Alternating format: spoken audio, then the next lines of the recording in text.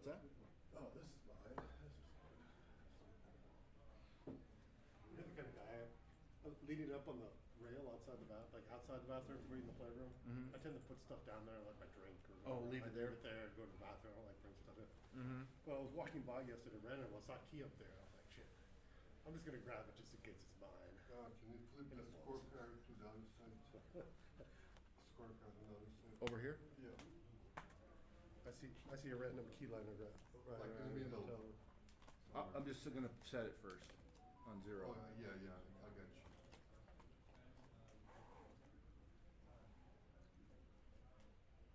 Good. Good. Excellent. Can you see the cube back here? You can put it on next to the... Okay. No, I mean like on the board. Right? Oh, right here? Yeah. That's an interesting concept. Cube on the board. Yes. What? So these cups are terrible? Yeah. Oh, you brought that up? Yeah, no, let's just replace them right away because those I brought these from my Gammon board. Okay. No, I was using them Guess the what? other day. They I was don't. like, I can't. They never get stuck in these. You're gonna be like, it's way better. Yeah, we switched our match with Mark, the final. We had to switch cups. Yeah. You want? I brought. Unless you want to use a box. Yours should plan over there. We're gonna play on this board. Yeah. Okay. I have to be by the wall and you're going to be here. I'm gonna be here. Okay.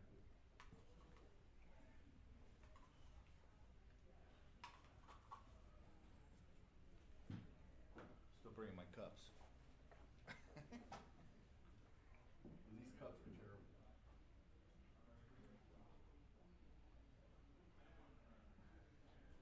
Says no drinks, but I do have this. I think you might need to fix the clock set for 9 points. Oh, we got. It has both settings in there. Dima, I sent you the results of the BMAB Oh, you ran it? email. Yeah, because last night I just ran all 150. Okay. I sent you the results to your email, so if you want to grab, you can post it if you want. Anything I need to know? I mean, Marty was the best by a lot. I'll see that. Then I think Let me guess, he played 2.5. something like that, yeah. Then David Klaus, I think I'm missing someone else. And Edina was like third or fourth or something. Any new titles? Edina had 503. I did not see any new titles. This is string 2, right? This is Team 2.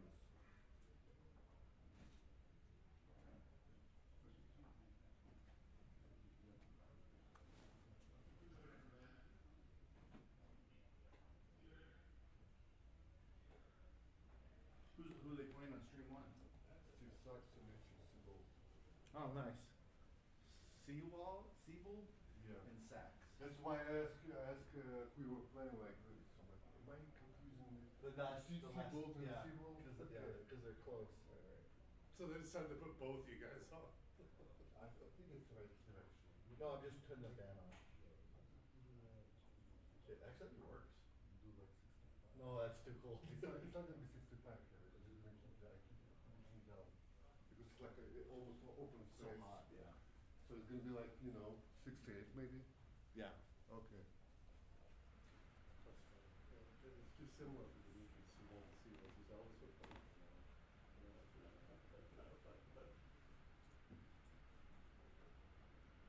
We get it good to go? Yeah, the blinking should be good. Yes, it is. This is recording. Yeah, good to go. Okay.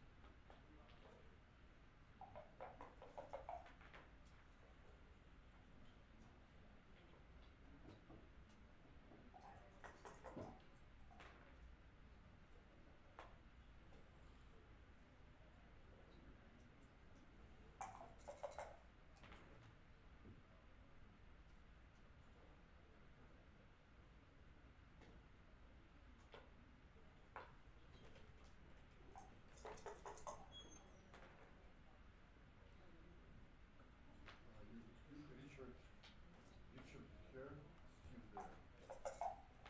The other way. The other way. okay. Up the other way. He's saying you can Oh. sit on The this other way. side. That's fine. Yeah. So I don't need my name tag? No, no good. I'll go to the front desk side. I do not use pencils. Oh, I'll get you one. Appreciate it. You should.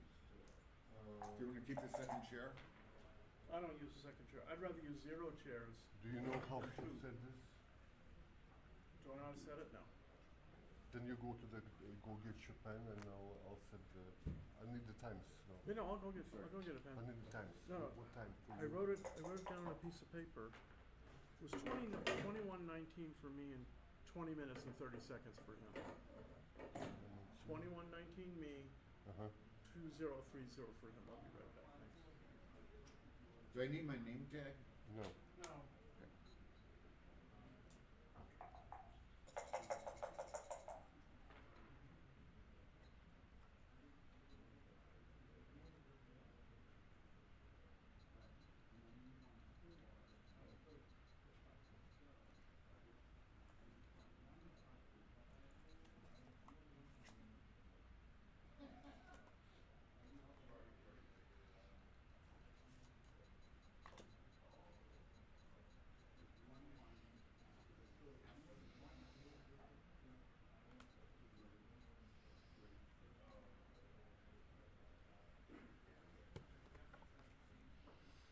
Thank you.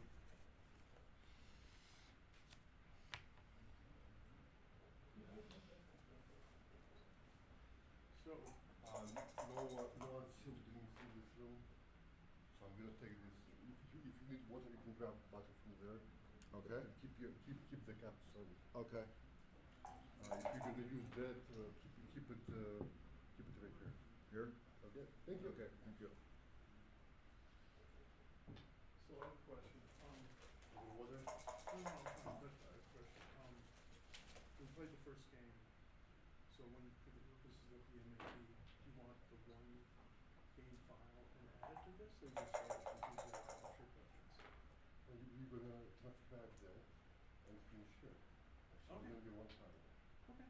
Okay. And for the video, you can put this one. What's that? Just play. Oh, okay.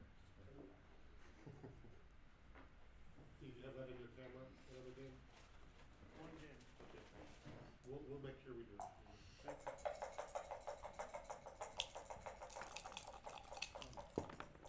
Here, can I have that cup?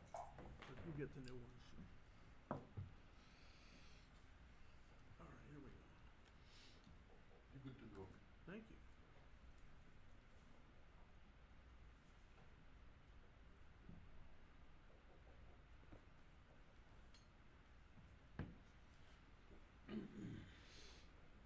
Oh, here we go.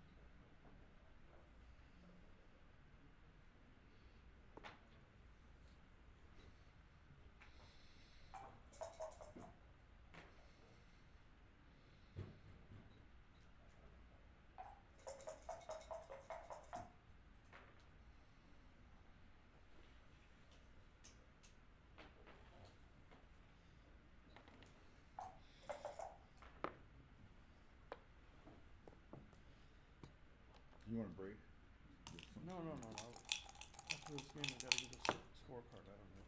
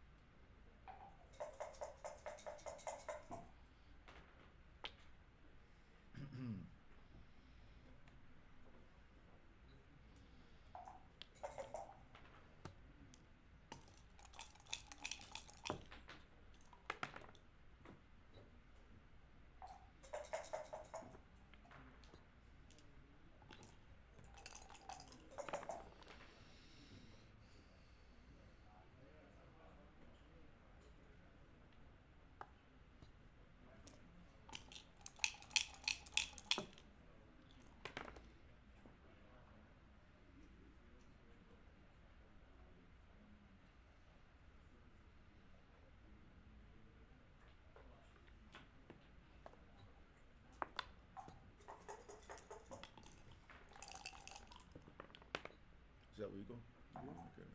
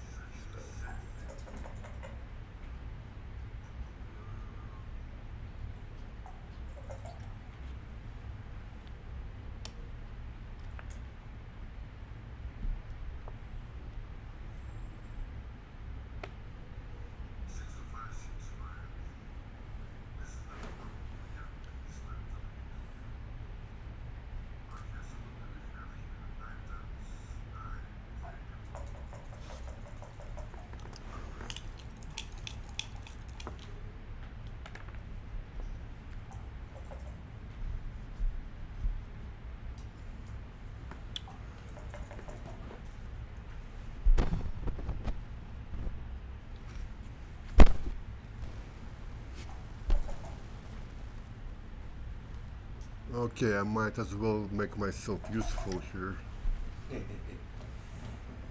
Not listen to your commentary then. Yeah.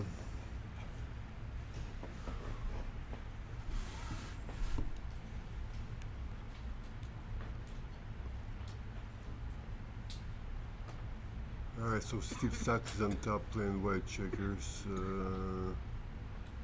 Cube is still in the middle.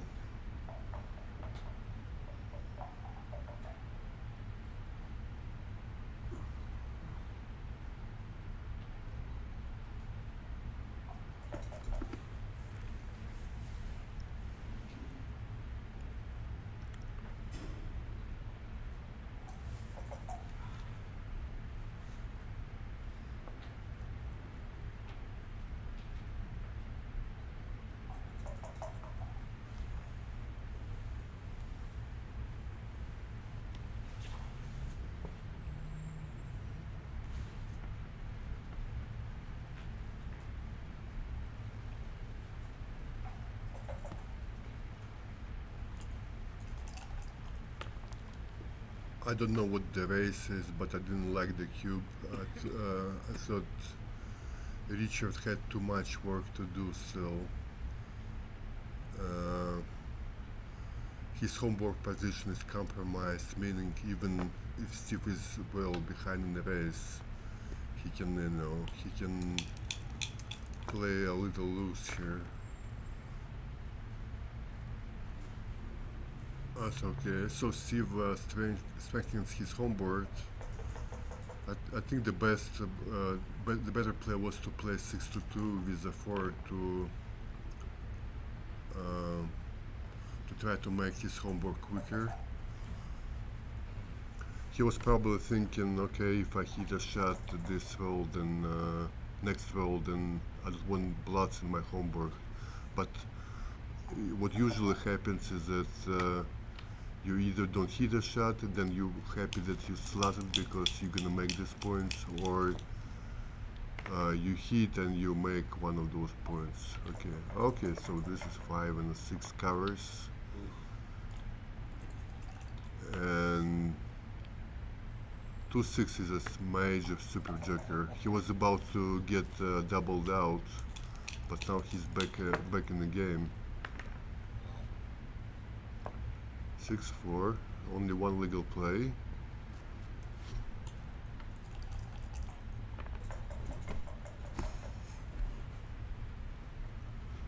Four, 5, plays safely. My battery is running low. 1 second.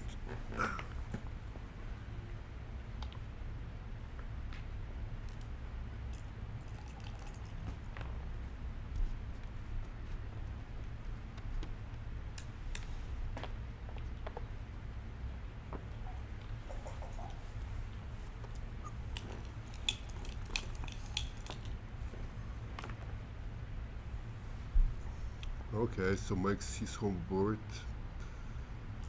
He's gonna leave with the leave the anchor next roll. 5-3 just makes a point.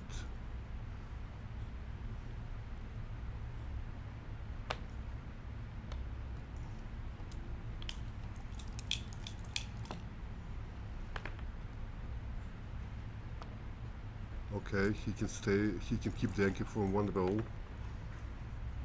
6-6, okay.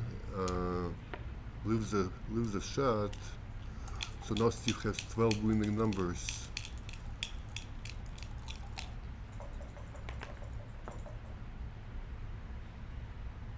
Uh, 6-4, okay. No reason to stay here, as no rolls would leave a shot for Richard.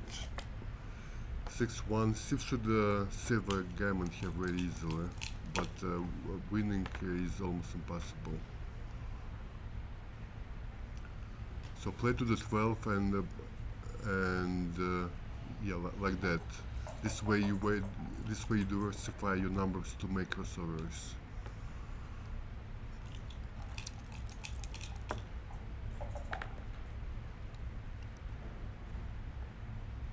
Two, okay. Double threes will take a checker off next roll this way.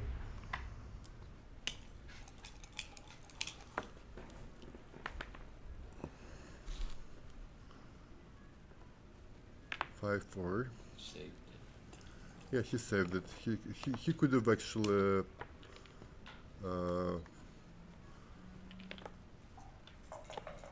had one more extra decision for his BMA BPR, but he doesn't care about, you know, by rolling next, by rolling, but yeah, by playing one more roll, but you know, Steve doesn't want to do it. Okay. 4-0. Good start for Richard.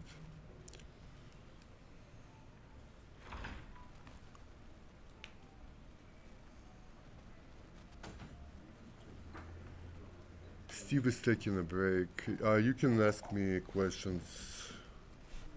I'll try to read and answer them.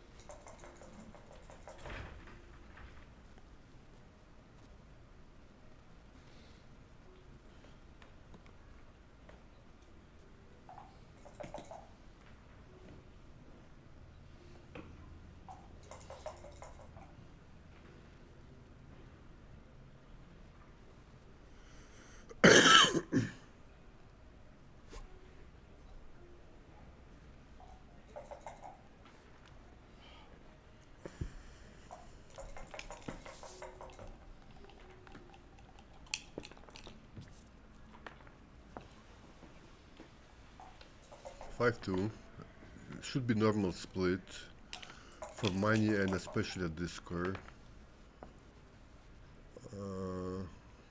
Okay. Steve also could have considered playing 2 down. Now another major joker. He hits 2 bloods and makes a homeboard point.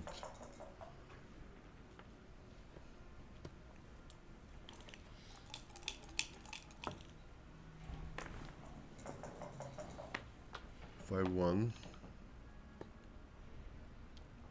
If the score was reversed, this would be a cube already, but as is, Richard still needs some improvements.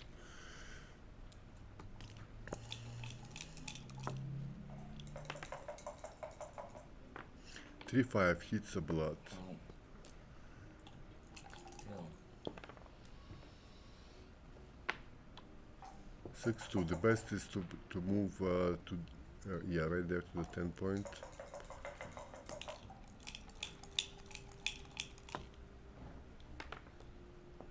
Oh no. 2-1 hits and splits in the back. Best time to, safest time to split is when the opponent is on the bear. Okay, Richard will spring a checker out.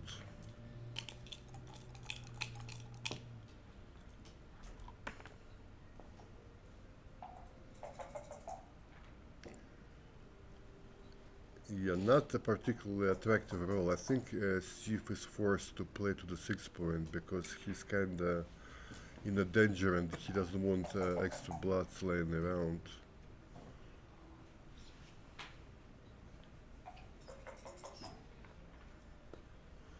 This seems like an overplay to me, but he could, you know, Steve is very experienced, he could have been right here.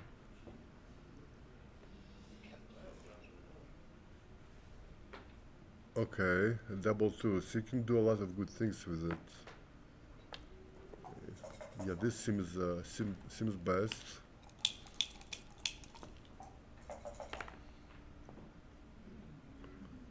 One and 4.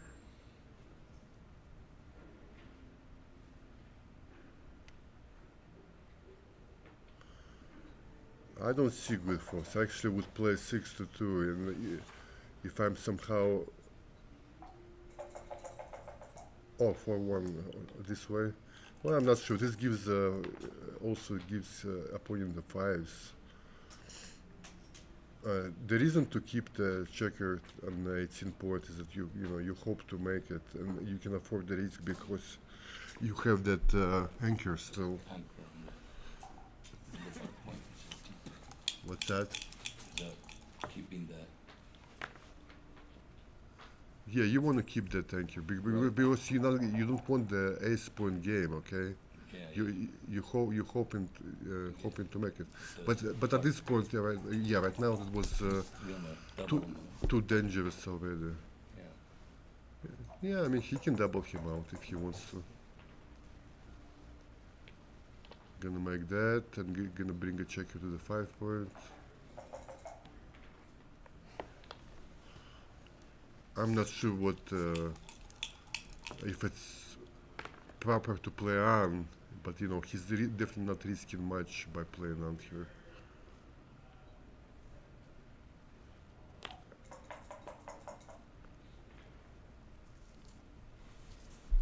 What's happened to 5? Does he has still now he has 5 to play? What's happening? Oh, Thinking about doubling this. he's well, okay. So make outside point and hit loose on a 3 point right there. You don't want Steve to make that.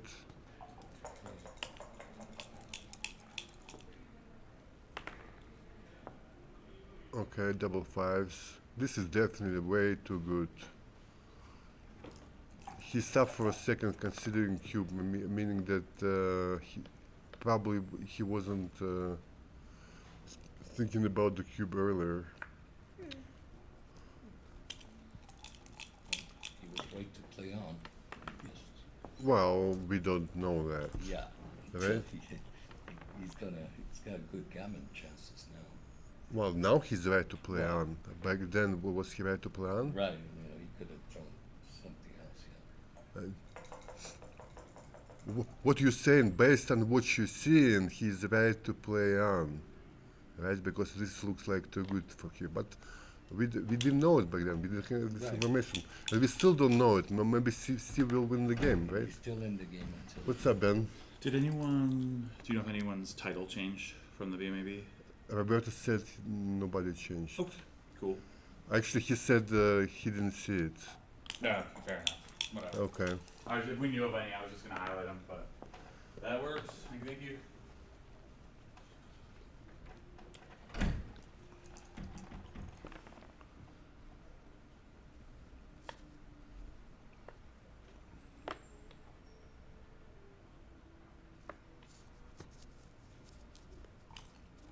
All right, people, give us some likes. Let's see, what do we have here?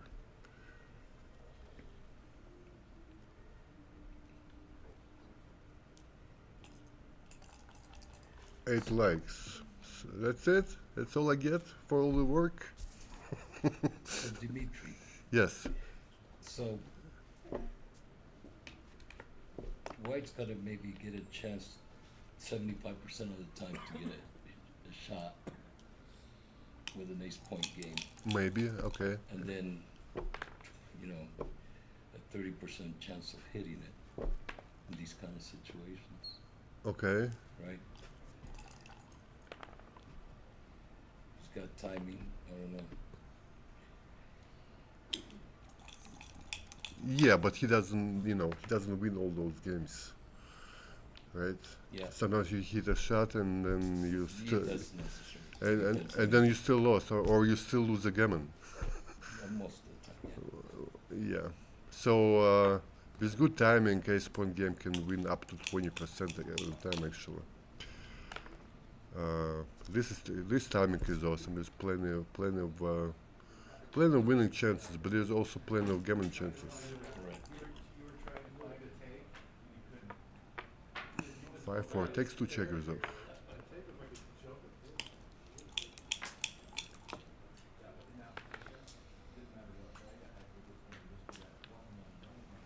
It's a little dangerous, maybe. Yeah. Yeah. I mean, you can lose, but yeah, I would still play on gammon.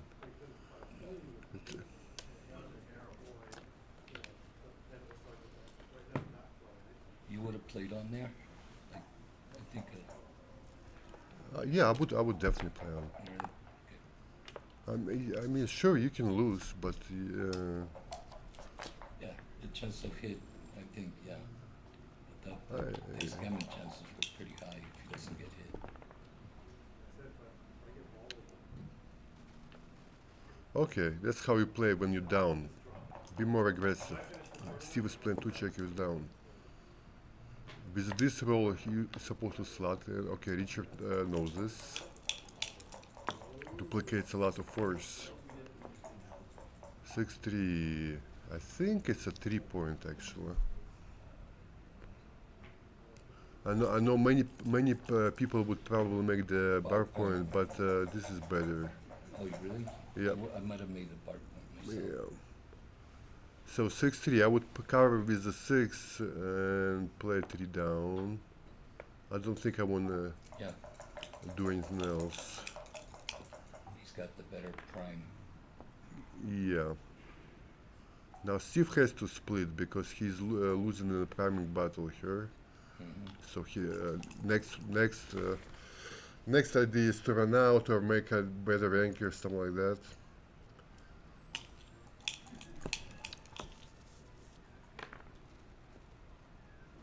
Sixes.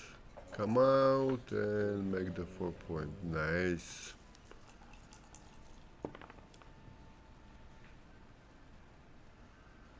Six three, I think makes the bar point. I'm not 100% sure.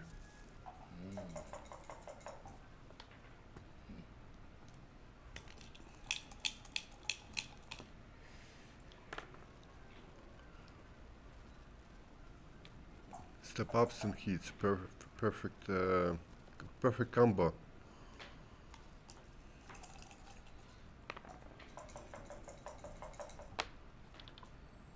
Five and has to pick up the blood. I don't think he can hit them. Interesting, yes.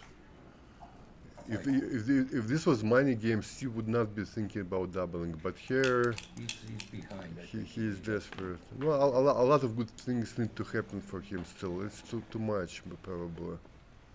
Too much to hope for. Well, not too much to hope for, but too much to count on. 6-4. That's a hitter.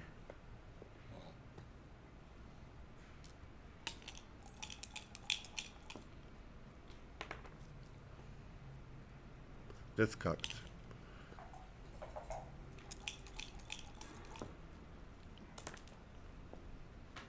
Three six comes in and out. Nice.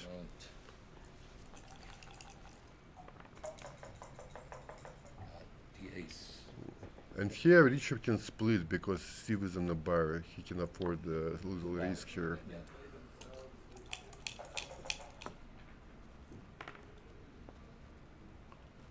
Okay.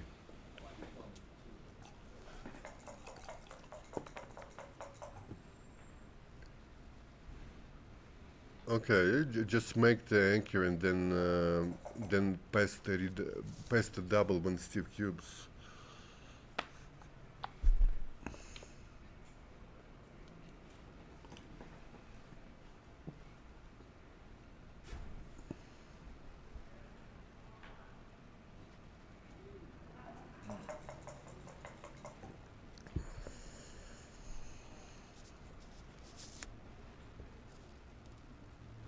Not enough counterplay. Not Take. yeah, not enough. He's got spares.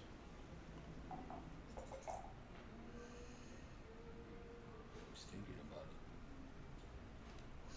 Well, he can think about it, but he cannot take it.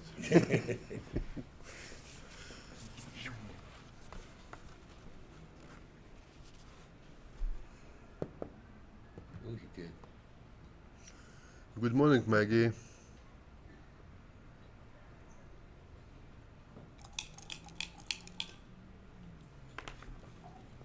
Oh, he took it. Wow, Yeah, okay. he took it, yeah. Now it's in big trouble. Maybe. He's in trouble. No, it's in a fighting chance.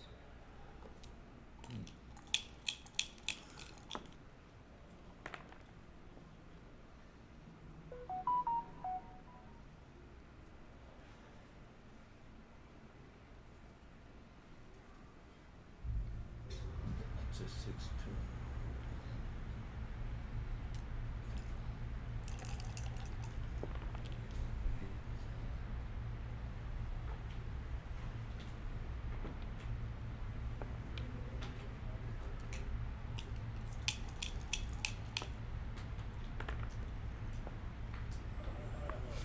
Okay, diversifies his spares. 6-5. Needs to make the 3-point and slot the ace point.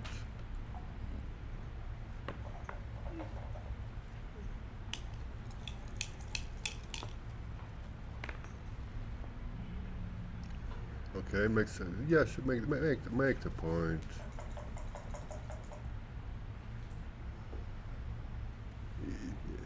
You may not win as many games as if you play, if you make a 2-point, but it's gonna be compensated by extra gammons. By hitting on the one. Yeah. Plus, you know, opponent might roll a 5 and he'll be forced to play forward.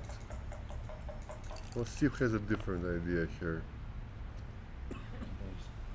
Something, you know, like after this play, sometimes opponent is forced off the anchor in a couple of rolls.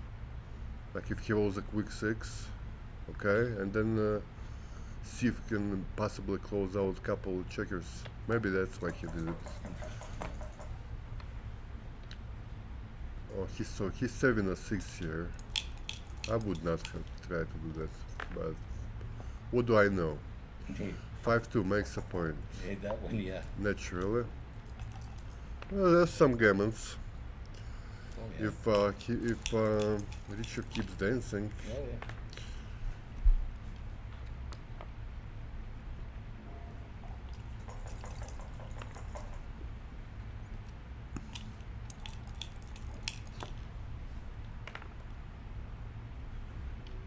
It's going to be off in about 8 rolls or so.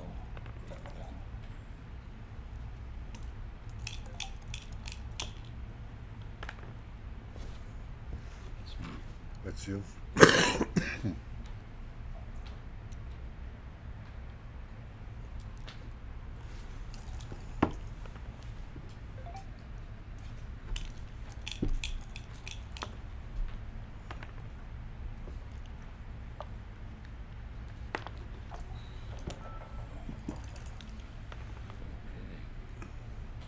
Still dancing.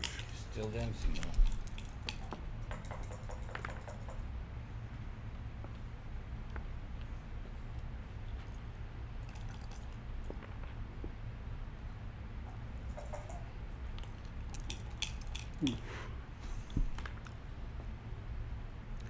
Take 2 off.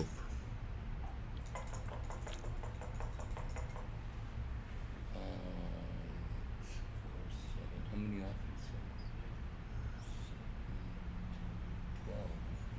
12. Just take it off. Yeah, getting hit is so unlikely in this position. You know, you just ignore it basically.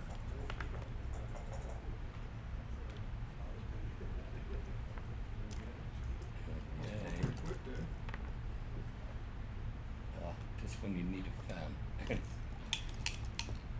I don't know if you want a fan. Well, Yeah, that's true. well, maybe you Might do. still see the Gammon. I was worried about him backgammon. I turned, yeah, he left the shot and I hit He should have made one extra crossover instead of doing Turned that. the game around. And, So Steve is off in 3. Set. Well, you know, you roll Two big something. set. we had the same number of checkers. And first Okay. 6, and I did not do that. And then it was 4 to 4. I seen the 4 cube. Well, 5 will double 5, so he didn't double 5s there. Okay. Alright. 6-5, and now double 4s will save a gammon only. Maybe. 2-3, yeah. Yeah, give it the first 8 nothing. And not. I don't- Far too long. All right, one chance. Steve is right back in the game here. Back in the game.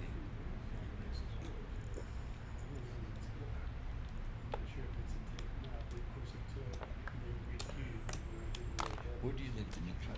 I live in Michigan. Oh, you're in Michigan. I'm a Michigander. Okay.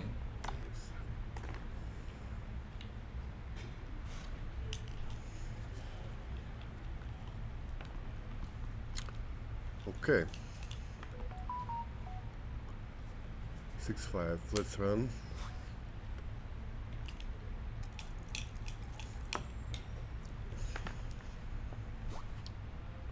5-2. Play 2 down. This roll. 2 down is better. You think? Yeah. I don't think. I know it's better. It doesn't look like it's better, but it is better. Most people actually, if you don't study the second roll reply, most people, make that mistake, same mistake.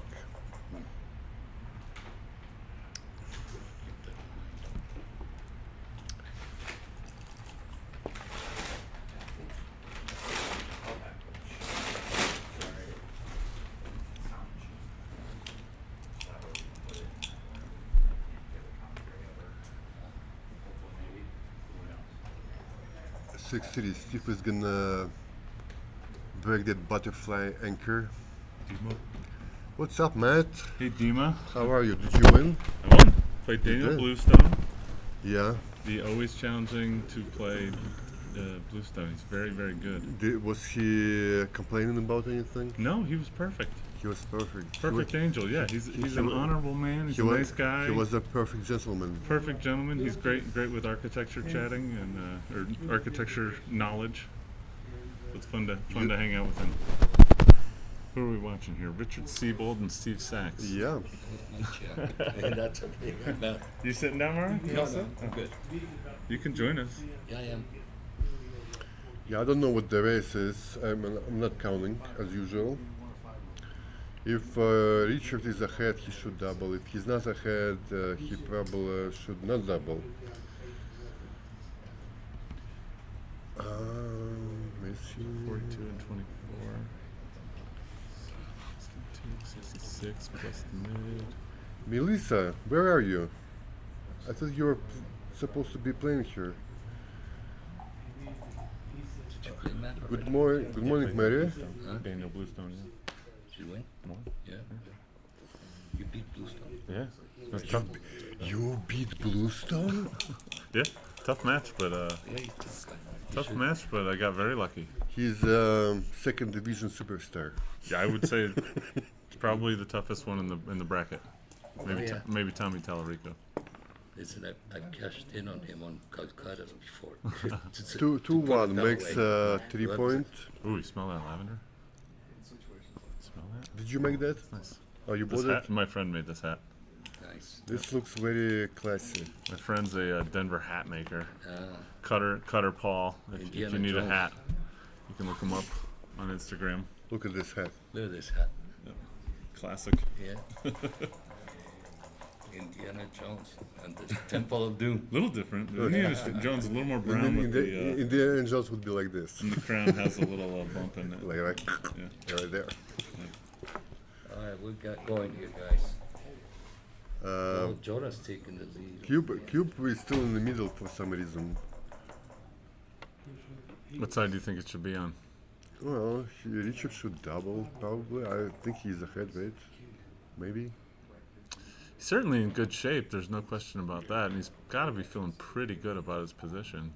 Yeah, play 3 down, bring 2 inside. You can afford a little risk. Can 4 shots, but it's okay. Then you. Oh no.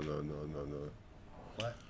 you think you should have brought one into the six? Yeah, of course. Of course you should have. And so Steve would hit him, right? Well, that's right. So But I believe it was right to bring the checker in. sure. This is awkward. I mean, with other play, you're going to be making all the points next roll, okay? With this play, you're going to be trying not to leave a blood. Downside, he made the wrong play. Dimitri, Upside, On that 6-3 would not maybe jump out. oh, he would have hit. Jonah would have hit him. Oh, if he I- had played the other play. I know the race. Like if Steve is behind, you don't jump out No, because but I don't think. Oh, not Jonah. What am I saying? Jonah's on my other screen. Richard. Richard was, I think, He would have been ahead. who would have been ahead? Richard. Okay, If so he you don't. jumped out. So you don't jump out, right? No. I mean, what's the you jumping out into double shot, and if you get away with it, like if Steve misses you, you're still losing the race. It doesn't sound like a good deal to me. Here, at least you can get a shot because Richard is so accurate. Look how stacky. Yeah, that's the result of that 2-3 play. Richard's building the radio tower over there. Don't stop for Yeah. it. That's kind of nice, though. You come in. Yeah. Now Steve needs to consider, running, see how much behind he is, because I think so. even if you're behind, you may still have better chance Right. Better in the crossovers. race than staying there. I don't know. Yeah, that thing's good help.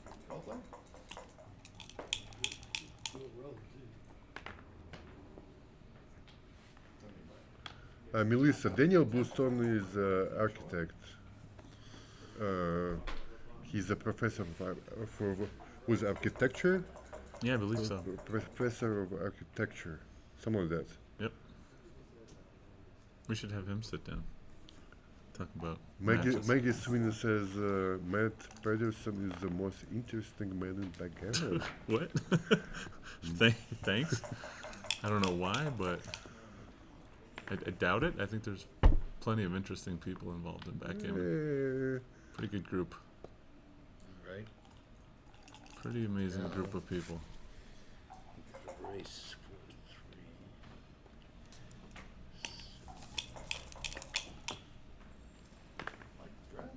Thank you. But what about my jacket? All right. Bring it over on stream here. Let's see it. Yeah, let's stream you. Oh, yeah, come on over. Come on over. Come on over and turn that way so they can see it on stream. Cara Schultz is here with her special jacket. Lucky jacket. Lucky. Yeah, that's fantastic. Where's your cowboy hat? Oh, no cowboy. No? You need jeans and boots. Yeah. Jeans and boots, We're yep. Denver. Yep. Oh, Cube's still in the middle. I didn't realize that. Okay. All of a sudden, this looks awfully close. Huh? Richard with a favorable position here with not as many on the 6, maybe? You're a Renaissance man of BG. I'm waiting for a match right now. Yeah. I don't know what that means actually. You're a Renaissance man of backgammon. I don't know. Maybe. No. Thank you, I guess is what I should say. I didn't make this hat, though. I did make the boots I'm wearing today, but Yeah. not the hat. They canceled that. Came in second. So do But like I said, that you can get a hat just like this in Denver. Just find Cutter Paul on Instagram, or I'm not sure if he has a website. 4 into 0. I wore my first.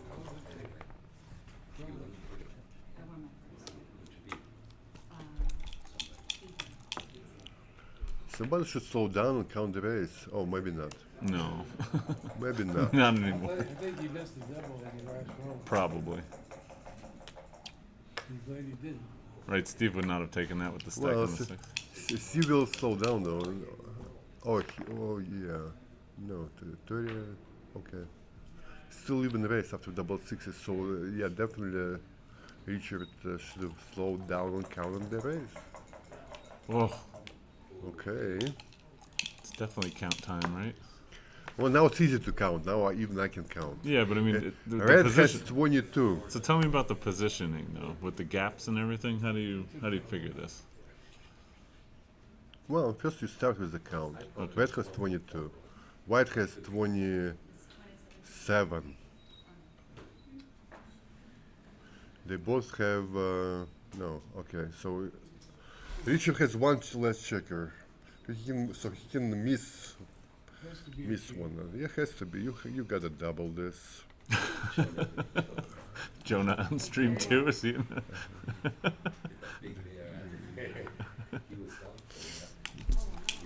Against sacks too, especially.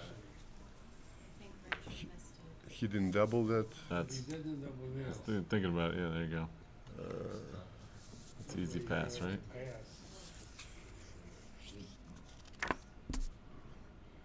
Maggie Sweeney, I wish you were here. Why aren't you here? She's in chat. because it's too far. Too far.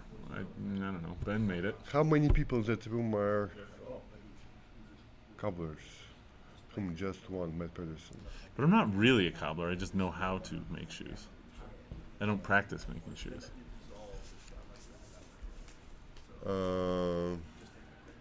Yeah, this looks like a 3-ball position for Richard, okay?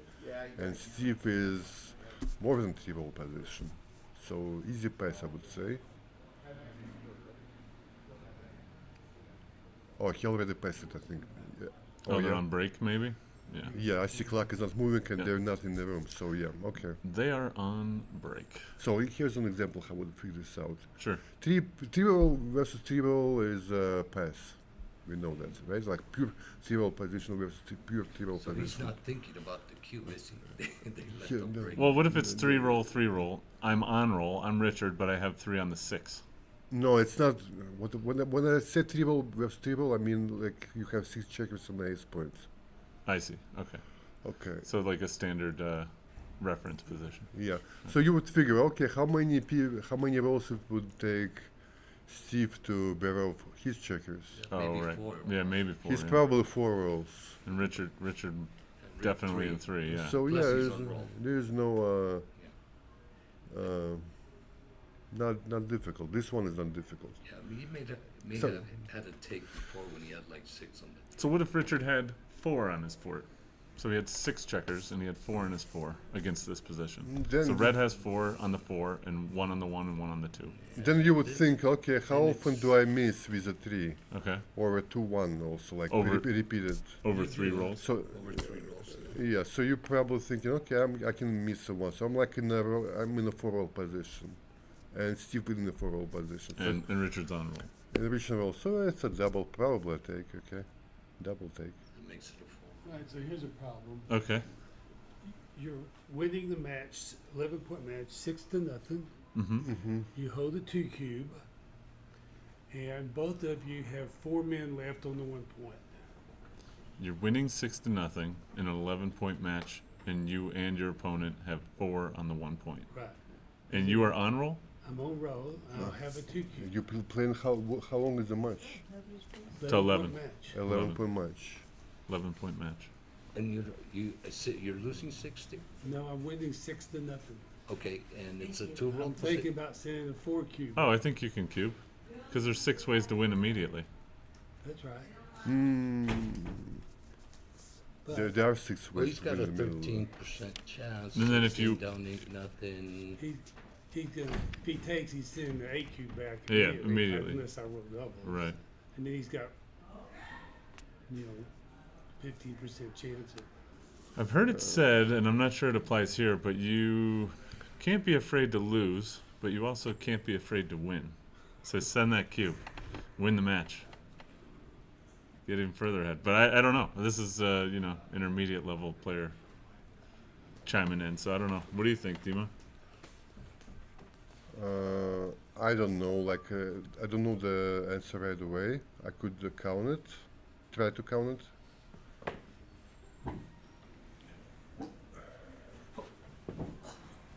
Well,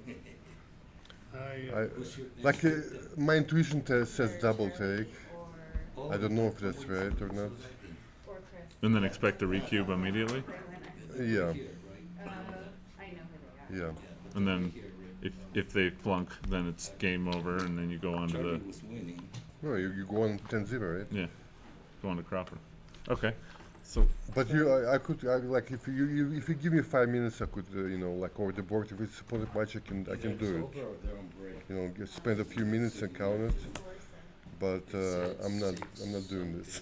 all right, well, I was playing sim board, and I actually did not have all 4 of my guys on the 1 point. I had 3 of them on the 1 and 1 on the 2, so my double ones don't play. But that's the only difference. And anyway, I sent him the cube, sent him the 4 cube, He thought about it for quite a while, and then took, and neither of us rode doubles. And I won the match. But what is right? We don't care what happened. What was the solution? What's the solution? We put it in XG, and it was a .094 drop. He should have passed. So it was a cube. Point It was an. Good nine, cube, okay. he should have passed. Oh wow! So you recube and they drop. He didn't drop. But he should have dropped. But it's a very small drop, small error to take. Well, that's a blunder. Oh, it's a blunder. .094. Oh yeah, okay, big enough. And we're back. 2-6 on the bar. 2-6 from the bar.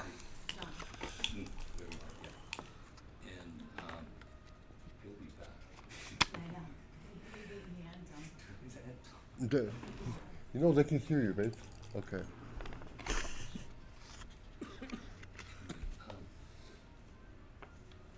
Nice and tidy for Richard.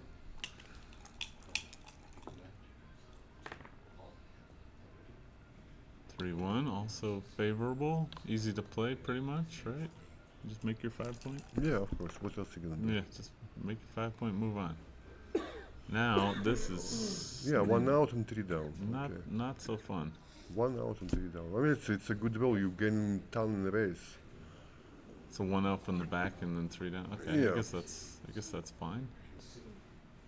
It's not too fast.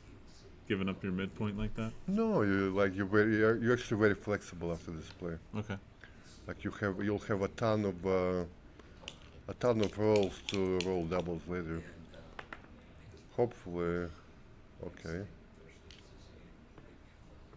Steps up. And this is actually not so bad for Richard because it just kind of Yeah. takes some Yeah, air out of the tires, slows him down a little bit. it's alright. It's a game. Double, sixes didn't change position all that much, really. Sure. 6 out, all the way.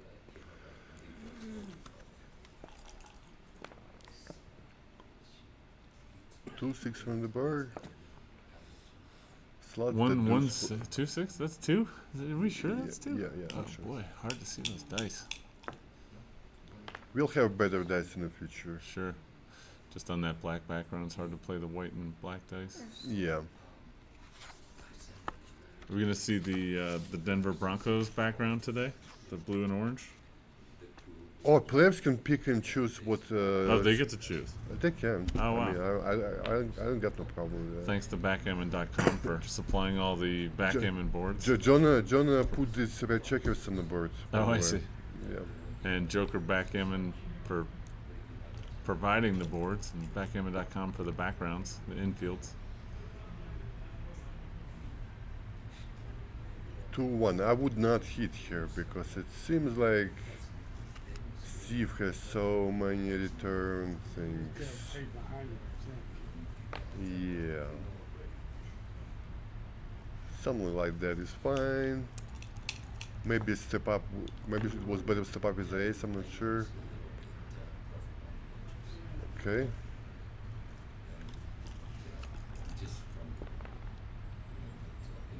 Double twos.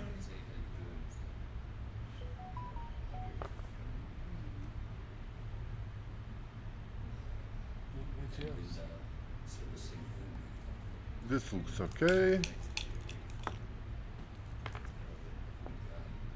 Oh, This Big, this big. looks okay too. very, very happy with that. He's gonna keep running if he's ahead, right? He's gonna keep. He's gonna make a quiet, simple play and then double next roll if the race allows. Seems like a double, right? Yeah.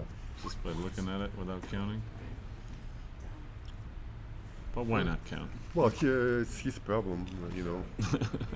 Why not count and get it right rather I'm than not. guess it? I'm not a fast. I'm not a fast counter. By the time I finish counting one side, Steve already figure out both sides peep counts and decide what he wants to do with the cube. Okay. And he's rolling on. Well, Okay. maybe then he's not as much ahead as. Yep. He's got to be way ahead though.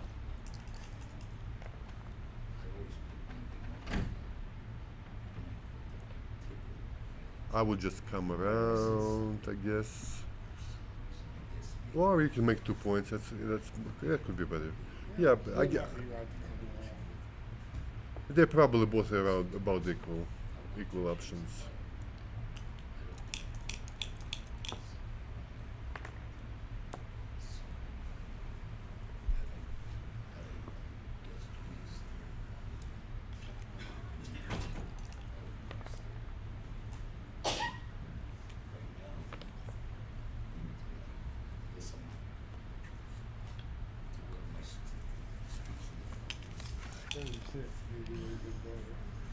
Well, I'm gonna go check on brackets. I shall return. Enjoy. Oh, you can check on brackets here. Yeah. I'll be right back. Okay.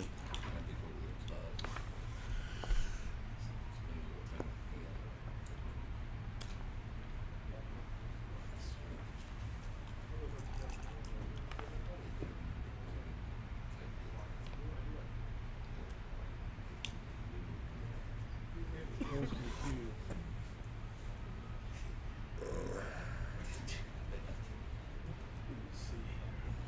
Let's see. 15%.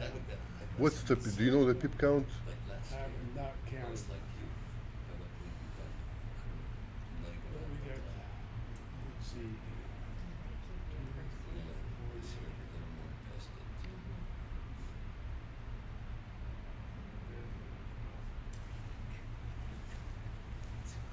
Red is 111.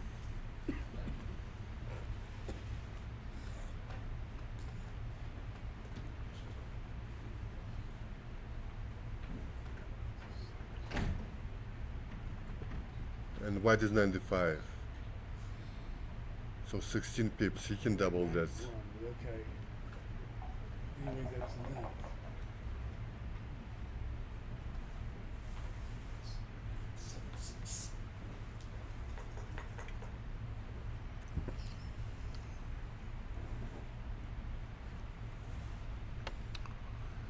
Easy take. It is an easy take. Almost an automatic take.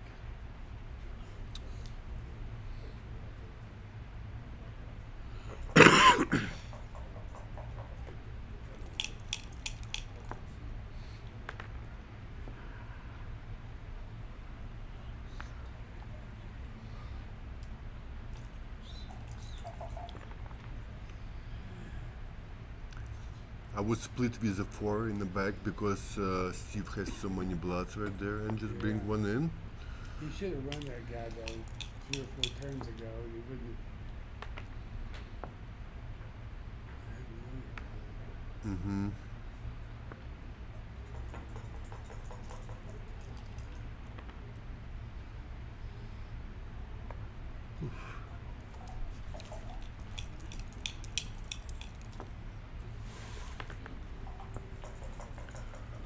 Two one.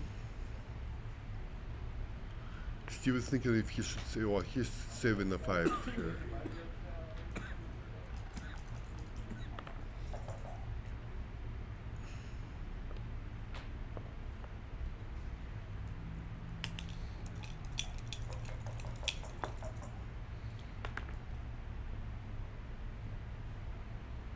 Okay. Volunteers least amount of shots because Richard can leave a shot himself if he rolls something like a 6 something.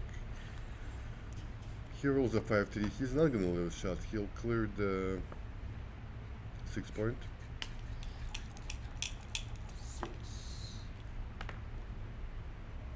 He'll break the 6 point, I mean whatever. And Alright, now what? I would not leave a shot here. I would break my home board because Richard can leave a shot next roll anyway, himself. Or he either loses a shot or he breaks his own board. Yeah. Right. I don't know about that. I was considering it. It certainly, yeah, it certainly has merits, but I don't know. I don't think I would have done that.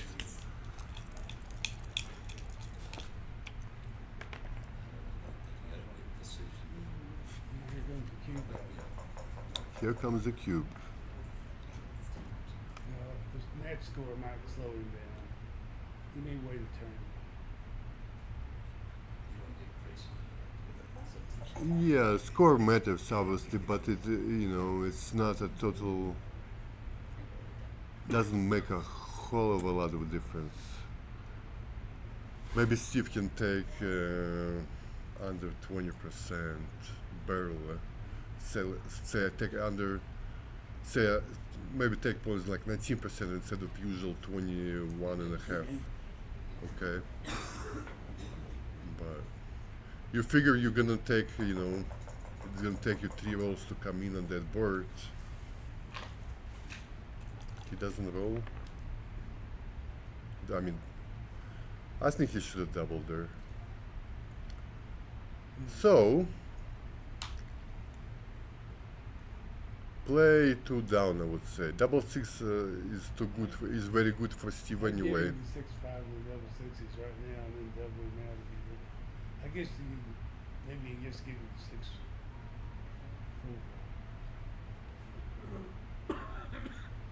Double sixes are gonna win anyway. Right. So I would give him double sixes and then bring builders to 12 and 11, so I can make.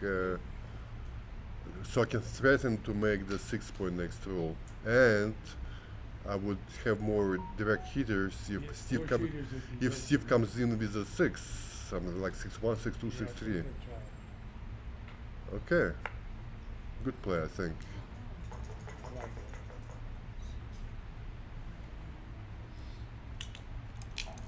Got 3 numbers to say the cue.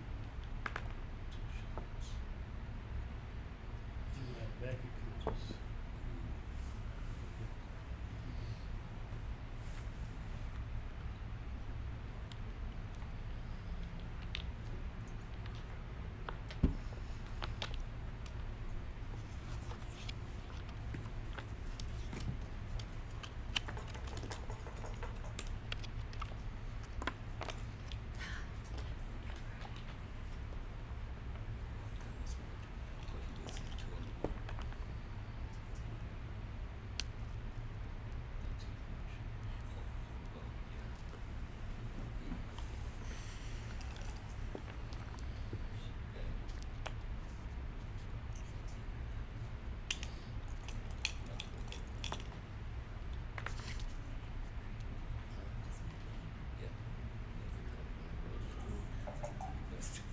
If I'm playing 5 down, then I play in 4 down. I'm not stepping up into possible attack.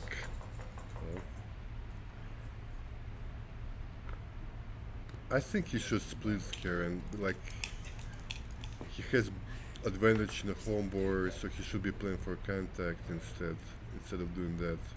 Okay, Steve rolls a 4-3, makes a point, hits a blood.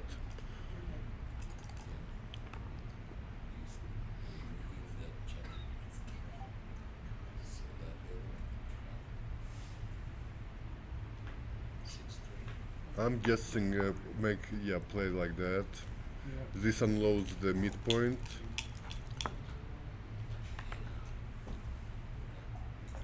Five four hits a blood and warming up the cube.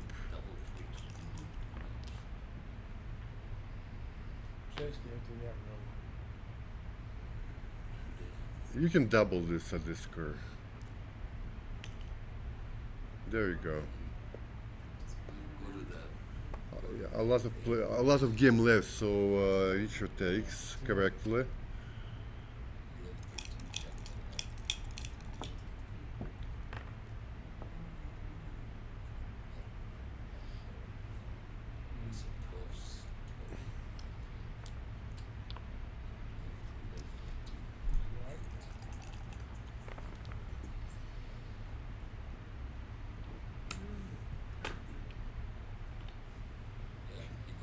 I'm not so sure he should move all the checkers out. I would leave one there still.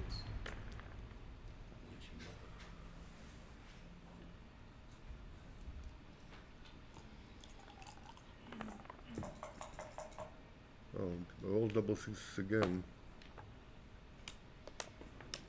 Is that the play though?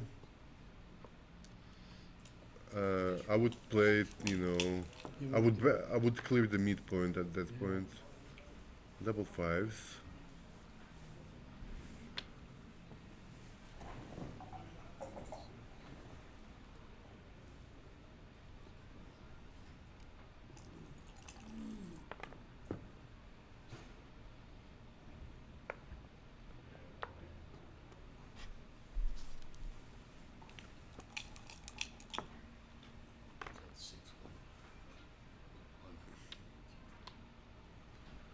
Steve plays this way so he doesn't leave shot with double sixes.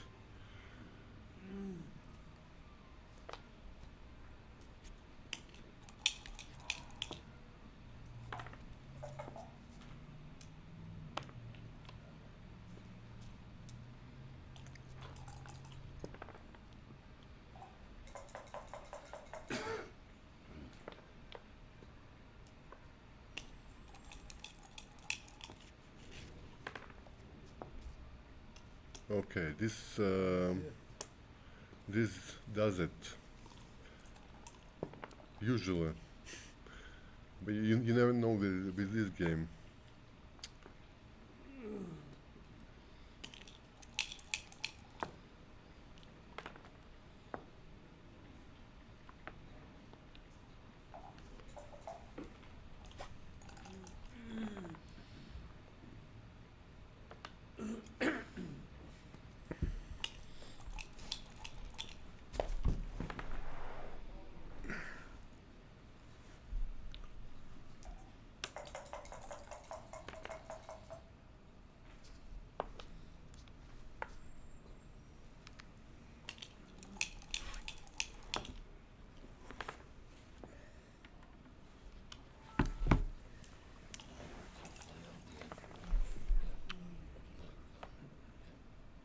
See, there is always hope, right?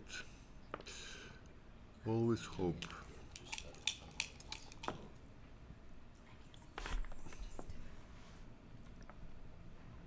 Three to two.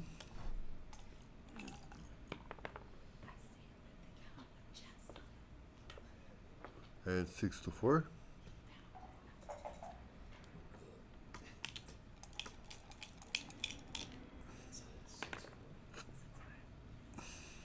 Take two checkers off. Always correct to take two checkers off when you can.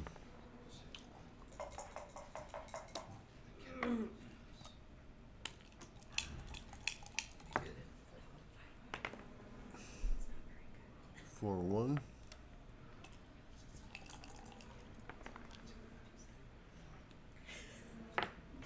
4-2 slots the 4 point.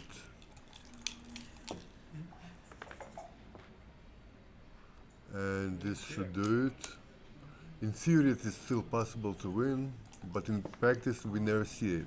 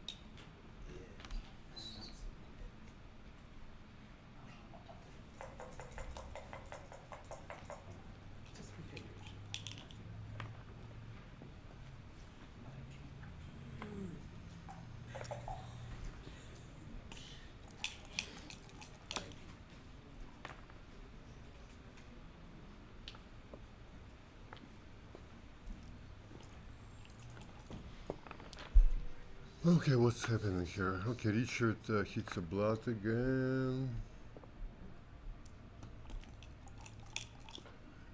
Steve will hit if he can. He hits and makes a 5 point.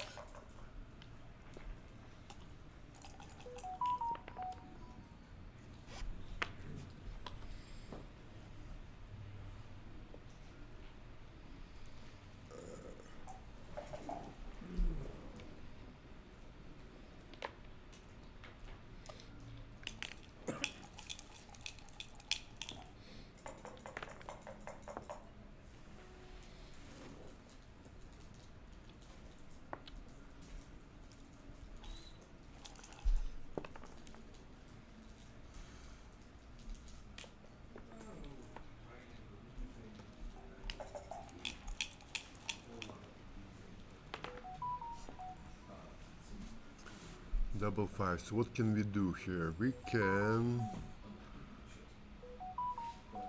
make the 3-point and hit somewhere, or make the ace point.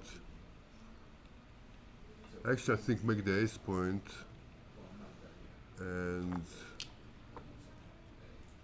yeah, I'm not sure I want to leave blood here. Plus, you lose an 8-point, so let's back that up. Okay, and then bring one down. This seems better.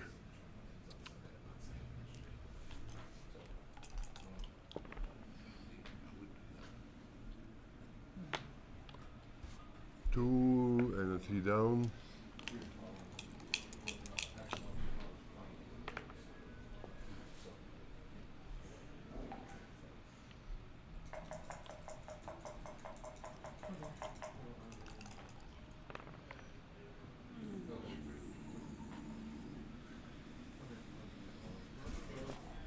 Cheating for Steve.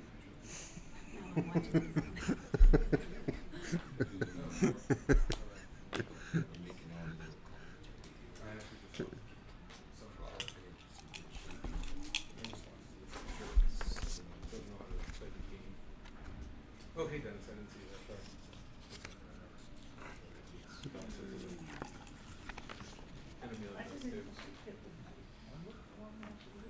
Sorry. Okay, so play 2 down. No need to split here. Also, 10 to 6 is fine. Could be better actually.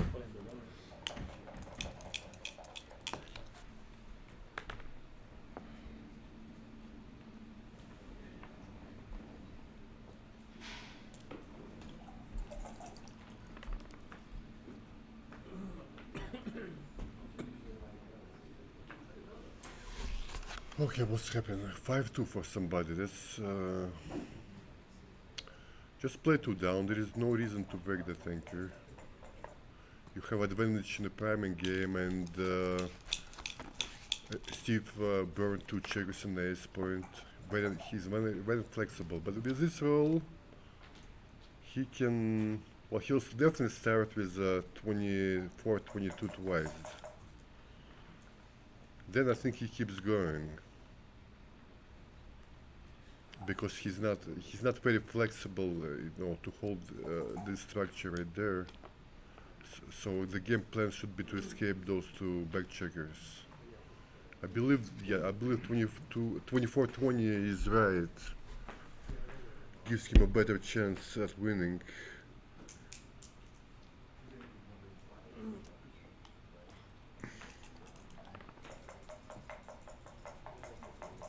Six-5 is a May. Oh, for a second I thought he hit that blood in the midpoint, but he's blocked right there. So can Steve double this?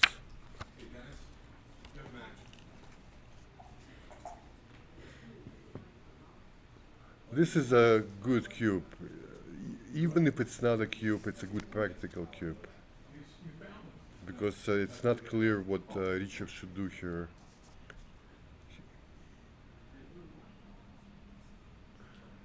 Seems like he should be taken to me. But it's, it's very easy to make a mistake in this kind of position.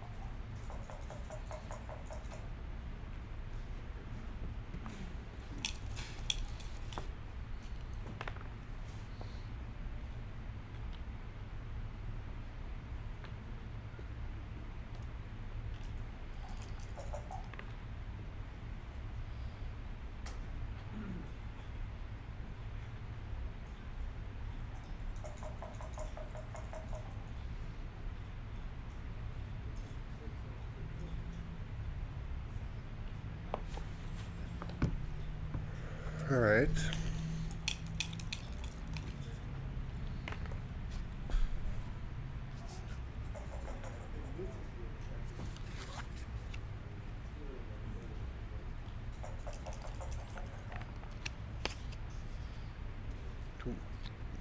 What about making the 5 point?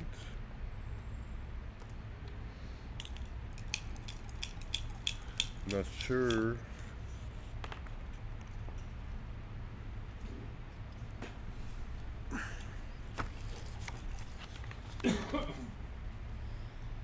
Five out and makes the 5 point.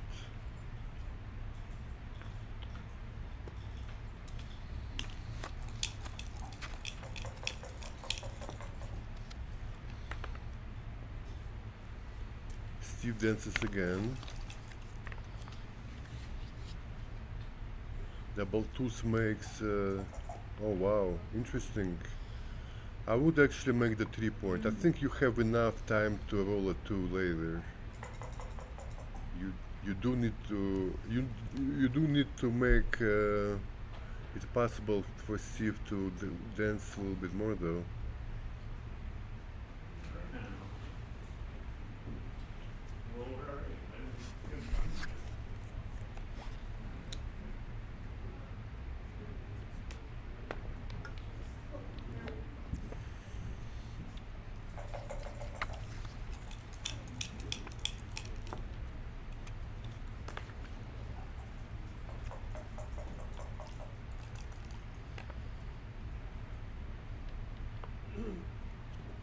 Okay.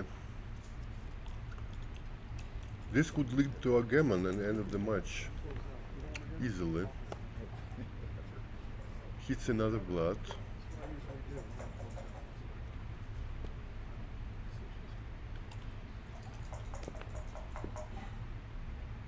I don't see the number there. Okay, double fours.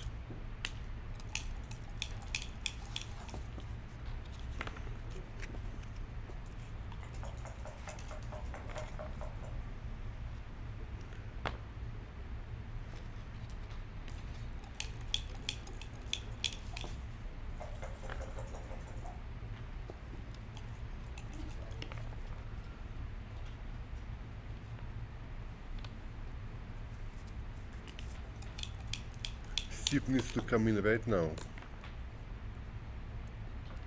Okay. Double ones breaks another point.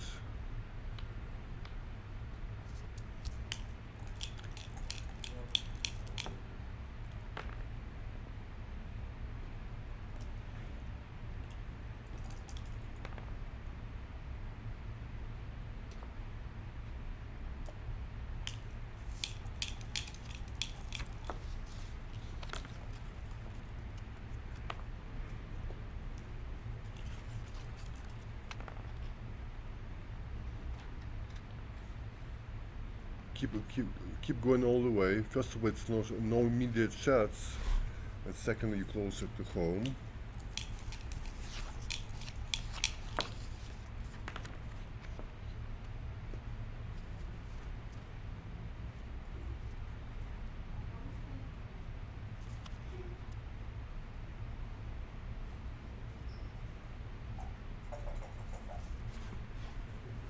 So Richard is considering doubling.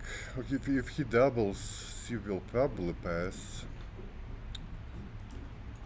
I think it's like a relatively safe position to play on for a gammon. 6-5 brings the checkers in.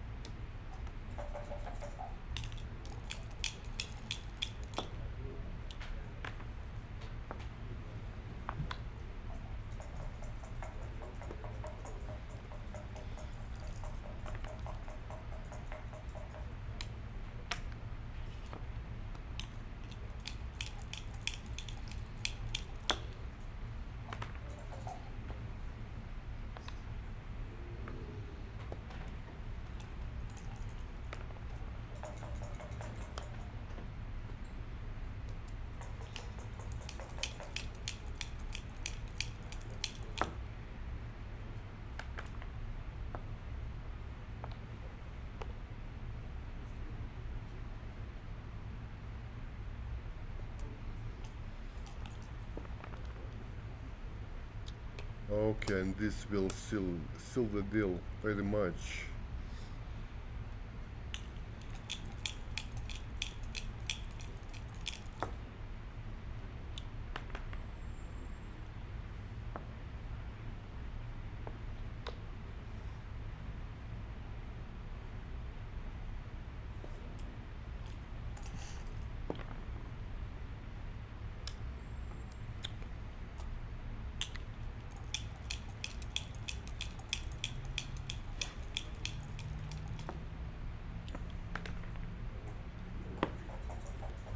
Alright, good match. Congratulations to Richard.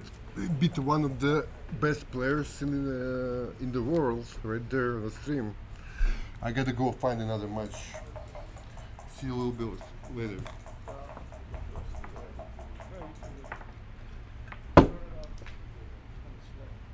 You did?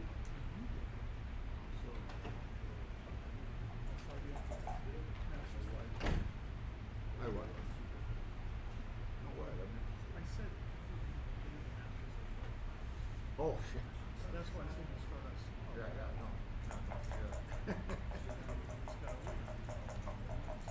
Well, I'm in the finals.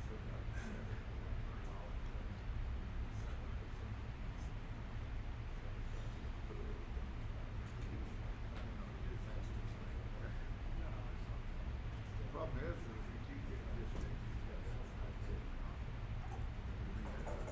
I think the equity's there. Once you do it, stop. Yeah.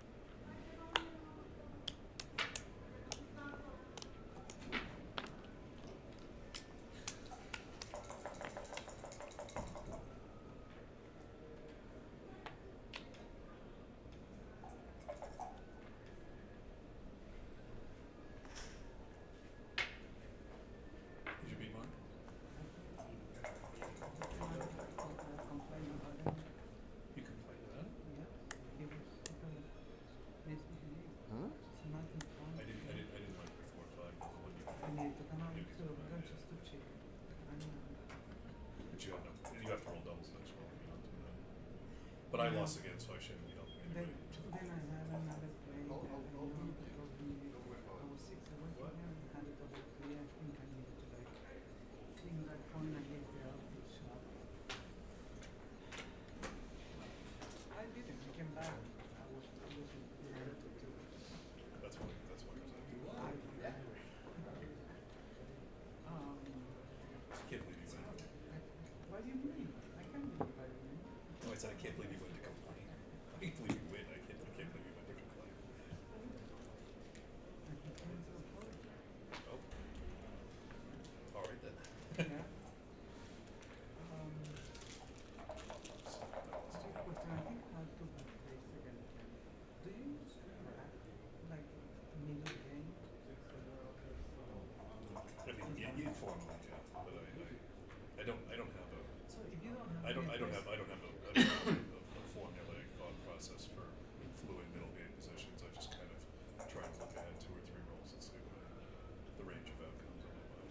I mean, but I mean, I'm doing Pratt type But stuff. you know obviously. the theory behind it. So if they have all 3, that means that they have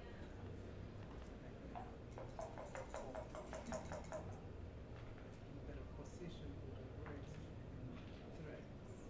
Yeah. I guess Everybody's doing that in some fashion. yeah. It's a question of like how methodical they think about it. Those are all features of position. I convinced myself to take stuff and But when you're losing all 3 of those, I feel like the risk this is interesting. Was he doing 2 for make it or come up and come down? come up. Yeah, this is probably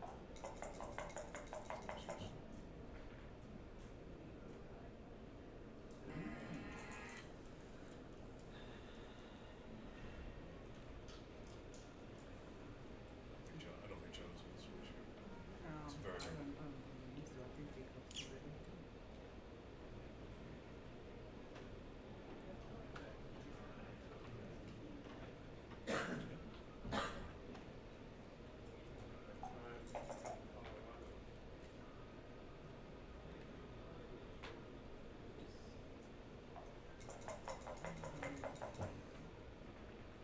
Couldn't even fly with fortune. Ah, Did obviously. 11 point, I believe.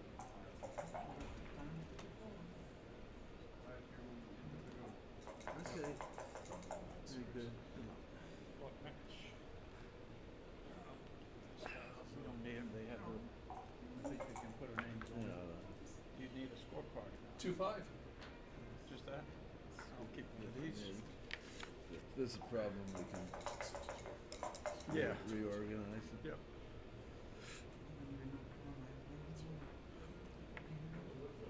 Okay, match. Hold it. I Something. got down 9-4 in Really? 9 straight Something. games. Oh, let's play. Let's play. That would be different interesting. a That would be different interesting. variations. That's what's up. Maybe like the chess tournaments where they. Yeah, and they do checker different- terms doesn't it? like that. They'll force them to play checkers from not the open Yeah. positions.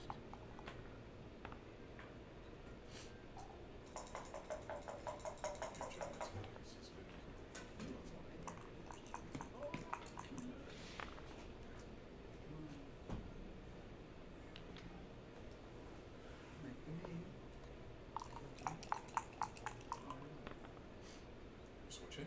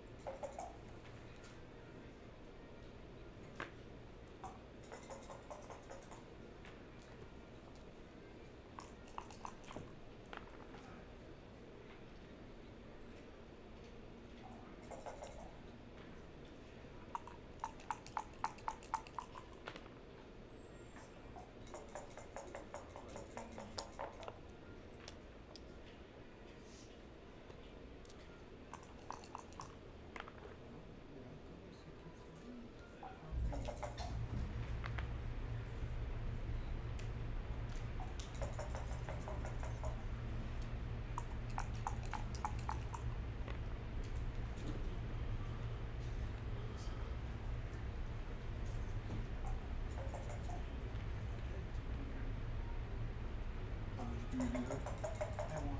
How did you do, Chris? You lost again? Always. So you, where are you? Cancellation? There's no cancellation? No, it's fighters. Are you waiting for your match? Yeah, nobody's. You want to go scream into the microphone from like here? No, nobody cares. If they watch the Mario match, they know they saw that position I lost. I meant, do you want to go and say a few words? I know what like, happened. you know, Okay. You remember the position I lost from the Mario match? Yeah. Yeah, he had 0.4%, and I should have given him the game before that. He should have even got to the last game. I don't know how ridiculous it was. The entire match, he was on a tightrope. I couldn't knock him off. You play a stupid game and you get a stupid prize. Did I play stupid in that match? No, you play a stupid game. I didn't see you play stupid. Okay. You were commentating. If I made a mistake, you would have brought it up. Did I comment on it? You were commentating on my I mean, I come and go. I don't. Well, is Marty the chief commentator? I think Mark. All right, I'll commentate. See if he starts. Okay. Well, that's not going to talk about in this position. Nothing different. Oh, the Wolves being Culpepper? That's the only. All right. There you go. All right. Now we have somebody speak English. All right, everybody. Chris Trencher here. Been bludgeoned to the Call of Duty by Dimitri. So I'm told that my English is better than his. I certainly hope so. All right, so I don't think, unfortunately, the Roberto Jono match doesn't need any discussion at this point. So we'll cover Dennis and Kit.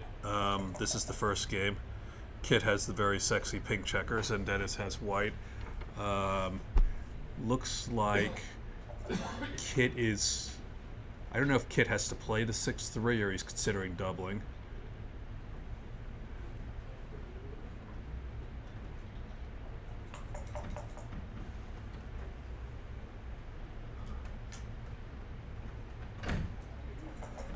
Anyway, if he's considering doubling, let's count the race. 84, 92, 110, 130, 39, 61. Okay, no, he's not considering doubling because he's way behind. He's considering whether to disengage into essentially a racing position by moving the 6 out, and he's decided not to do that, which would seem logical because White's ahead of the race. Okay, Dennis is here, 2-1. I think he'll pick and pass, though some risk that Kit comes in deeper at his board here, but there wasn't any alternative play. Okay, Kit does come in on the deuce point. So I suspect he'll make the 4 and probably play 13-11 twice. You definitely want to keep the 15 point here. Okay, or you can bring this in. I probably would have just played the 13-11 twice. I think you're going to most likely clear that point next roll anyway, but this is fine. And now Kit is going to get a shot. I think Dennis probably just slots the 5 point here because this produces the best position when he's missed. Kit misses a 3, and now he'll bring the midpoint down. So they're doing 6-6.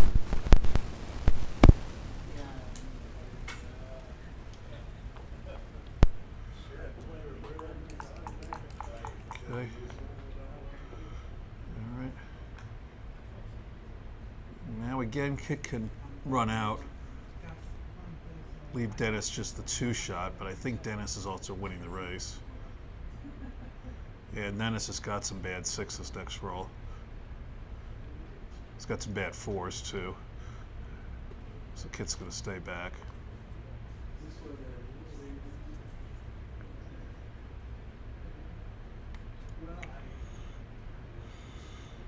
So let's see. Dennis leaves a shot with 6-2, 6-3, 6-5. I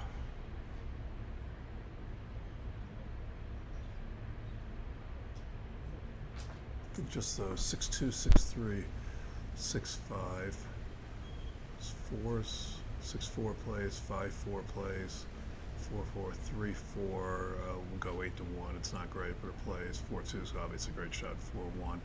So Dennis has got 6 shot leaving numbers. His market losers are the 9 pointers plus 5-4, and most doubles are good for him.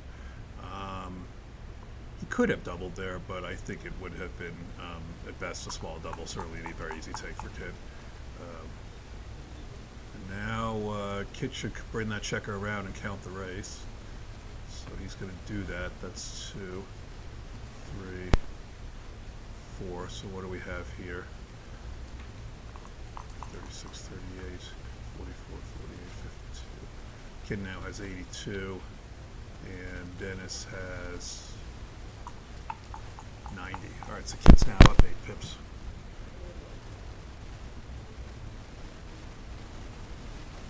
Don't think I would double for Kid here. Dennis has got some contact big, and when Kid rolls small numbers, he's going to start wasting next roll.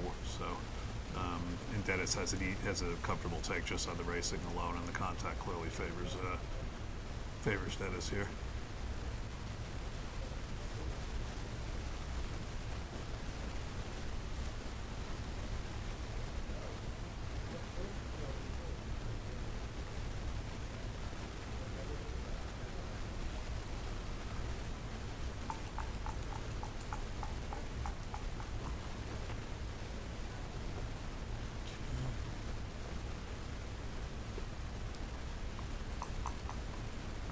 Dennis will make the ace with a 7 if he can, 7 or deuce.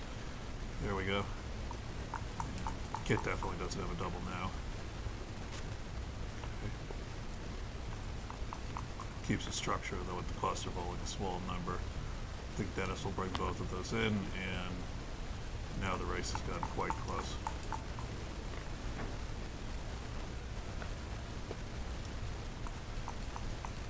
Now Kid has rolled so small, it's actually Dennis who has a chance to leave a shot first. If he does it, he'll make the deuce point.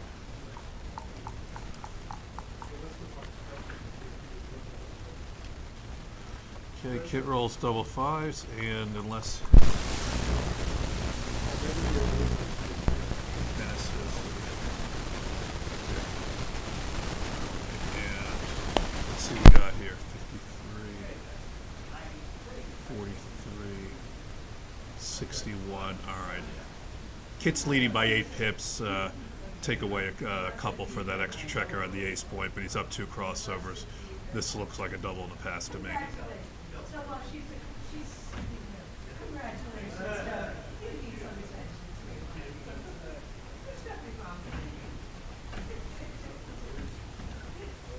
All right, guys, I have another match. I'm sure I'll be back for commentating later in the weekend. Thank you all for watching. All the streaming matches are done, huh?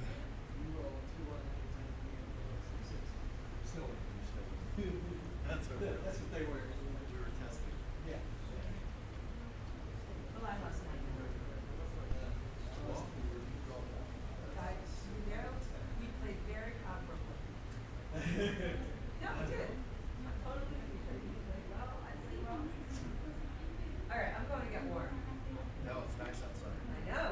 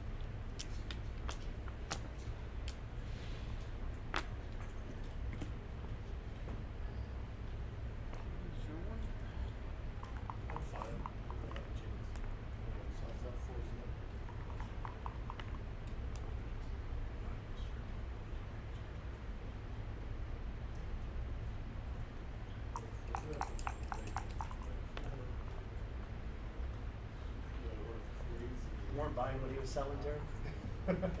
With his backgammon app? He's come to me, but, I think he could like what I said. Yeah, sure, sure. Financial person. Yeah. Wouldn't recommend it. Yeah, that's very cool. Yeah. To each their own. Of course.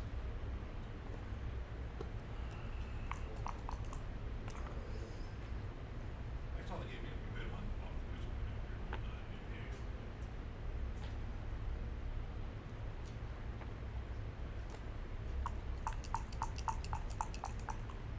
How did you rent it? Well, some nice work. Also, got pretty lucky with it. That's what Open? Open, yeah. Really? Working on it. A little bit, yeah.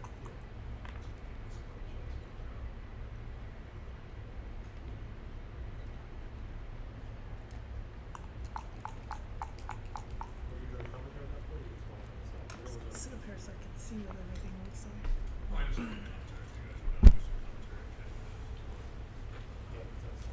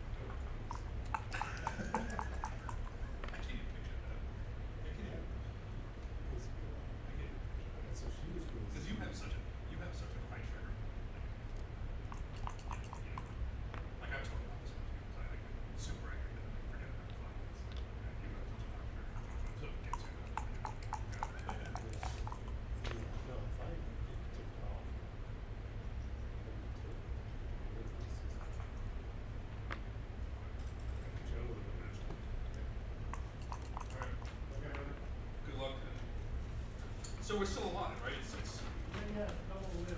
all right.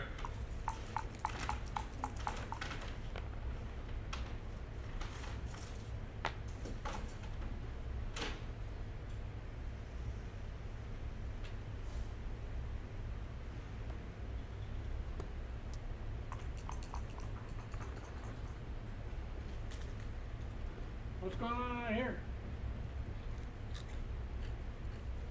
Some good backgammon. Hmm? Good backgammon.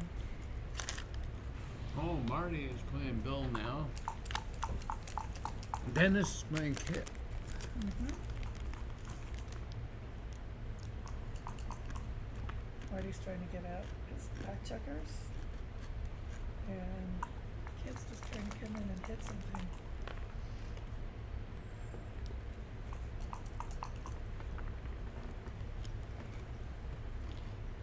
Oh, crunch Fritos in front of the mic.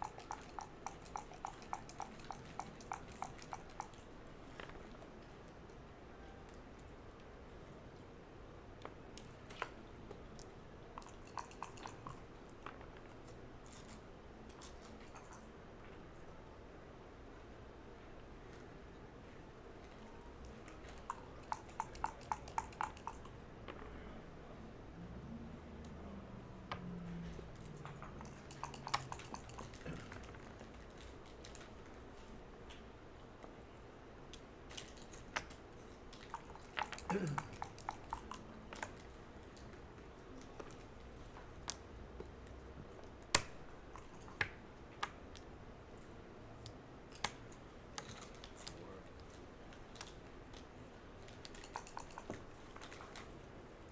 some Fritos? No, I think I'll pass. No, Dennis against Kip. I guess these are both loser bracket matches.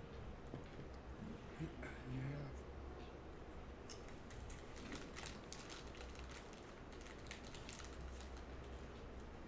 Hey Dimitri, is that mic live? Yes, go ahead.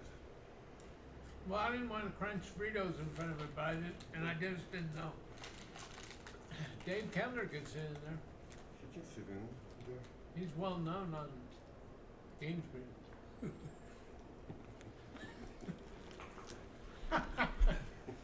Thanks for that endorsement.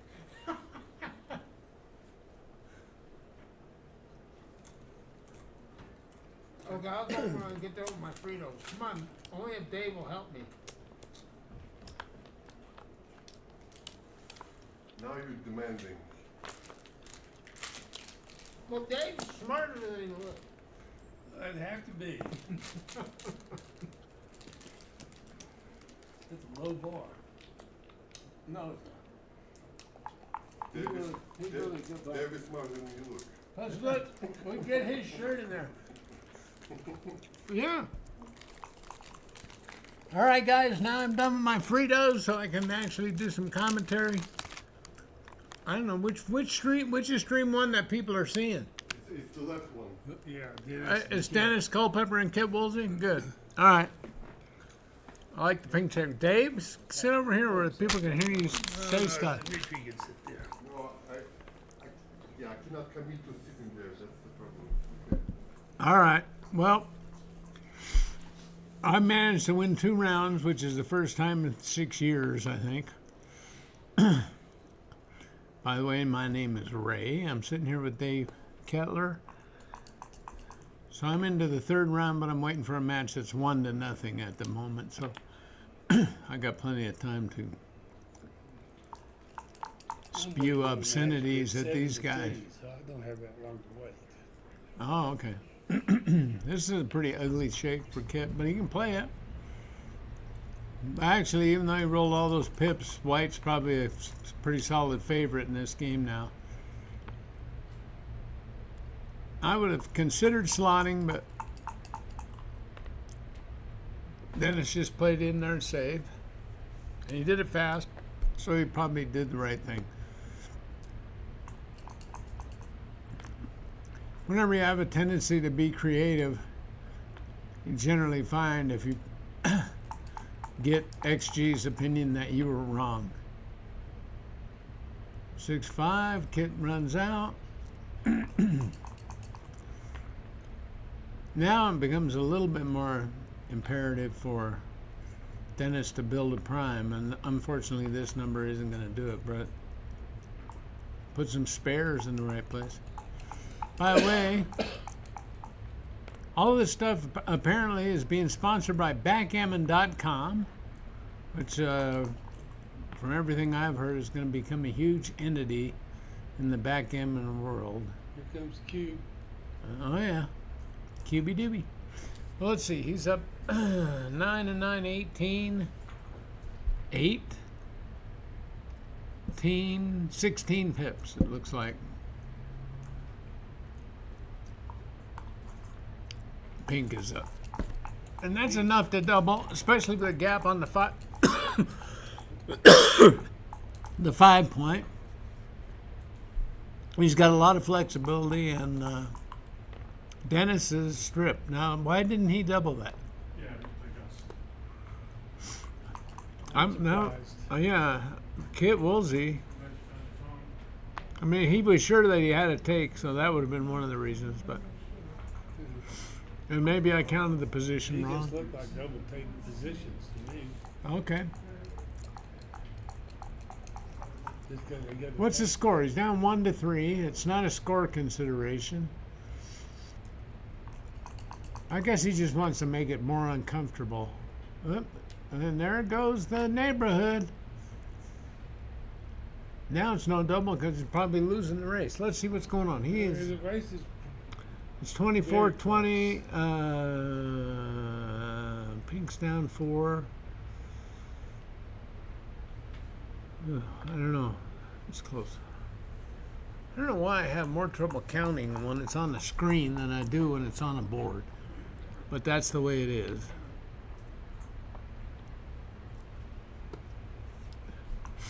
A lot of people would have just covered a 5-point board in there thinking they were looking for a shot, but Kitts knows that this is going to end up being a race and a bear off, so he didn't want any gaps.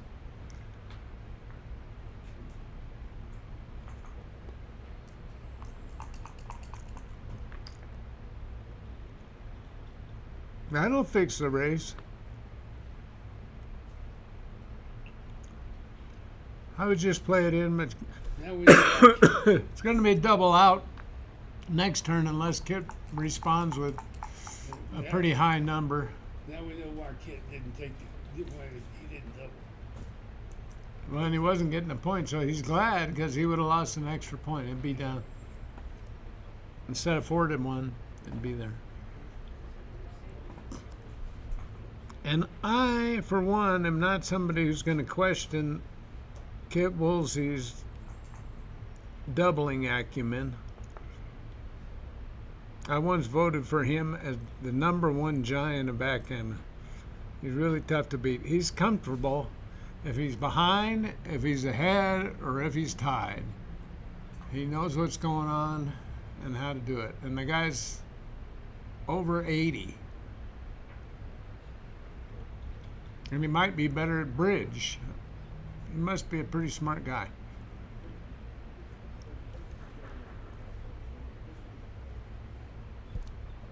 And Dennis is nothing to shake a stick at, but he's counting carefully. He's never going to give you an early one, Dennis.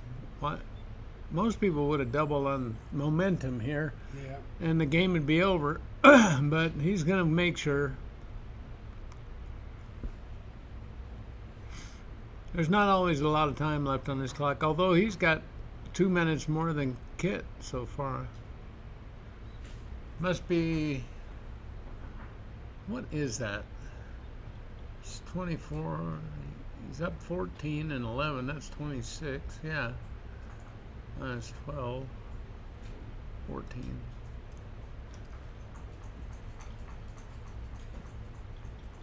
He's up 12 pips. He's on shake. He's got a crossover thing. And the race has got to be under 100, so that would have been a redouble even. Now Kit's thinking about it. He's probably wondering if it's his turn to roll double sixes, and if so, he probably ought to take. But I'm surprised that Kit's thinking about it because he should have figured it out while Dennis was thinking. right, let's see. So Kit's down 1 and 13. That's 14 and 11 is 24. 12 minus 3 or minus 2. 12, it's 10 pips actually. Okay. 63 for white. 10 pips in a 63 pip race. All right. 24-74 for 673. It's going to be 10 pips. I can guarantee you that pretty much. 63, 73. Yeah. 39 and 11. It's 50. So this was, I mean, I think you're supposed to even score regardless. If you're ahead, you want to be a little bit slower, but not if you're 10% up or more in a no contact race, you can send it or re-whip it for money. The only thing would be because Dennis is ahead a little bit. 73, 74. And Kit's got 3 crossovers and Dennis only has 1, so he's wondering if it's even good enough to take. And he passes. All right. That's a plane run.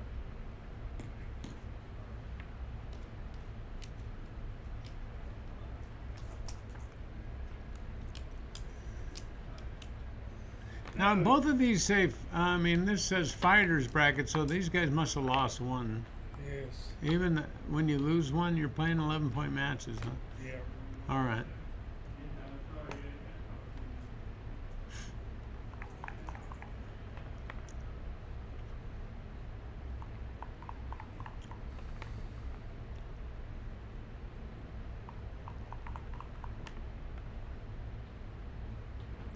Dennis got a 5-2.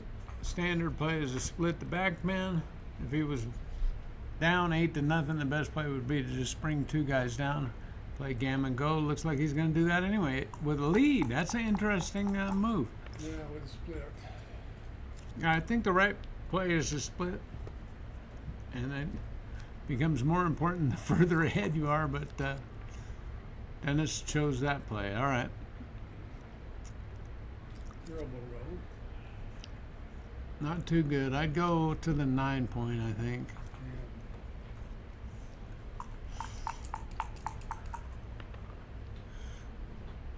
Dennis's play, getting more builders, didn't work out at all. Kit rolled a 3-1, made the 5-point, and then he picked him off when he rolled a ineffectual second shake.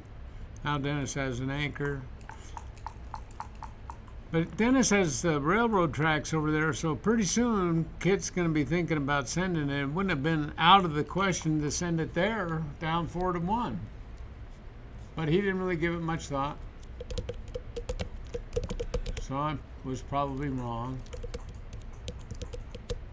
But this is what happens with these railroad track positions. You got to slot points, and those are potentially blots for your opponent. But Kit had already escaped. He might just come around the corner.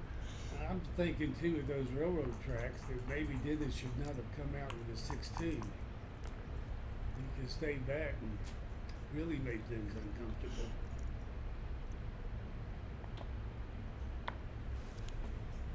And Dennis is still having problems. I don't know. They're doing some different stuff. I would have thought about clearing some 16-point if I was Kit, but when in doubt, it's kind of better to play safe. Look at that. What was that? 6-4? 5-4 he did. All right. Kit says, I'll just wait for boxes. I know how to play that. This game is nearing the end. Kit should be up enough that he's got to send it. And he's down 4-1. Big cube. And there it goes. Dennis has a take, though. Yeah. The anchor will keep him in it. Yeah, the anchor gives him about 15% shot equity, but with the gap, it's a little bit more, I think. And he could roll a couple sets of sixes and win a race. I didn't, have time to count it or anything. We just knew that Kit was up quite a bit after double sixes. Slot into the 4. Just like that. All right, this is pretty routine. White's just going to build his board and wait for a shot that hopes materializes, and Pink is going to just try to avoid that. Now, this is going to give extra racing equity and a little better contact You have to give up for the White. He should hold the bar point. Shots will come earlier. You'll get more guys, but you don't want, you don't need the midpoint in conjunction. Now White will continue to concentrate on his building his board, and it's much more dangerous for Pink. Just shows the level of the easiness of White's take in that position. 3-2. Will Kit make the 3-point to get rid of gaps? Yeah. All right. You don't want to miss with a 3 when it gets to be a race, which is going to be if he's fortunate enough not to get hit. The next 6 is going to leave a mark.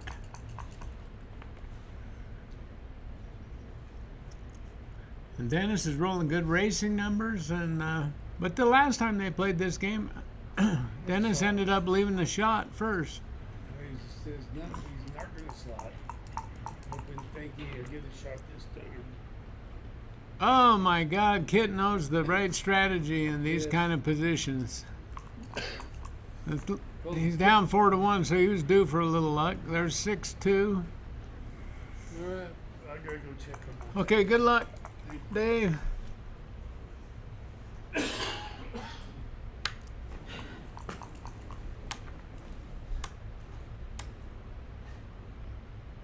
Well, and unless Dennis can muster a big set here, Kit's double fours has saved the day for him. Then he rolls them again, just for emphasis.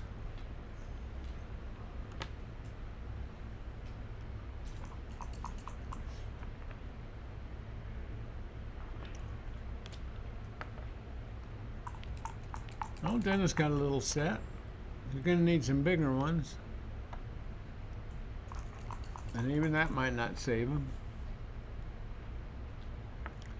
Played Paul McGreal in the final one time, and he rolled from this kind of whites position, double sixes, double fives, double fours. Consecutive shakes to win the title.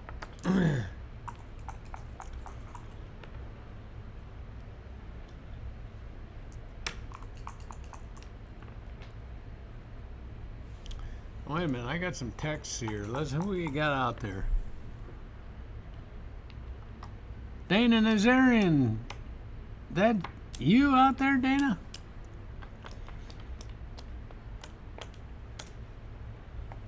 Let's see, I don't know how to look at the thing.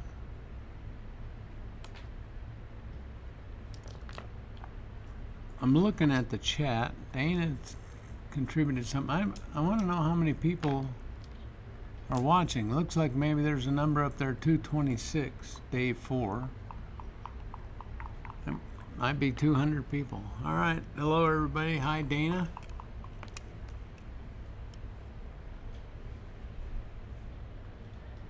Four, 3. Tight match. I don't know who beat these guys, but somebody did.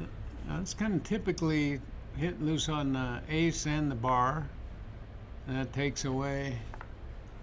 And it tends to force that blot to be exposed out on the 10 point. 3-2 for Dennis. 3-2 for Kid. He made the 5 point. He bought himself some time. Built a nice point. Dennis makes the best offensive point, the best defense, second best defensive point, and brings a builder in range. That's a good shake. I can't see these dice. That's a 5 and a 4? Okay. So Kid will stay back on the ace. And he starts the next best point. Can't argue with that. A lot of intermediates would come immediately to the 8 point and play behind the anchor to the 2 point, just so they don't leave a blot. But that's not what Kit's worried about right here. He's trying to win this game and counteract it. By slotting the 4 point there, he sort of takes away some of the impetus of those builders that Dennis has. He wants to use those to make points, and he can't do it if he's using them to hit shots on the other side of the board. This is what I was thinking about originally. Let's see what happens. That duplicates 6s, which Dennis kind of badly wants to make the bar point. And here's double 2s. He gets to make the bar point, but he's thinking about making the 4 point. All right. Or he could make the bar. I don't know exactly which is right. He's looking at it. I think I would tend to make the bar, but I can't argue with this. Could clearly be better. He's gonna think it over, and that's what everybody should do. If you get low doubles, there's about 500 plays you can make with these. So you should spend some time on low doubles, and you should spend more time on doubling decisions. But when there's a lot of ways to play it, it's really hard to play double twos right because there's so many ways to go. And there's a case to be made for making the best offensive point the 4 point or the best blocking point the bar point. And generally, this comes down to, see, now it'll be easy after he makes that best offensive point, it'll be easier to also make the bar point later, unless something like this happens. And Kate, Murphy's Law. he puts a cramp in that deal. All right, Dennis is fighting back. Now, this is double. Look at him. He doubled so fast. I don't know. I think my friend Dana out there, let me know if you would have thought about that for a second, Dana. I find myself making cube decisions really quick, and in the big picture, that's really dumb. You know, why not take a shake there? You're shooting at an extra shot. Half of your numbers are making a 5 prime, and he instantly sent the cube. It may just be that he did it exactly right, but I think if you don't think about it for a minute, you're potentially making a mistake, and they're taking a break. Does anybody put that position in to see if it was too good? Dana? You out there still? You said market loser, probably.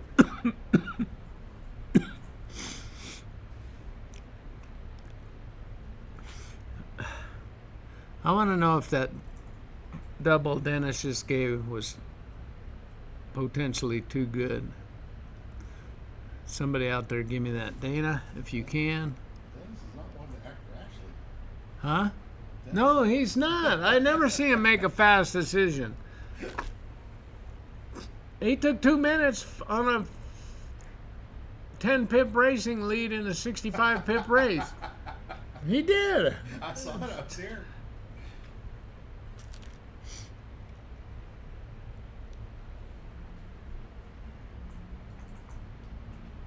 Maybe he's trying to intimidate Kit. Well, it's fun. It's a useful tool to be able to intimidate, some of your opponents but if you picked Kit Woolsey, you picked the wrong guy to try and intimidate.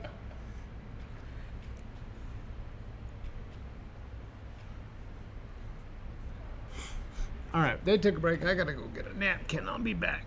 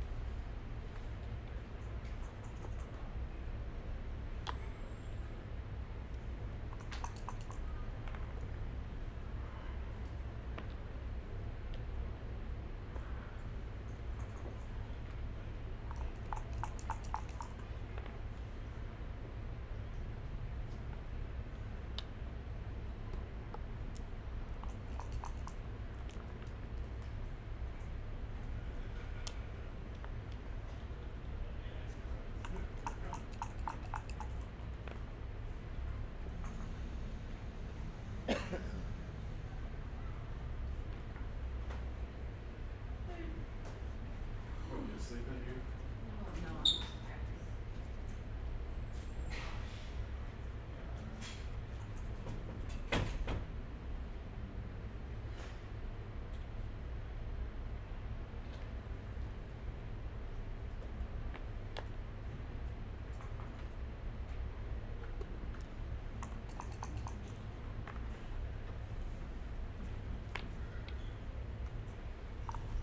Okay, we're back.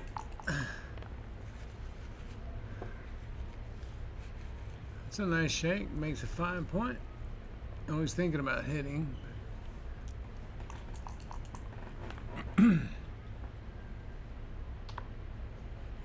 Let's see what anybody say.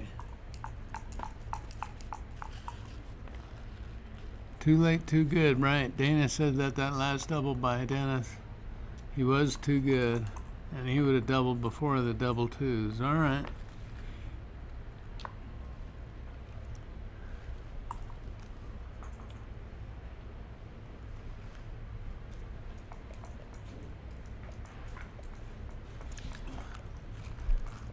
Everybody out there, I think,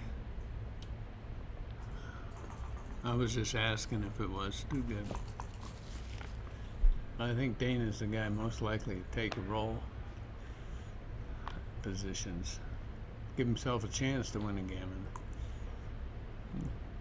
Double your pleasure if you can pick up an extra point. And you may be able to use a cube later, I don't know. Anyway, Kit's thinking about it here. He's got 2 men back versus 4 men back, so that translates generally into a 40 pip racing lead, you know, depending on other circumstances on the board. And he's down a little bit. So if he rolls a 4, he anchors up, and he would have both 5 points. It might be a fraction early. This is like a real easy take, I think, for White. But Kit's entitled to think about it, and you ought to think a longer time on your cube decisions, because we just saw Dennis do an insta cube. That was wrong. He was too good. Sometimes you get excited when you get a position, but these guys have both been playing for longer than me, and I've been playing for 40 years, so they should know to take their time.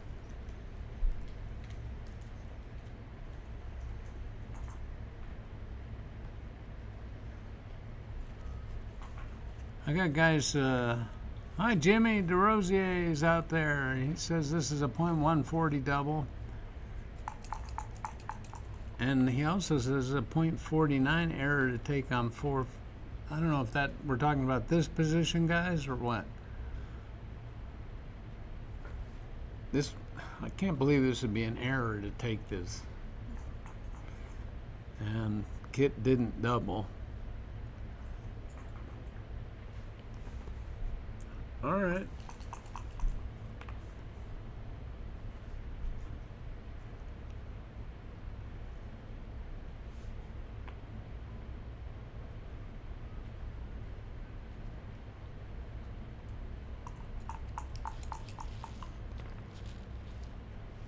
Oh, Dana says in the previous game both players played exactly correct. All right. I guess I misread some of the comments. Or they were out of context because they weren't timed at the right. See what's going on here. Oh, that always seems to happen, doesn't it? You're wanting to come in and make a 5 prime and you fan on a 2-point board. Backgammon's just not easy. Well,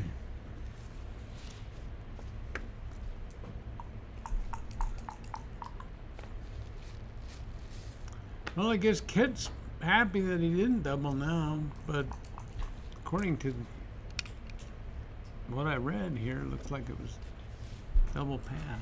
That doesn't seem right to me.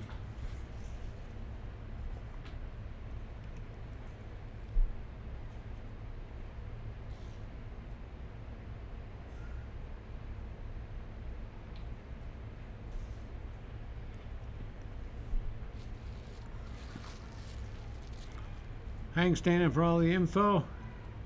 And you too, Jimmy, out there. And hello to everybody else. Still looks like we got 226 people watching.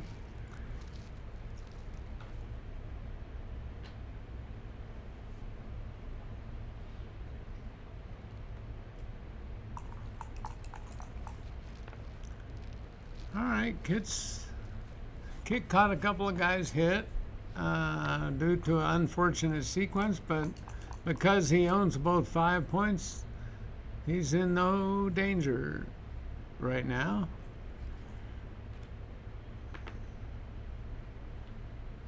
Dennis rolled double threes.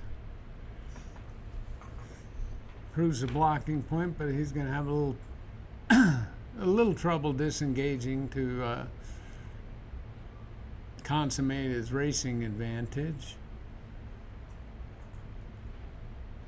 And basically, and when you're up in a race, and you usually are when you have 2 men back and the other guy has 4 men back, you should be thinking of game plans to get into a race. How do what's the best way to evolve this position into a simple race?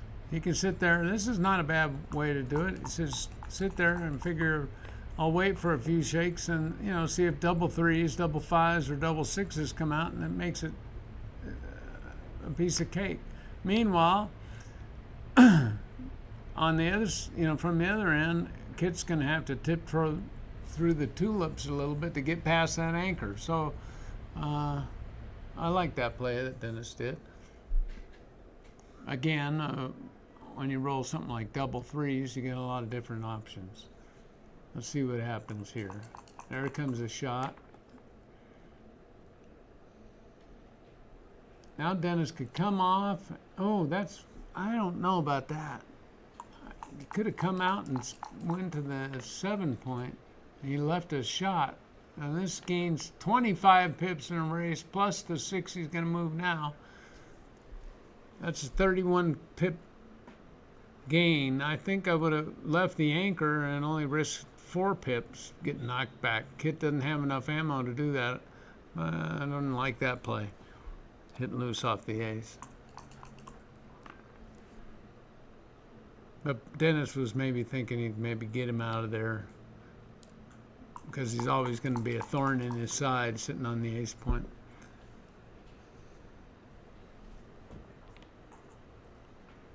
Marianne Meese is in the house. Okay.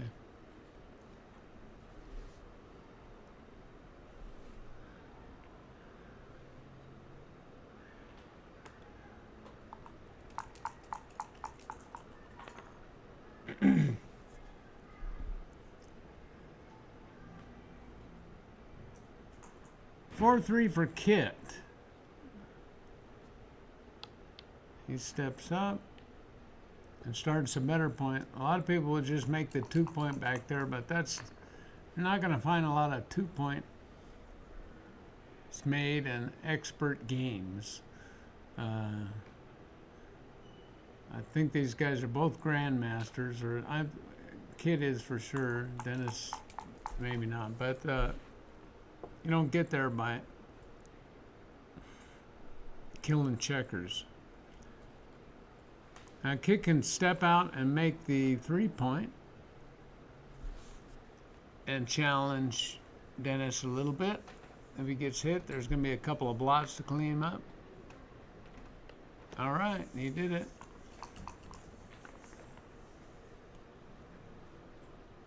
I think that's double ones, but I'm not sure.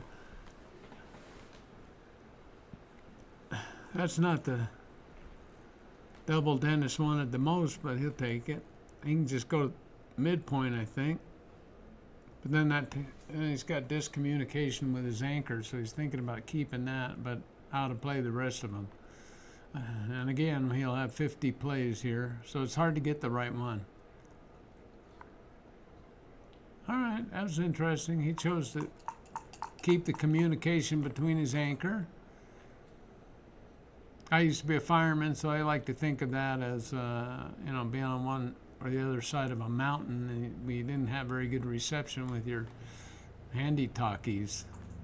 You want to be able to see the other guys and communicate with them. Dennis still thinking he's up in the race, probably a little bit here still, and he would like to get into a race. And he's got a convenient place to go from the 4-point out to the 10-point. Kit's just waiting for him to try it. Double aces again. Ouch, that's not a very good shake. All right. Now the communication's a little scratchy between the 4-point and the 11-point.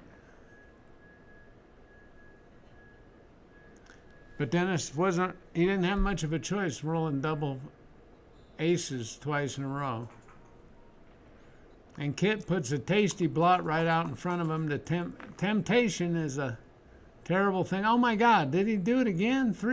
These dice are broke. Double aces 3 times in a row.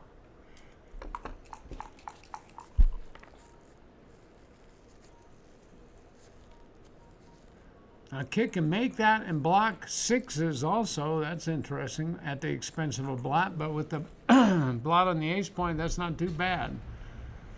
He could just make the bar, but then he wouldn't block 6s. Seems fairly clear to make the 2-point, but I guess he could bring 2 guys in and not leave any blots. And the race is getting closer after this number. Let's see, if Kit made the bar point, and then he would be down 1, 2, 10, 19.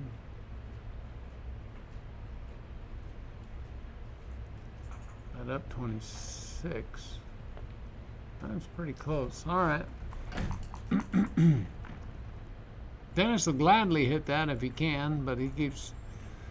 Let's see, that is now 4 pips Dennis has played in the last 4 turns, so that's 16 pips in 4 turns, and the minimum possible is 12. So now the race has swung in the Kit's favor, probably a little bit, and he's got contact and a prime. I think I just switch points and bring in the spare, right? Okay.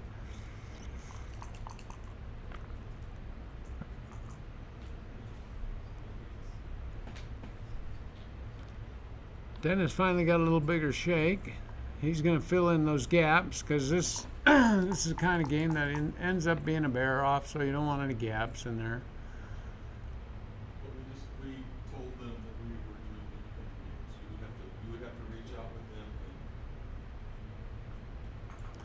them. 3-1. This isn't exactly a joker.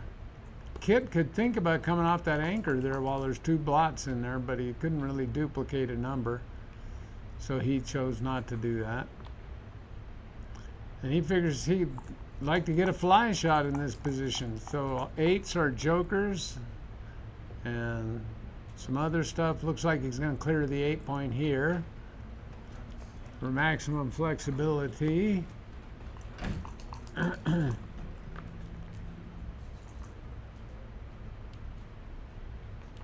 Double 3s.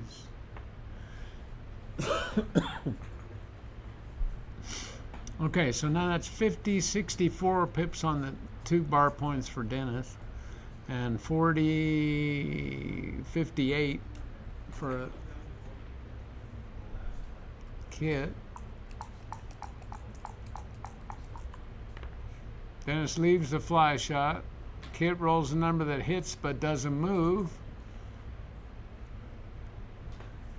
So I guess he'll slot the 4 in the bar and do something else. He doesn't want gaps for the bear off. 1, 2. Oh, I would have had to have a guy on the 4-point, but it's kind of the same idea. Now he doesn't have a gap on the ace. Dennis would like to have played safe there, but he couldn't. He would like to have covered, but he couldn't. So he minimizes the shots. Double 5s would have been the monster joker for Kit here. Now he covers the ace and slots the 4. Because generally these things break down. Somebody has to leave a shot. Usually you miss it. You end up in a race. And He who has the least gaps wins sometimes. Let's see.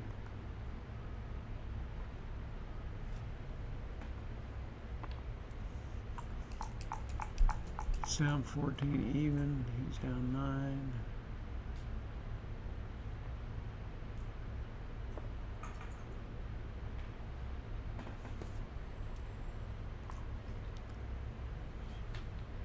Okay, that's 40 versus 40. It's 26 on the midpoint, 14 on the bar point. That's 40. And Kit's 2 guys on the 5 point are 40. So that's easy to count. So now we can see that Kit's up 12 minus 10, 2.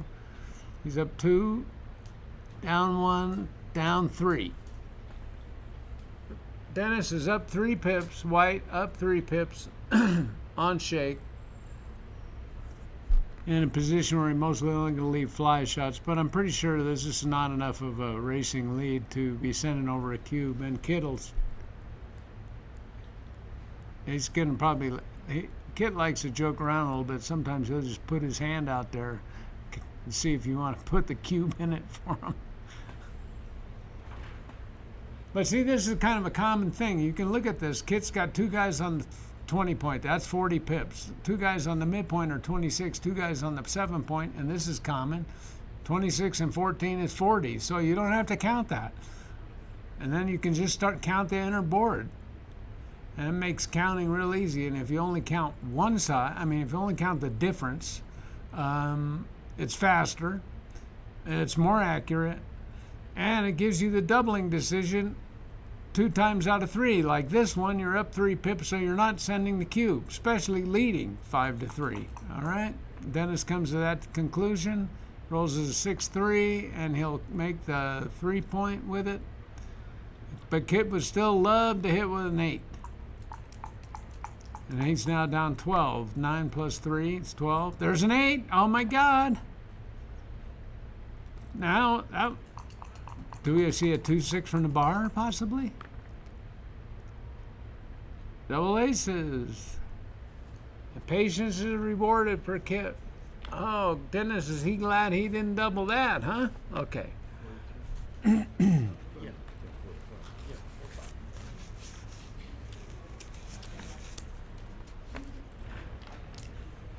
That was kind of an exciting game. That was interesting. A lot of give and take there.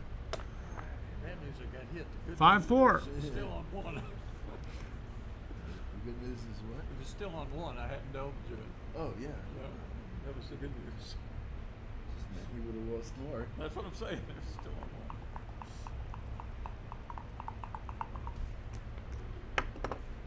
Wouldn't have been your most robust cube, that's for sure. All right. Things have gone Kit's way in the last few games, and so he's feeling a little more comfortable now. He's only down 4-5.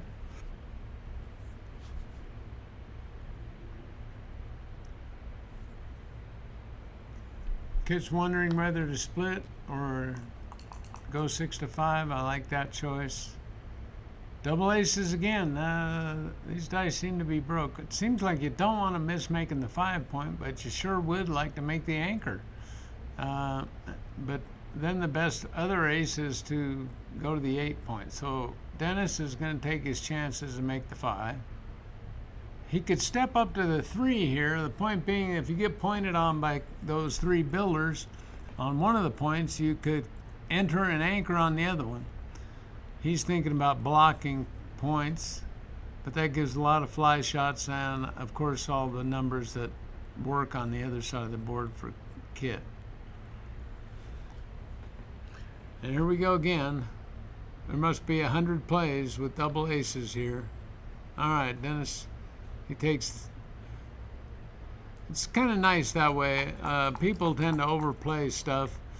If you just take what the dice give you, you got the best defensive anchor, and you put an extra spare on the 8 point, and you just see how the game goes from there. Trying to make a prime, and it's a little bit like overdoing it. Now here he could hit 2 guys, or he can do this railroad tracks. Neither play is very attractive, but this one doesn't risk a race very much. 2-2, that's going to be a great shake for Kit. He could have made the anchor, but the reason he didn't is those stacks over there are hard to develop points from, and you give him many safe places to go behind the anchor. But here, because he didn't make the anchor, he's got a direct shot, and he made a nice blocking point. So that was professional play by Kit. He could even think about doubling here, but Dennis's anchor will sort of prevent this from being a double, I think. Even if Kit was 100% sure to hit, this would be a take for Dennis, I think. And he's certainly not 100% to hit, so he shouldn't be sending it. If you hit it, then you can think about sending it. But that's the problem with those stacked positions, and an awful lot of them are like that. I mean, in the early game, if you roll early 5, you've got to basically put a fourth checker on the 8 point, and you've got 5 on the 6. And those are shot producers, you know. So if you got a position like Kit's, you can think about sending the cube because of potential future shot equity, you know, which is gonna like a phantom way of increasing your racing chances. Now, he didn't have communication. He could have hit that and ran with the other one, and his backmen would have been in communication with each other, but he chose to duplicate 2s. All right, here's another shot that the railroad tracks have reduced, and now Kit's not waiting anymore. Dennis is snapping it up because he's got the anchor. But Kit's real comfortable. Let's just play this game, yeah, and then I hit this and that guy. And then we'll, you know, even if Dennis comes in and hits a couple of shots here, he's going to have to build something from that stacks on the other end. Kit rolls double 6s. He can make a 5 prime and then safety a guy, or he might, well, he could just decide to blitz this position by making the ace point and forces Dennis to roll a 3 or potentially get gammon. And he doesn't really care if he gets hit because of the stacks over there. They're going to generate more shots later. This is kind of an interesting decision for Kit. He's just trying to figure out the best way to get the most out of it. He can come across to the 9 point and make the bar point and try the priming thing, but he's going to leave 3s and 2s. But he's not so much worried about the shots. I think what I would do here is the thing that my opponent fears the most, which is point on him on the ace point and take your chances and threaten to gammon him. He could alternately cover the 3 point, hit loose on the ace, and step out or come down with another builder. There's a number of ways to do it. But if you make the ace point, you just put that guy out of commission, you got a triple coverage for the other ones, and you don't mind getting hit. But Kit Woolsey is the definition of an old pro, so he'll come up with the best play. Let's just sit back and see what he does here.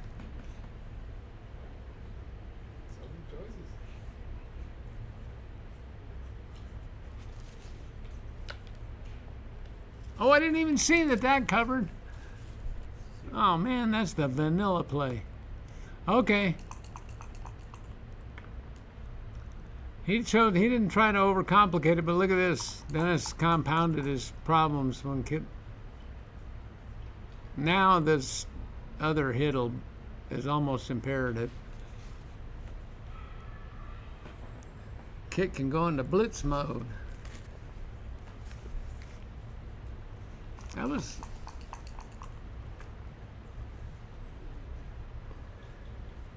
Oh, that's a lifesaver. Somebody threw that in the water and Dennis climbed on.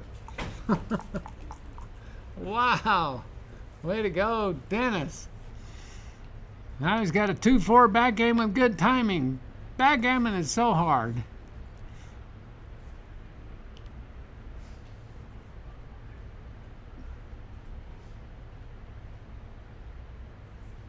Well, if it wasn't for gammons, you might think that White is now favored in this game because of all the shot equity and stuff. But when he misses the shots, he gets gammon, and that sort of weighs heavily. Hey, Ray. Hey, brother.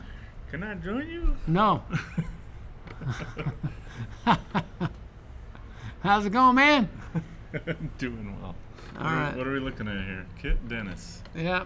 Dennis just rolled double twos on his last shake to make a second anchor when he was about ready to get blitzed into the Next week, huh? next galaxy. So now he's got meaningful chances to win. He just build his board and patiently wait for Kit to leave the shots. But the problem is, when you miss the shots, you get gammon. And that's kind of a problem. Although you probably don't get gammon from the 2-4 game as much as you would from, say, the ace-3 or ace-2 or something. What about the 2-3? The 2-3 is probably the best back game of all.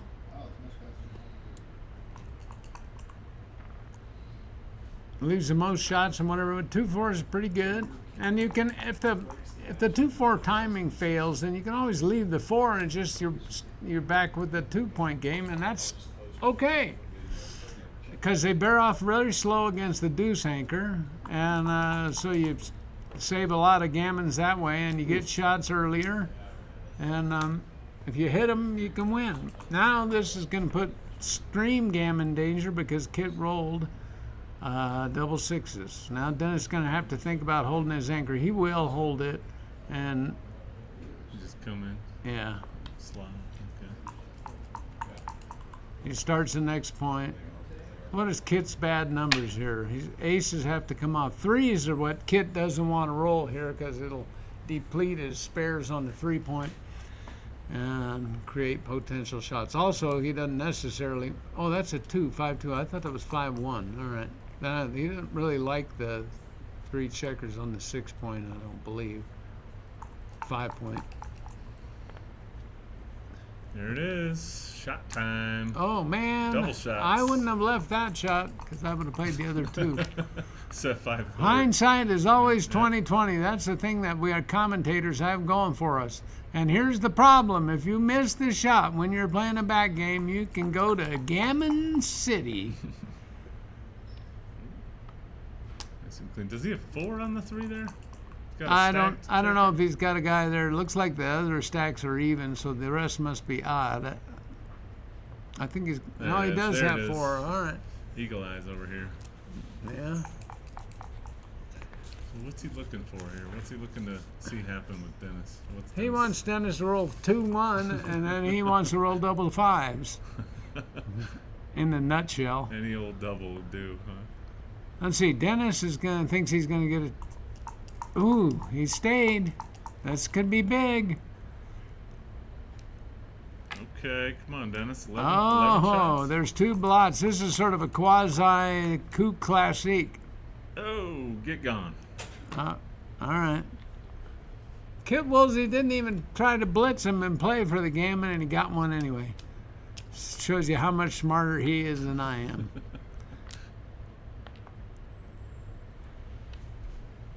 And Kit was down at one point in this match, 4-1. No way. I was telling everybody that Kit, well, you know, he's in his 80s now, and he's written more books on backgammon than I've played in backgammon tournaments. He's just totally comfortable wherever he's at, ahead, behind, or tied. And he's totally comfortable when he's going to have to play you in the finals. He can't wait. He's not playing me, that's for sure. Well, whoever he's going to play. Yeah, I had it, but I played him in 2003 in a final. Oh, nice. Where was that? In Vegas, and I had one in 1993, and I thought, oh, good, it's going to be every decade I'm going to win this tournament. And I actually played a lower PR than Kit, but he passed 3 takes, and I took 2 passes. He gammoned me on both of those, so I lost 8 points for my mistakes, and he lost 0.3 of a point on his mistakes. I said, you know, Kid, I outplayed you. He said, well, who won? All right. I That's all said- that really matters in the history I books, said, right? you can't, don't be quoting the scoreboard, kid. So, where are you in Vegas or California now? Yeah, I live in Vegas. Vegas, okay. And how long you been in Vegas? About 15 years. 15 years. That's about 1 year too long. I've kind of stopped going to the casino. So where would be next? I got no idea, or else I'd be there probably. The 5 Point, the bar point? If you could live there, the 5 Point? I don't know. That was a nice shake for Denon. Score now 8-5. Let's talk about the backgammon position. Oh, Kit, could he make the 2 point? That would ruin 2-6 from the bar for the rest of this game. Where did the 6-2 come from?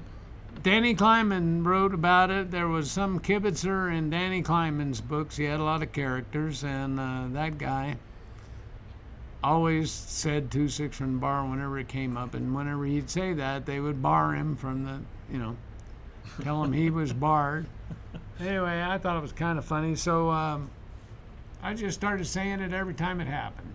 The first Denver tournament I was ever at. It was a very quiet room, and I knew you were playing someone. I didn't know you at all at that time, but all of a sudden, out of nowhere, I heard it. I was like, what is going on?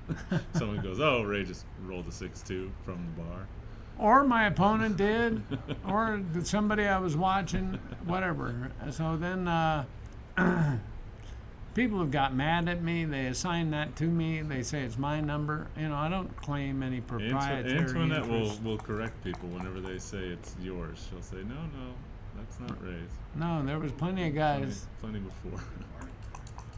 My other favorite of yours is, so we were playing doubles, and if we had one more, we would have had 3. Okay.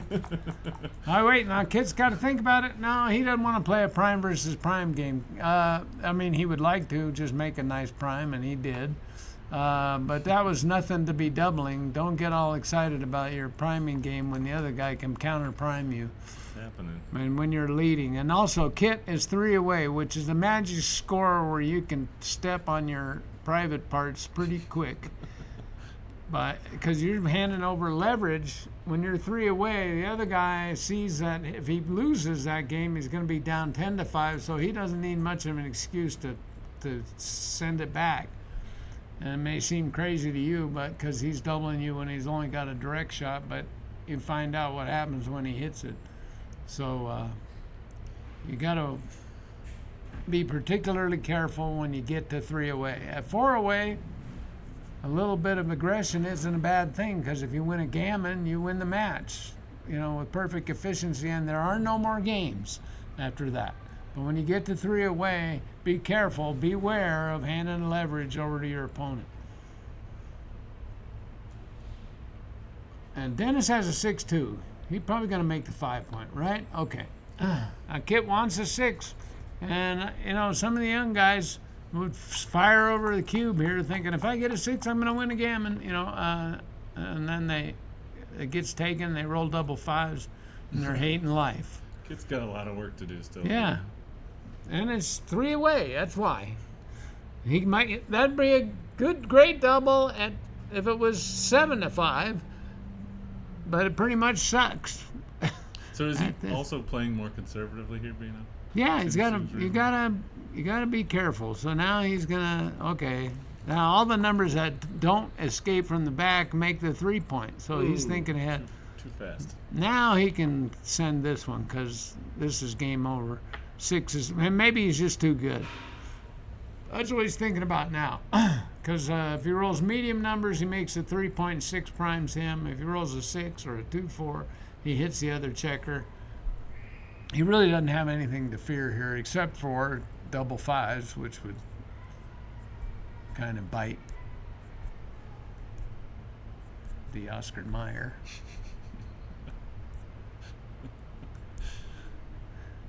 So where are you at on the ABT list now? Are you 2 or are you creeping up on Neil?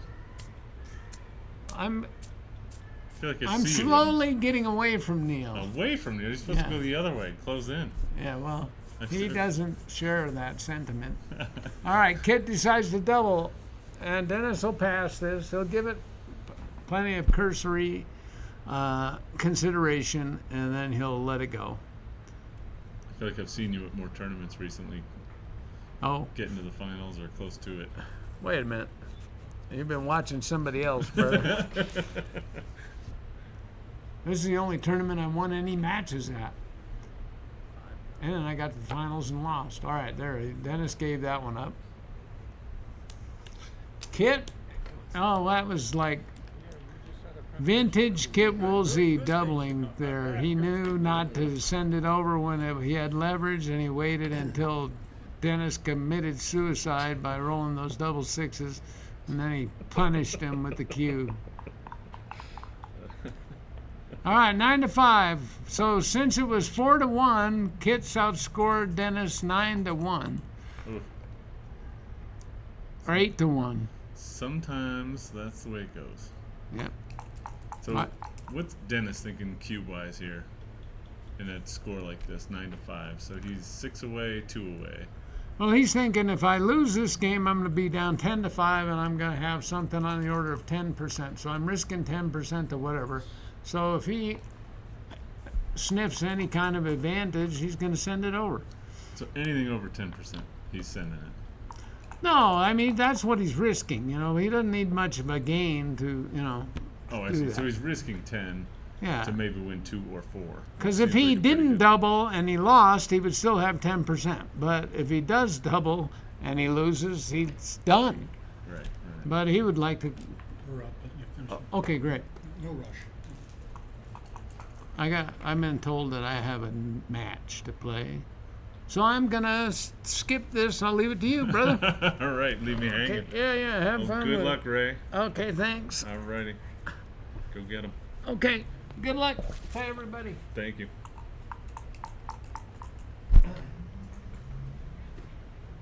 Dima.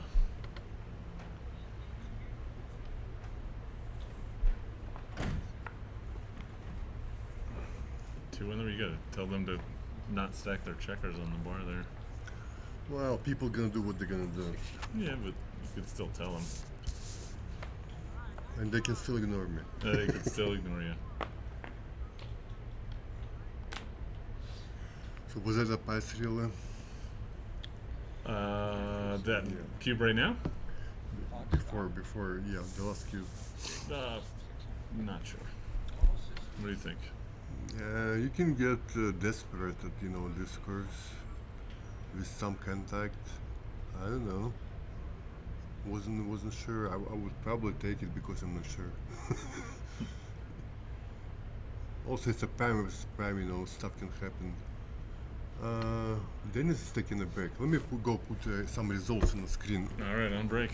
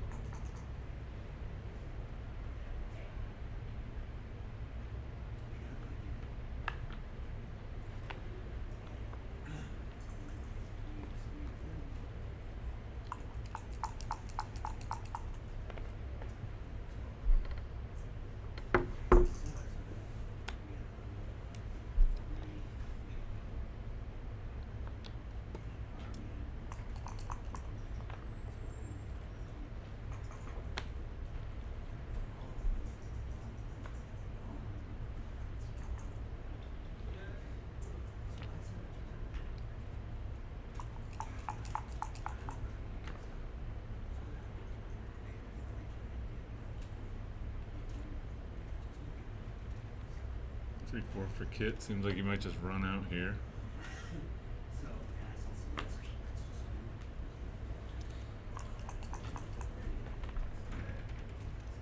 And a 6-1 for Dennis. Kind of an odd number. Maybe that's a get out of there too. Not quite sure.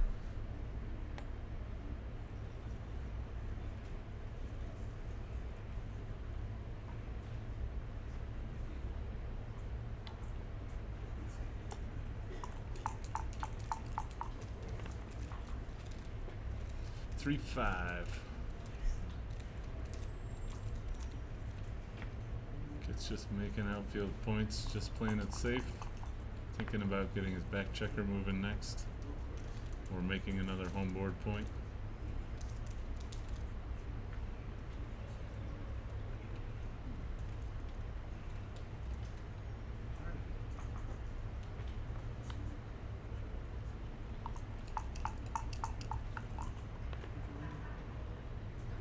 Six, 5 is gone all the way to the midpoint. 13 point. And Dennis is just stepping up. Not sure if that's right or not. Could make the 5, yep.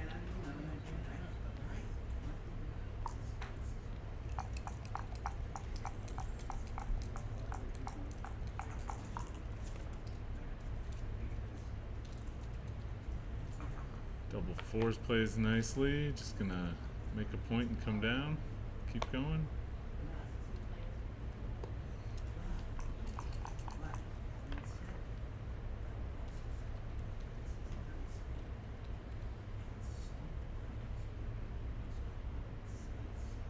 And Dennis, I suspect, is just trying to figure out how to make the most of that, making the 3-point, but I'm not quite sure. Just getting home efficiently. Again, just distributing checkers so they're where you want them to be when you want to make a point. Double 2s. Gonna make the 3.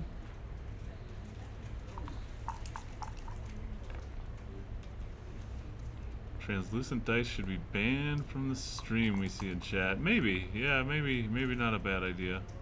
They're kind of hard to see sometimes.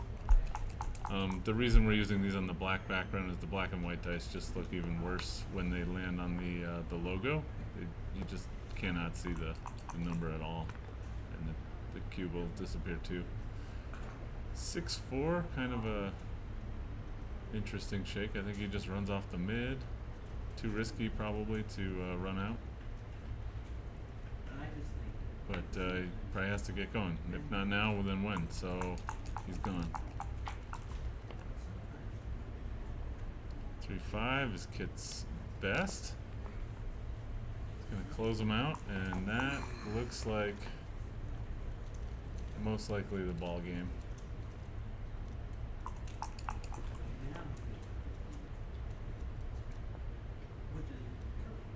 Did he just roll a 2-1? Yeah. Didn't hit the checker? Yeah. Oh my god. Yeah. Played it too fast. Yeah. He missed the hit. Yeah. That's crazy. But it does happen. Everybody makes mistakes. You're looking at a lot of dice and a lot of checkers over the week at the big tournament, and everybody makes big blunders every once in a while. Kid's thinking hopefully that doesn't come back to haunt him. Looks fine.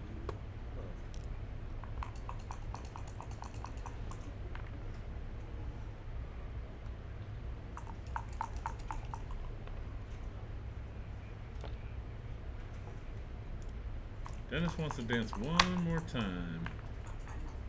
No, he does not. He No? wants to save a gammon. Don't you think he has a better shot of No. no? He's going? He can save a gammon here. It's getting harder. It's getting harder. That's the shot I would have stayed for, but you don't get to choose when you dance.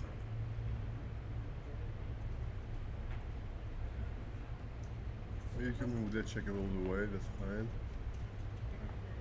Okay, keep him diversified.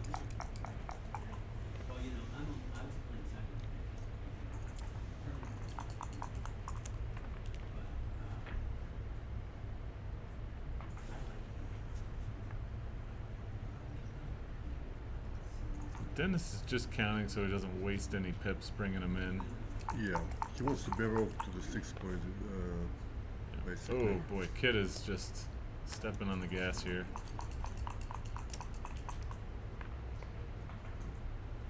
Nice response. 4 in. Nice and easy. And let's see what happens. Okay, one more game. At least. We go to Crawford. Well, if Dennis wins this match, he's gonna remember this mistake for a very long time. Missing the hit, yeah, that was definitely a big one. Gave away a lot of equity on that.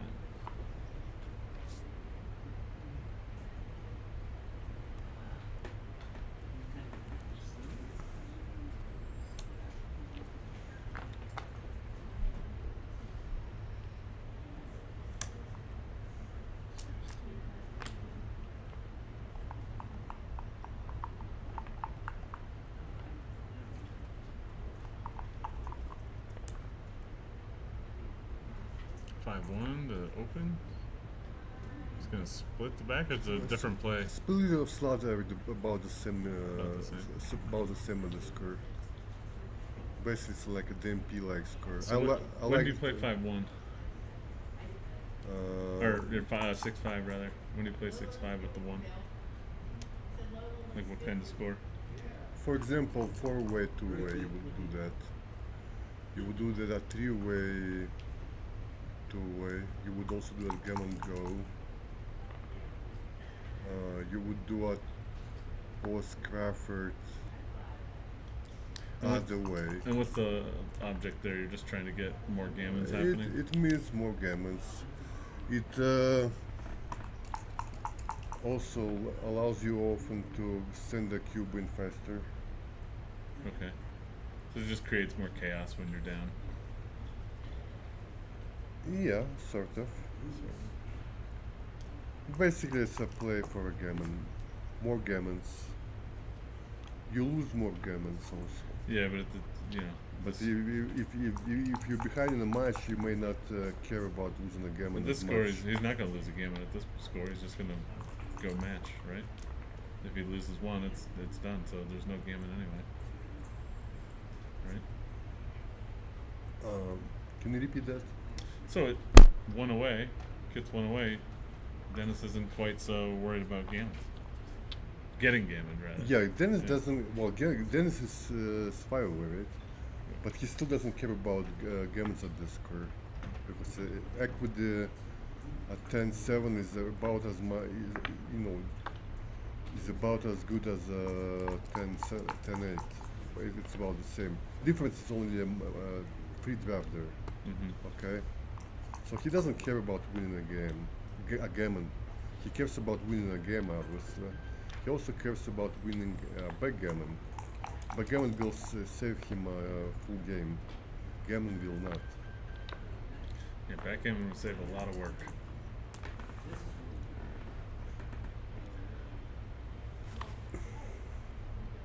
Look how tidy. One more builder. Wrong time to roll boxes. Springs one down probably for another builder. And in? Or split? What's your play? Is that legal? I thought it was 4-3. 4-3 I thought. He played a 5-3. Huh. I would play 6-3 there, actually, with a 3. Oh, Crusher. I guess the misplay doesn't matter after all.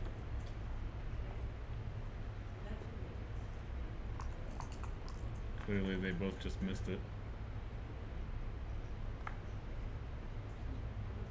And Dennis gotta be careful here. Low numbers are good. 2 big numbers will leave a shot. That's good. Actually, I think it's safer to clear a 6 point here. You don't need a gammon. Oh, 2 on the bar, okay. So you just play safe? I mean, it's 2 on the bar, but you right. You don't even need a gammon, okay? He just needs the win. Just get post Crawford. Yeah.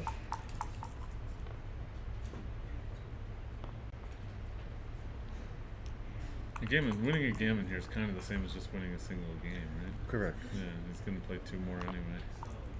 Unless he gets a backgammon somewhere.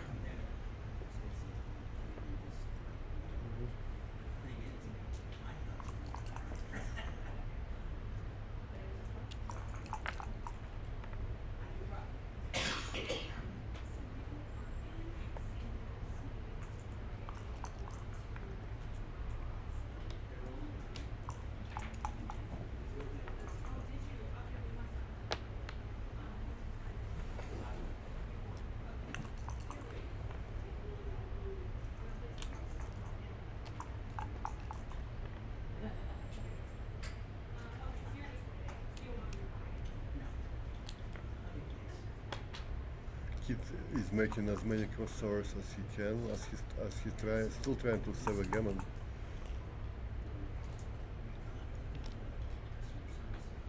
A lot of work for not much gain, though, right? It's really not. That's true, but why not? Sure, good practice.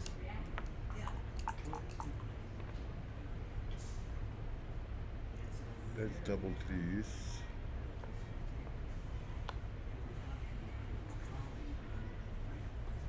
And Not gonna do it. well, unless he 2-1. rolls to 1 twice, which he does not.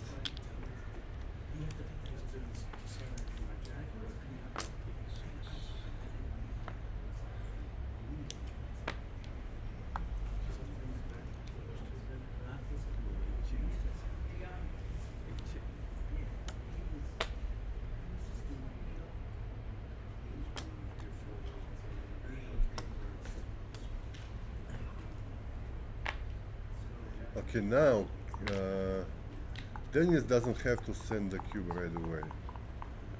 He only needs to send it when there is a market loser. Of course, It's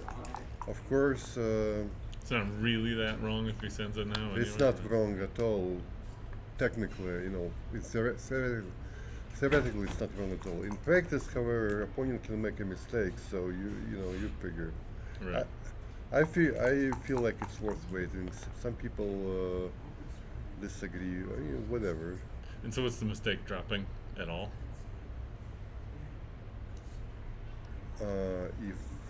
If you send them a cube that they should take and they drop, that's the mistake. Of course. So you're just stealing a point of equity there. Yeah. Kind of a different concept when you're learning the game. It's kind of one of those more advanced things to think about. Okay.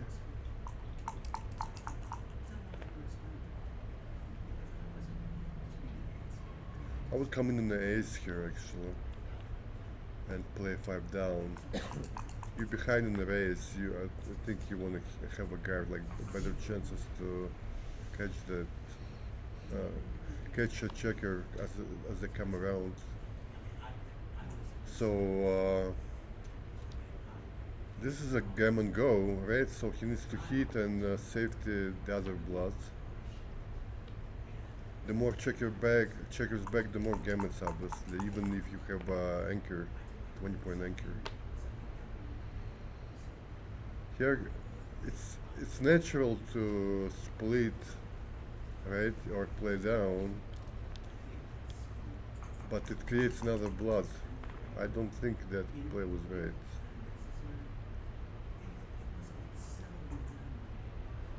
Dennis again is just playing safe here, just coming out and saving a 2 somewhere. Yeah, I mean he's willing to take a risk, but he doesn't want to take a stupid risk. Sure. Okay, so okay, this will make 5 points.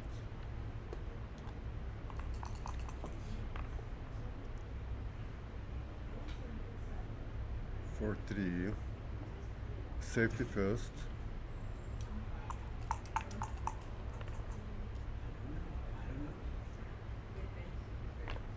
Comes around. He didn't need that extra spare and 20 points, so he puts it to a good use with a 6-5. Yep. He can play behind, still safe. 5-3 makes another point.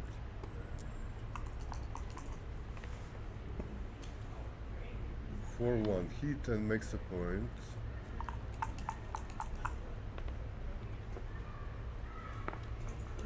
comes in deep as he can and brings the builder for the 2-point and for the 7-point. Double fives. This makes a 3-point. And now if kid rolls a number that safety that last not win 3-point, he should safety it. He does not, however.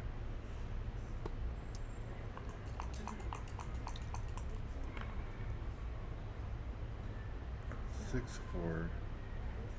Yeah. Bring more builders for the 2-point. What do you think Dennis's gammon chances here right now? Not very high. Not very high, because of the advanced anchor, or what's the? Yeah. Okay. And this is, ladies and gentlemen, is what? Is a hit? No, just safe still. You're not hitting on the 2, are you? I'm not hitting on the 2. No. It's it's so costly to get hit here, so. Yeah, you don't want to get caught behind. You do however win more games if you hit there. So like, this is a weird score. Right. It's possible. It's possible. Oh, it's Dennis's. Yeah. Not liking seeing that. He just clears the rear, right? Yeah. These shots. Well, this shot's an easier. Oh, he misplayed that, right? Or no, it's fine. No, he did it right. It's less shots and it's easier time to get home if you missed, right? So Dennis survives for now. Got to bring it home safe. Into the 2 and then to the 1. Maybe? Yeah. Yeah.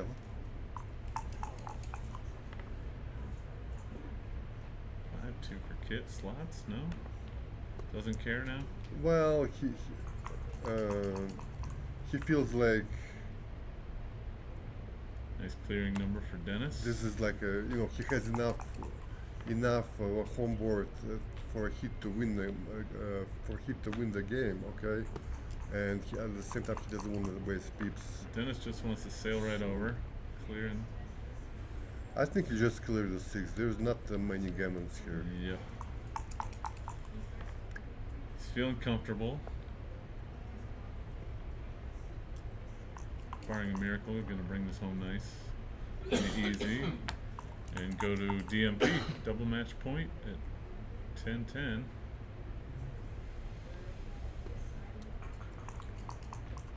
But I've seen weirder things happen.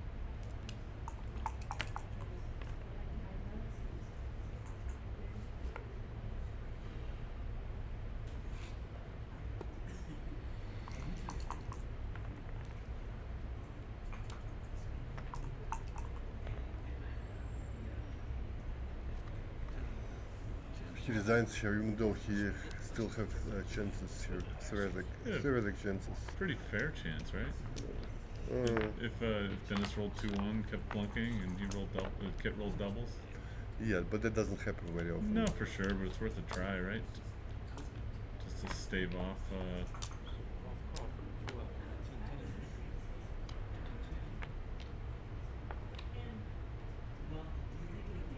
Okay, DMP.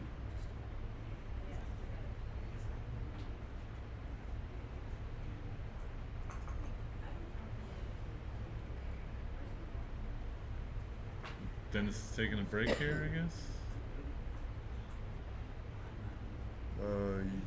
Yeah. Right, decent time to take a break when you're at DMP, kind of readjust your thinking and your logic for what's about to go down. And the strategy is what? Just run and hide, just get out of there fast and keep going. Roll well. The roll well is always a valid strategy.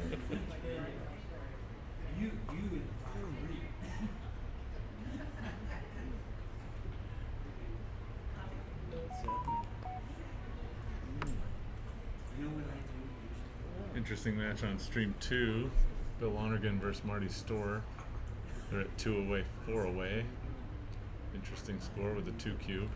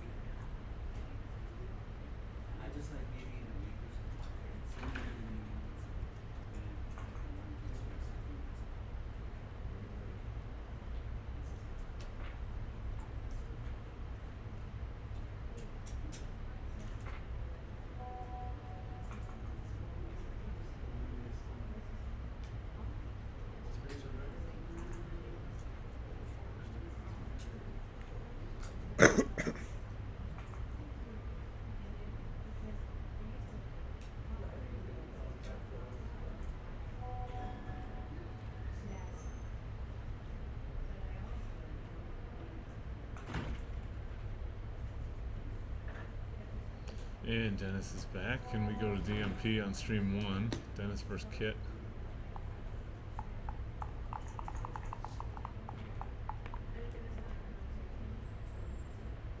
This is 4-5, just a standard down and split the back.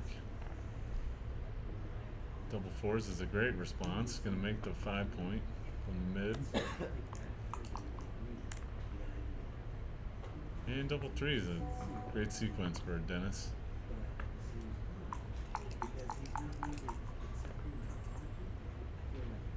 And 6-2 seems like maybe off the mid to the 5. I would run with the back checker. Run here. the back checker, okay. And the point is just getting those checkers yeah, loose. you're ahead in the race. You wanna And just keep moving. keep moving. Also, your opponent made the 5 points, so you don't wanna get stuck behind the prime there. Okay. Okay, 5 down.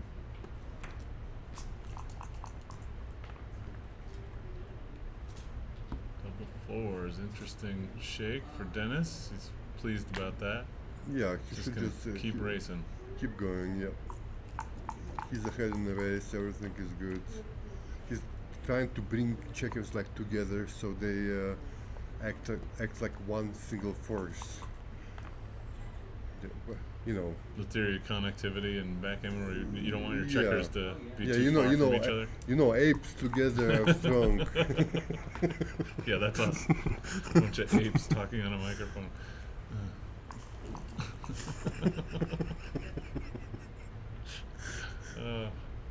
Where's my banana? I like this approach. 9 point is a strong point against point-to-point anchor. Keeps him locked in. Makes the 4. Dennis is Now looking for nice numbers. he does not make the. 1 off the back. There we go. Yeah, this seems right. There should be no reason to volunteer so early yet. Kit's just building his home board slowly, waiting for a shot. 5-4 brings 2 checkers down safely. Very nice clearing number. 3.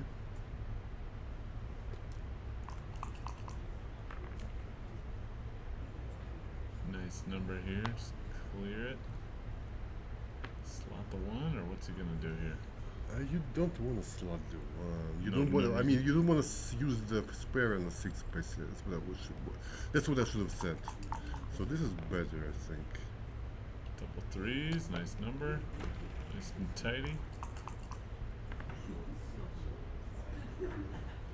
Okay. 4 is a great clearing number. He's just disengaging here. And checkers go to the good spots also. Okay. 5-1 slot the bar point. It's another builder for the ace point. 5-4. So 4 brings the checker in, and 5 slots the ace. I believe.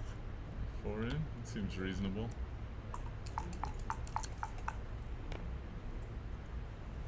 Two 1 slots the ace. Nice small number. It's 2-1, wasn't it? Dennis is thinking about. Thinking about what? I saw 1-1, but I Did don't he misplay the dice? You want to ask them out there? Can you back it up and see what the dice were? Somebody see the dice? Yeah. They're pointing like they're gonna come check what the roll was.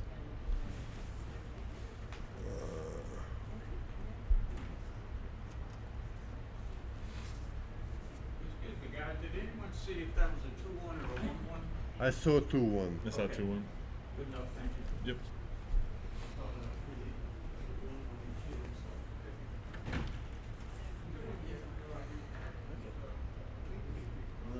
Not much equity swing. No, but That's for for the sure. record, Might we'll as do well, it. Might as well get it right, yeah.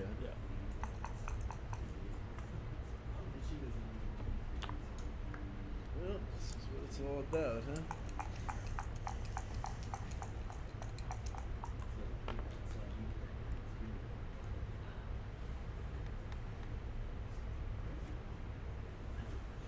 What happened? He left a shot and he left a shot? Left a shot. Oh, I see. Probably rolled something like a 6-4 maybe. You'll see it right on Yeah, your it's okay. computer. It's okay. It's history. 5-4. And then what? No, it's okay. Kit misses. We both got caught dazing. 5 comes in and make the 1, or what are you Yeah. playing here? Yeah. Yeah. It's not that you're trying to make the 1, although it wouldn't hurt. What you're trying to do is to make sure where your spares are, so you don't leave a shot there. That's the most important thing. So the best place for your spare is what? 6s and 5, 6 and 5 point. Yeah, I mean, you want spares and high points basically. No stripped gap points. Okay, this is safest, I believe. 2-1 makes an ace point. Or we can start the 7 point. They're about the same in value.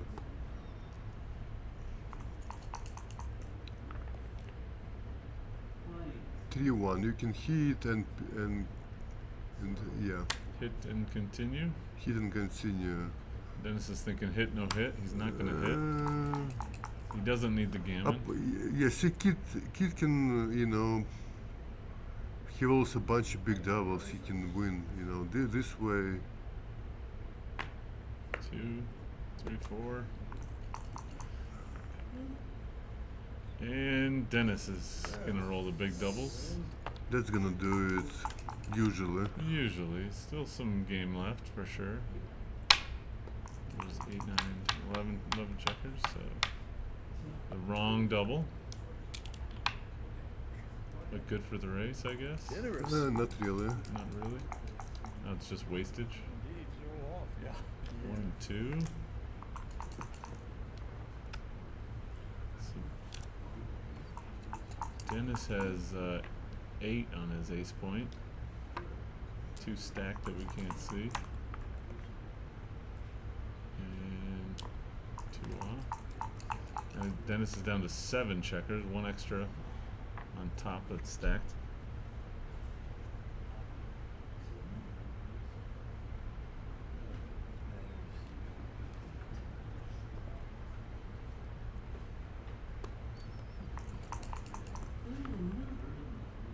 And Dennis is racing off pretty quick. 5 checkers left on his ace. Kit needs some doubles and quickly. Not very long for. Needs a large double now, and that's not it. gonna happen. Kit is gonna look at that play where he missed the second Oh, checker. don't tell him to him. Won't tell him. We can ask Dennis what he thought about it. Yeah, I'm What sure he Dennis said. saw it. I can't believe he stayed in his chair when that happened. Felt like he'd go through the roof. And maybe they can hear what they're talking about. Well, Kit's probably gonna review the match at one point and see what he did, or somebody will tell him, which is more likely. Won't be you and me. I don't want to talk about it, basically. All right, I Yeah. gotta go check on my match. Should And I gotta go find another match to stream. There we go. Good luck. Good luck to you. Thanks.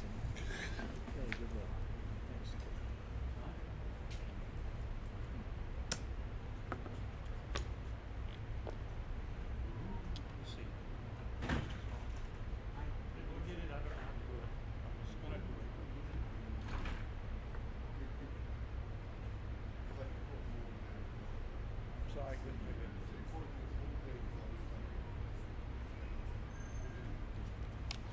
Oh, nice. Yeah, a special card? You got a gigantic card? Like, to save all that information. It's not going to save it on the computer.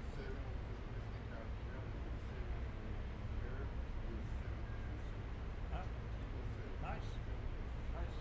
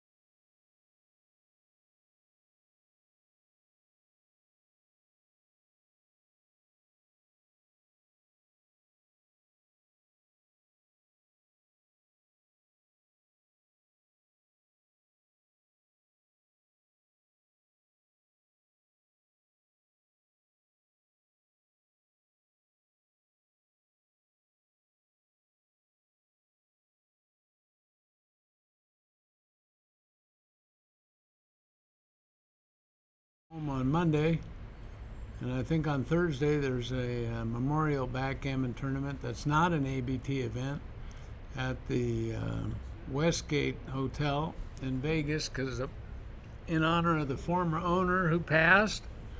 And John Rockwell and Lynn Ehrlich are going to be on the staff, and they got Arda is going to come out and do that. And so, since it's in my backyard, I'll be going to that. And the week after that, on Monday, after that weekend, I will fly to Peoria and drive to the St. Louis tournament, where we'll get to see DT and Jim Fair and staff over there. And if you're out there, you ought to go. That's a tournament that KG likes to go to, and he brings Mike Sankowitz along. And those two guys are a pair to draw to. So check it out. I guess what we're doing here is waiting now. Bill Lonergan and Steve Sachs are getting ready to play a fighter's bracket deal. I'm happy to inform everybody that I have reached the final four of the undefeated bracket. It's been a long time since I could say that, so I don't want to miss the opportunity. I might not go any further, but as usual, the idea at that point in a tournament is to try to win your next match. It's sort of useful strategy almost always. All right. They changed the screens over here. These guys must be getting ready to play. I don't see any hands setting up checkers, but they're getting ready to sit down. Somebody brought 2 waters to the table. Now in this tournament, in this match, Steve Sachs is a grandmaster and Bill Lonergan isn't. So I think Steve would be a big favorite, but I played Bill in the second round. He does some unexpected stuff, and he challenges you to win the game over the board. He takes a lot of cubes and doesn't have a lot of fear. Been around for a long time, so Steve will have his work cut out for him.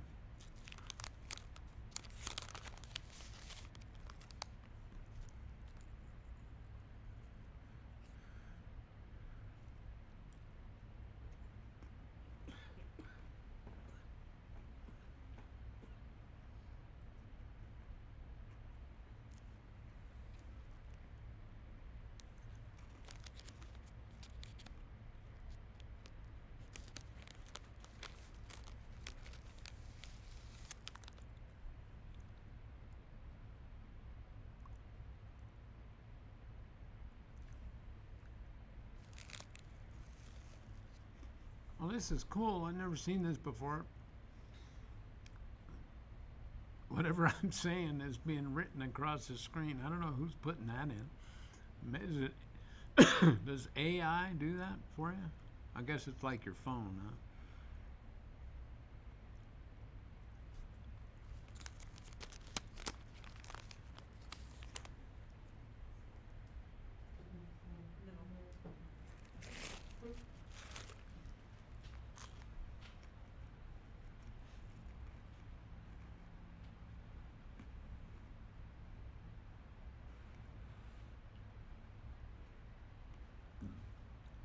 Melissa Shin just posted a mind-blowing emoji.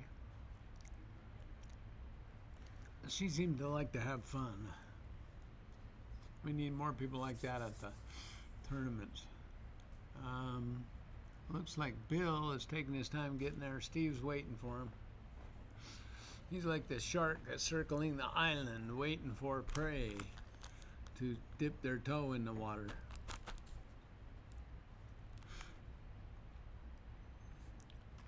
And I'll get to see Steve next week at that invitational tournament. I can't remember the man's name.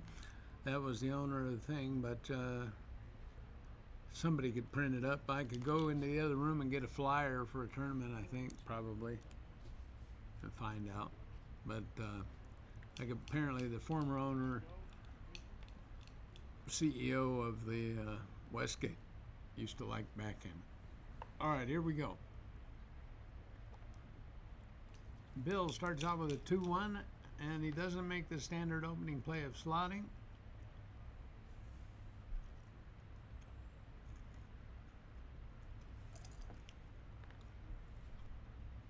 Steve brings a checker down. 4-2. Billigan makes a point. Here we go. It's on. It's interesting. When you lose a match, you're still playing 11-point matches in the fighters bracket. And then I guess you go to 7 if you lose 2. And that would, I guess, be the consolation. So there'll be one undefeated player, and he'll play the winner out of the fighters bracket. And usually, typically, I mean, it's never happened to me, but if you're the undefeated finalist, there's a bonus of some amount of money, maybe 10%, for going undefeated. So that's something to look forward to or shoot for.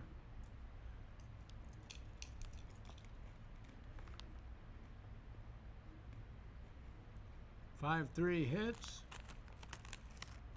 Steve has a nice solid game. He's got the 5 anchor.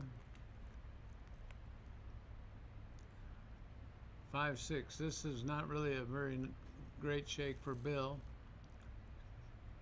Forces him to leave a double or triple shot.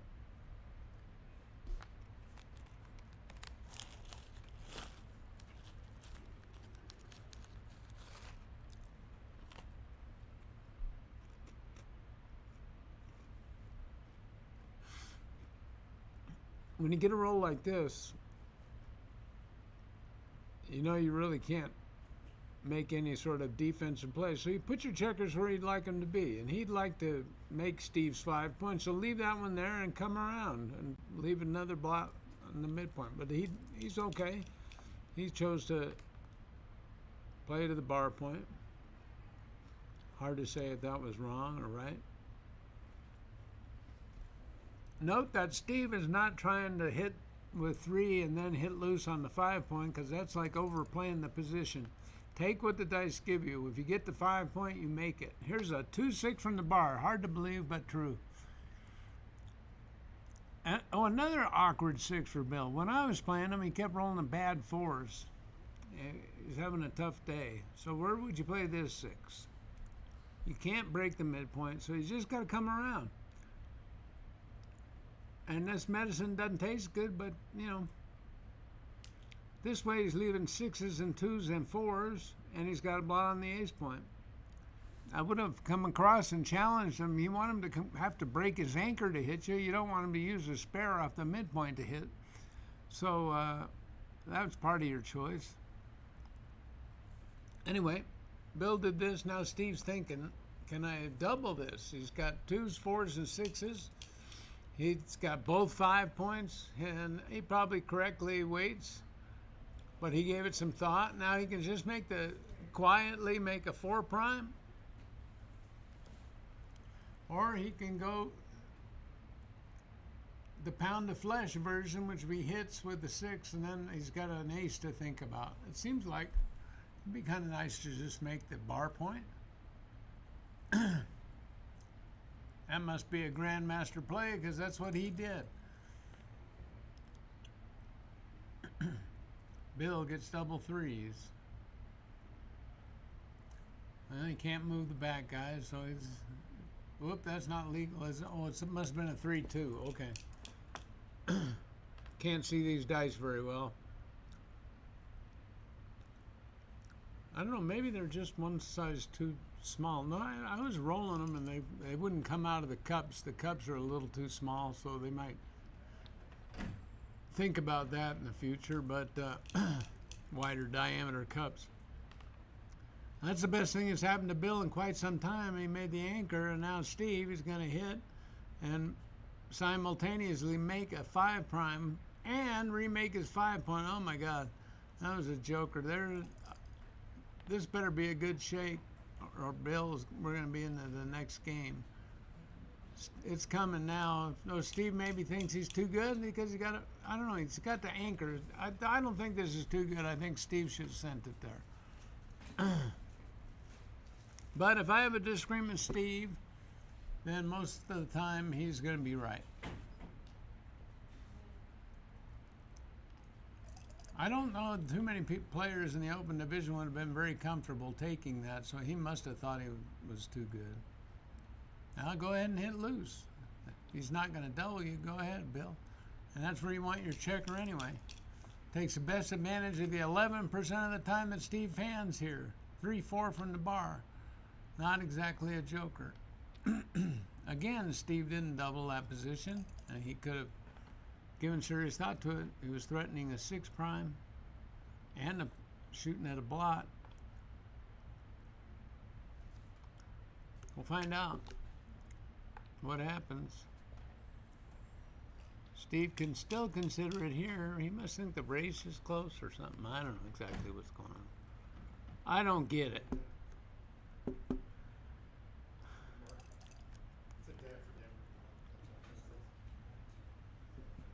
Denver. 2-1. All right, Bill comes up to the edge. At least he shouldn't get gammon in this position. Steve can probably decide to double whenever he wants to. 6-5, he'll come around. No, that's not the right way. But he only leaves one blot that way. I would have got hit, and Steve got away with it. But he's still not sending the cube.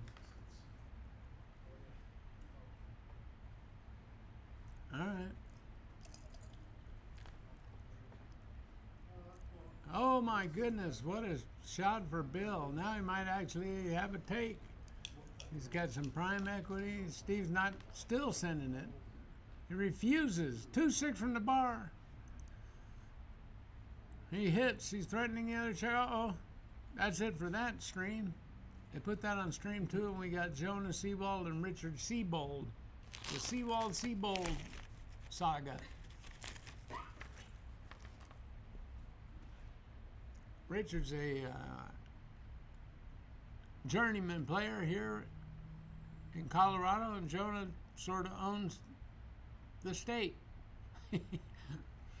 He had an exciting match with Rory Pascar last night. One of those ones, a guy who wins is a guy who got lucky last. And with Jonah. He was playing some nice blitzes. Okay. Well, sorry about that. I'll keep an eye on this I like that idea. Steve Sachs match over there. He's back on the ace point now.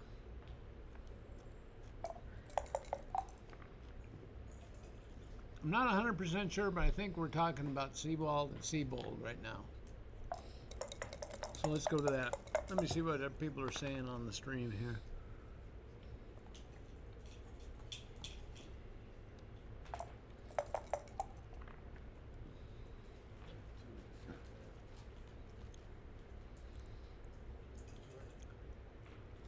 I saw what you said there, Melissa.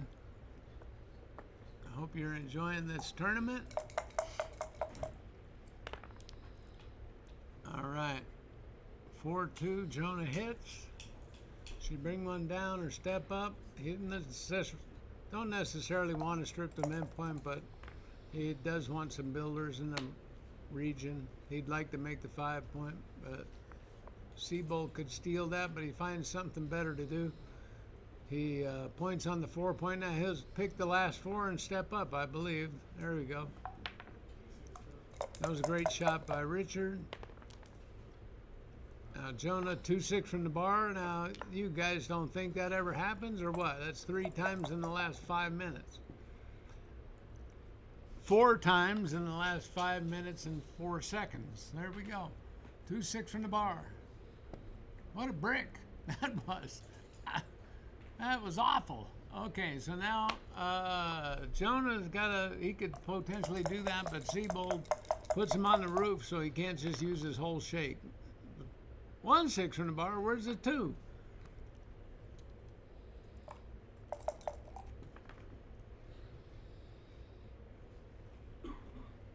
Oh, Richard hits and covers, or he could double hit. Now I think he's overplaying this a little bit.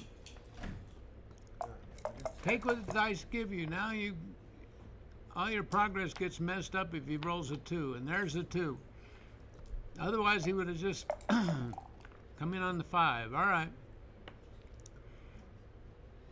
Now, Richard, I guess he could make his opponent's 5-pointer. He can hit loose off of his own 5-point. Generally speaking, you want. Oh, I'm not.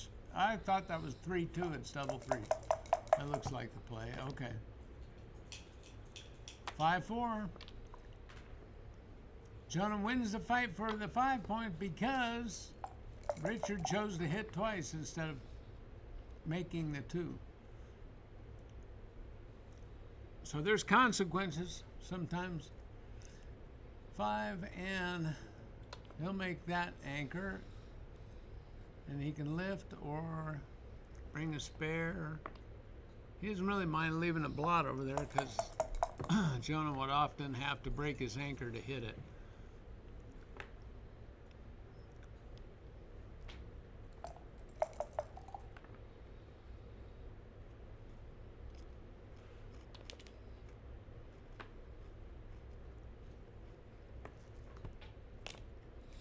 Richard is happy to break anchor to hit that because he enjoys a 3-1 board point advantage. And he gives Jonah a chance to fan. He could be thinking about a cube here, but he's got 80 pips worth of checkers back in Jonah's home board. So that's probably not the right idea. But this takes care of 20 of those pips. Let's see what he decides to do.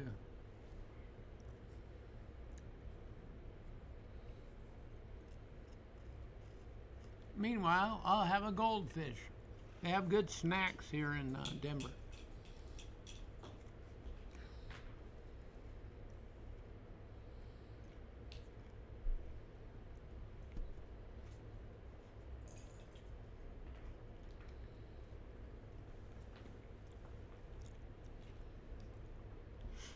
Siebold's finding that he can't really make any new points.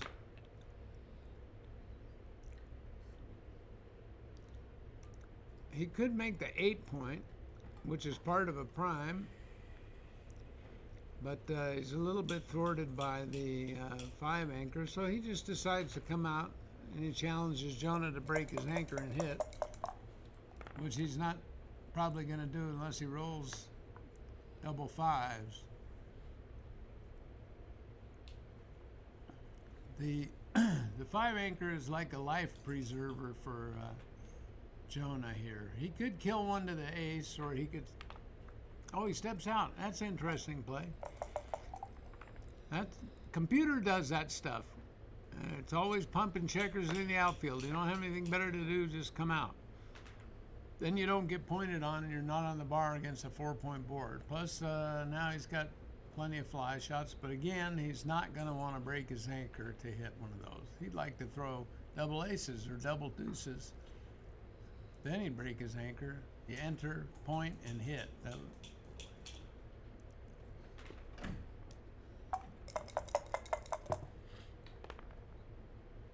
Richard buttons up in case there's a storm. I can't see the dice cover of glare. It's a 3-1. Jonah holds his anchor and slots. I don't know if that's a 2-2 or it looks like 2-2. So he can step up to the 5 anchor and probably make 2 points. He can leave an ace shot on the midpoint. That wouldn't be bad. Or he can go to the 9-point at 6 of one and half a dozen of the other. He chooses to do that. Maybe the 9-point was a little better. I don't know. We'll see what happens. Oh, that was a good choice, Richard. He blocked 6s, and Jonah rolls double 6s right on cue. Who's the director of this movie?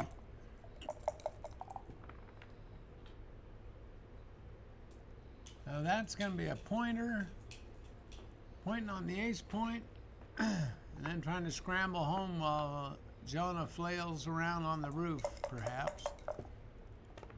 And if he fans, then you could get a double in, perhaps. But Jonah, sensing the danger, he brings one right in. Now, Siebold can make the bar and come out while Jonah has 2 checkers in his board. You can't get too careful in these kind of positions. You got to challenge a guy a little bit. And I don't think this is it. He'll love to come off there. I would have just broken the anchor there. Because Richard's way up in the race, and he wants to turn it into a race and, consolidate his advantage. And he leaves two guys back stranded, basically, on the 5 point there when he could have easily come on out. And as a result, he didn't get missed completely by this double fives. So how's Jonah going to play it? He can make the 3 point. All right, he chooses to do that. I might make the 3 point with 3 and come out to the 10 point, but he's a little afraid of Richard's board, and he should respect it a little. Well, Richard can run now, but now there's not 2 blots in Jonah's board. There's only 1. There'll be 2 if Richard leaves. 6-4. He can come out with the 6 and pick up the man on the 11 point. And if he doesn't play out, then Jonah will step out with his neck shake and he'll take control of the outfield. And maybe he'll make the 4 point in the process. It's just getting more and more dangerous for Richard to stall. He's got to get out there. Jonah has 60 pips on his 5 point, and Richard has 40, so he's up 20 there, but he loses 28 on the bar point, so that's like 8 points for Jonah. But he gives up another 12 on the 6 point, so I don't know. I don't think this is the... I don't know. Richard's being too careful about relinquishing his anchor, and it's going to get more and more dangerous. Now that'll just be out with a 6 and then play the 4 inside. And now there's going to be double direct shots if Richard decides to leave. He'd like to throw a double, but I don't think that's what happened. 3-1. And he can't really profitably break the anchor there. 2-6. Look at that, gives Doris in the mouth. Look at Jonah. See, he doesn't mind. Look at that. He breaks his anchor and challenges him to roll a deuce. And Richard rolls it, but it's going to be like a pick and pass kind of thing. If Jonah can just come in, he's balanced and prepared for anything. Oh my goodness. Now he wishes he hadn't broken his anchor, because that would have been a game winner, double 6s.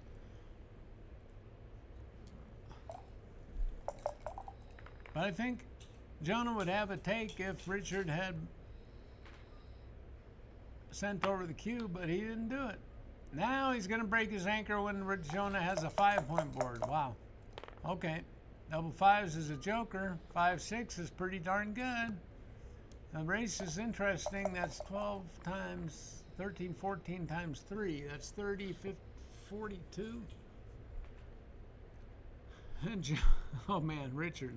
That's like the worst racing number. Your dice just realized this was a race and you get 2-1 for your efforts.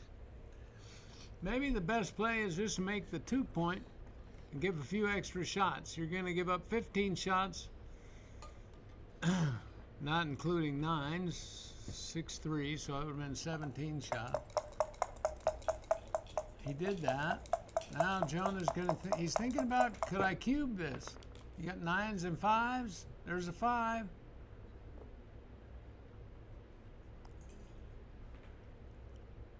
And the ace is kind of insignificant as long as Richard doesn't come in, because then Jonah will cash the game with the cube. And there it is. So I think Richard lost that game because he was reluctant to break his anchor. And you have to look at the board and read it. If the other guy's got 2 blots in there, that's the best time to break anchor. He waited until there were no blots in there, and he paid the price for it. All right, Jonah starts this one off with 3-1. Richard's double 4s are blocked, so he'll make that.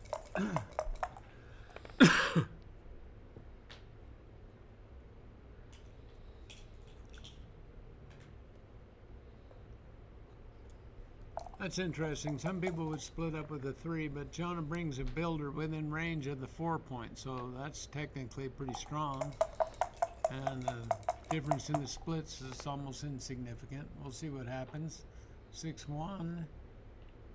He can make the bar.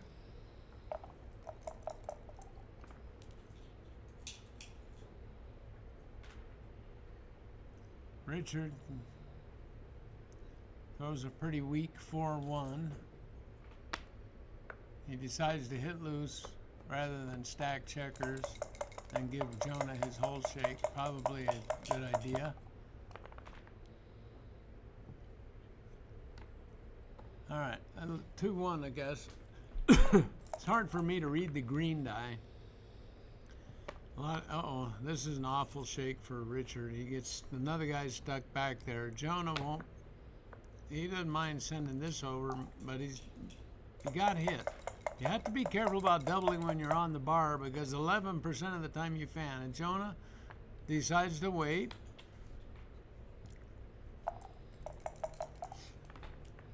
Don't get overexcited by a double shot. So I was a smart play by Richard hitting loose and prevented the cube, although there are some players in the open that would have doubled that. And most of them are doing commentary because they're not still playing. Doubling from the bar is not the best idea in backgammon. Jonah can make his nice prime, bring down another builder.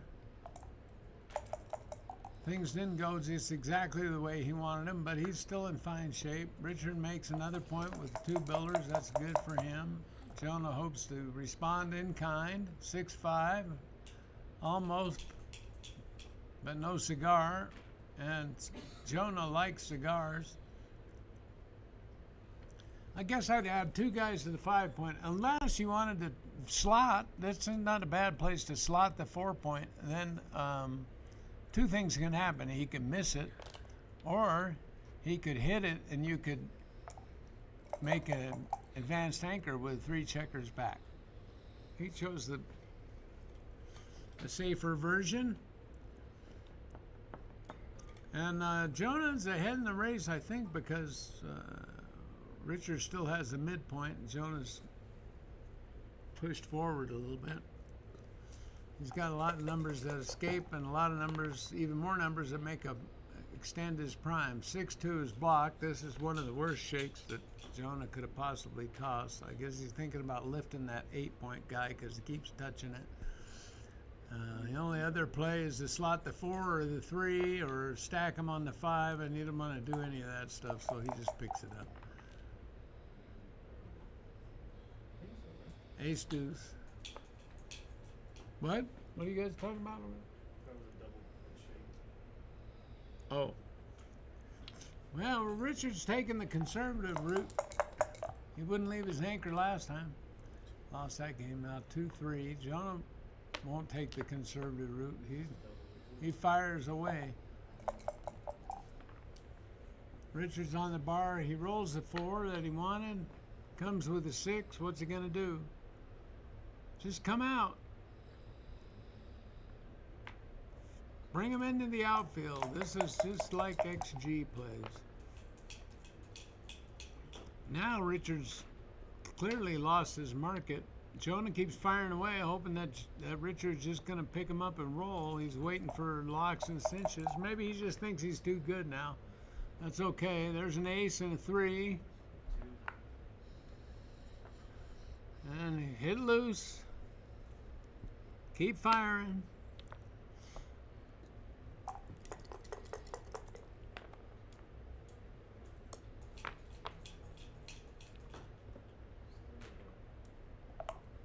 Here we go.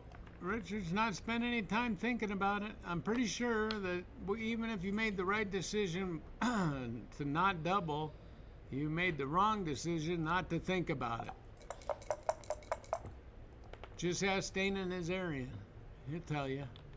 Some of your biggest mistakes at our level of play are all cube mistakes. He says, I'll play the checkers with anybody. But you make some big blunders with the cube, and a lot of it is, you know, every single play is a new cube decision unless you already given it away. That's a, wow, what a joker. And he can't see, he didn't see that he could hit. Unbelievable. No, he didn't see that he could hit, obviously. Now he probably sees it. He's probably shaking his head, although Jonah doesn't give up much. You know, he doesn't flinch or whine or do any of that kind of stuff that I do. He doesn't want to give anything away, but that would have been, maybe he just had to hit that. He just didn't see it. That's all. You know, when there's some random guy in the outfield, and I find this, you know, I just turned 70, and you miss stuff when you're old.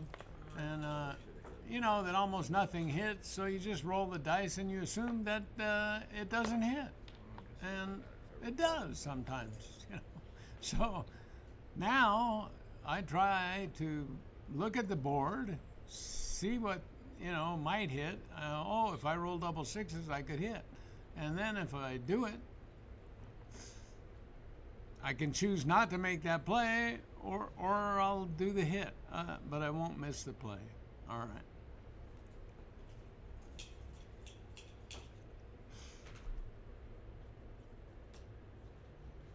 Jonah made the ace, and he's trying to figure out the other two. They can't do anything. He's blocked, right? Did he play the whole thing? Yeah, Richard's thinking about the cube. Okay. Well, this would be a big monster pass, so it could be too good, but Richard's going to send it over. I think this is too good with a stack on the 5 point and two guys on the ace point. I would take a shake here. I'm pretty sure that my favorite player, Dana, would roll on in this position. If you can't see a way that you can lose, then you should always just roll. You can always double the guy out later if you want to. It's very seldom that position that's too good or almost too good turns into, you know, no double later on. Just take your chances. And then that sends a message to your opponent, hey, I'm here to play some backgammon, brother. And while you're feeling weak, I'm just going to slap you, you know? And you can create some fear into an opponent. 2-1. Okay, there's a standard opening.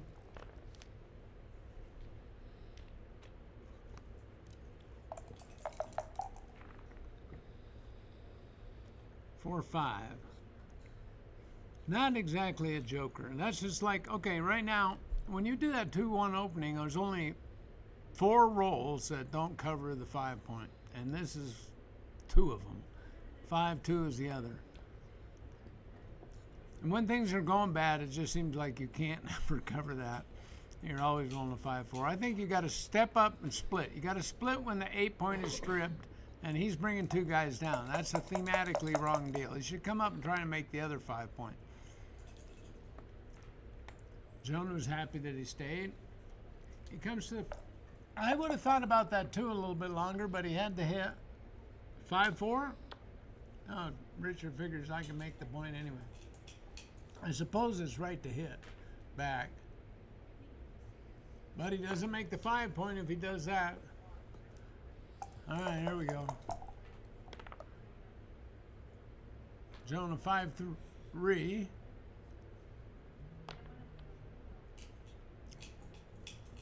And Jonah probably going to fight for that 5 point. It takes half the shake away.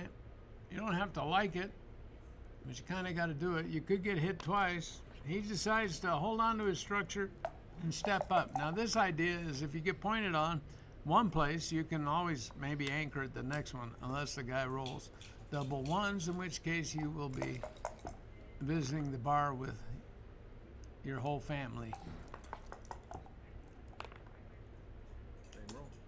5-1. Now, Richard could think about this. He's got 1.5 point slotted 3 checkers, but he didn't. He just fired away. I don't think it would have been right to double there, but let's see. Meanwhile, over on the Steve Sachs match, looks like Steve is up 6-0 against Bill Lonergan, who's having a long day. Been rolling some awful numbers. 6-2 for Siebold. What's he going to do here?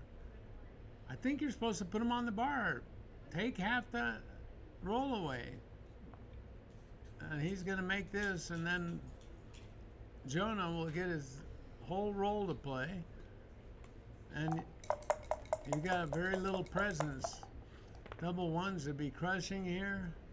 4-2. Well, that wasn't so good. I think I'd slot the 4-point. Jonah threatens with another builder and gets away with it. Nice.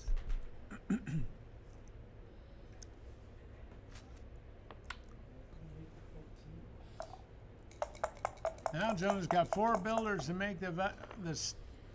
He'll have both 5 points if he can complete that transaction. Wow, he didn't hit loose there.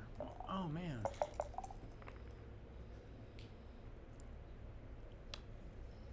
So Richard would have hit him back if he would have done that. But Jonah figures he's up in the race, so he doesn't need any real complications from this position. He keeps rolling awkward shakes, though. This is nice. To get hit, Richard's going to have to break his anchor, and Jonah doesn't mind that at all. And Richard rolls a 3, and he breaks his anchor. Now double aces and double deuces are great jokers for Jonah from the roof. Let's see what happens. In addition to 5s, he got, what do you think he got? 2-6 from the bar.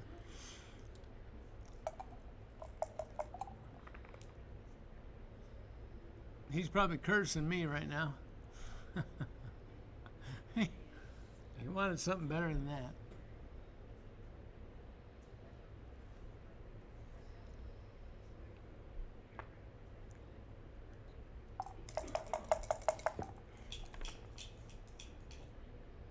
All right, Jonah comes to 5. The 3 is awkward. He can come in with a 3 and hit with a 5, but that will leave blots all over. He's playing a nice solid game. He's waiting around for the dice to give him something palatable.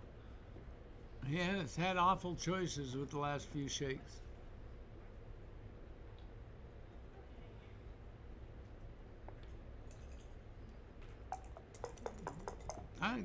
That doesn't make any sense. Kill the checker. All right, 5-4, I think. Again, a bad opportunity. Jonah has some potentially good numbers that he could roll, but he keeps rolling bricks. And come out, yeah. There we go. He does the best he can do.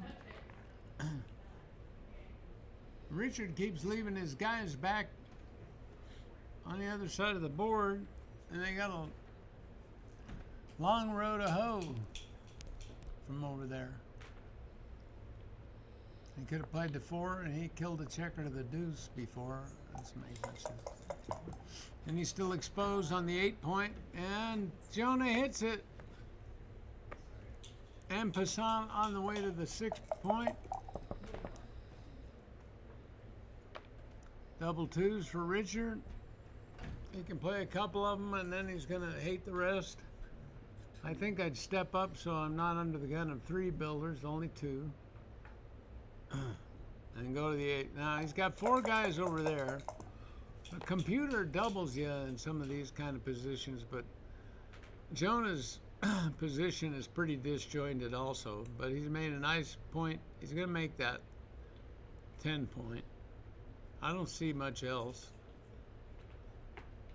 And then he can go into the outfield and take over. This race is actually pretty close, though. Richard has 3 back, but Jonah has more guys in the outfield. Richard could make the ace point, but that loses a spare. I think he should come out with the 5 and go ahead and slot the ace point. He can make that later. And he would like Jonah to break that 10-point to hit.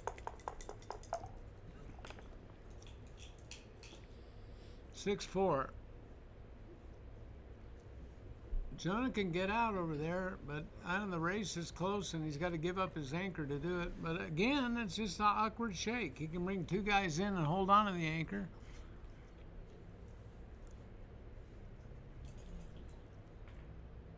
A good announcer would count up the race for you guys, but I'm not sure what's going on. That's 20 and 40. That's 50. That's 40. 56.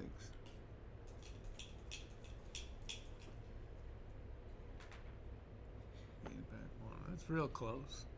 Real close. 4 or 5 or something. I guess Jonah's counting it right now. He'll make his decision based on what he comes up with. But his two guys on the 5-pointer 40 and those two guys on the 10-pointer 20, so that's 60 of it right there. 78, 81, 99, 107 for pink. And whatever white is, 40, 56, 72, 18, that's 90, 102, 109, it was close. That's the problem with leaving the anchor. The other guy gets some pick and pass opportunities, but Jonah came in nicely, and he only leaves indirects, so if he survives, and he did. But again, this race is real close, and nobody's going to have a doubling thing. Even if Jonah was far enough ahead in the race to double, he'd wait until he cleaned up that outfield checker. That's just the right technique. Now he could have chose to leave 8s, but he stayed far back.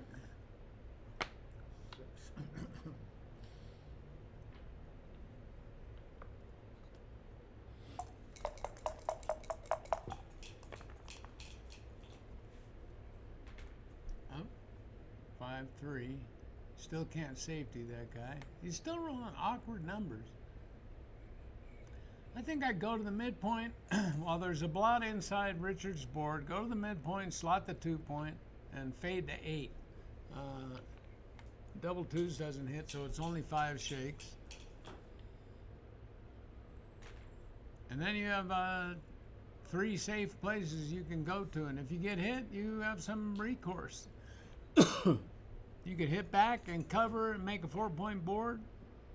You can come in with a 5 and resume racing. There he goes. He found it. Nice play. My opinion. I don't know. Maybe it's just wrong. But. And if they miss the 8, then you're much easier time getting home. All right.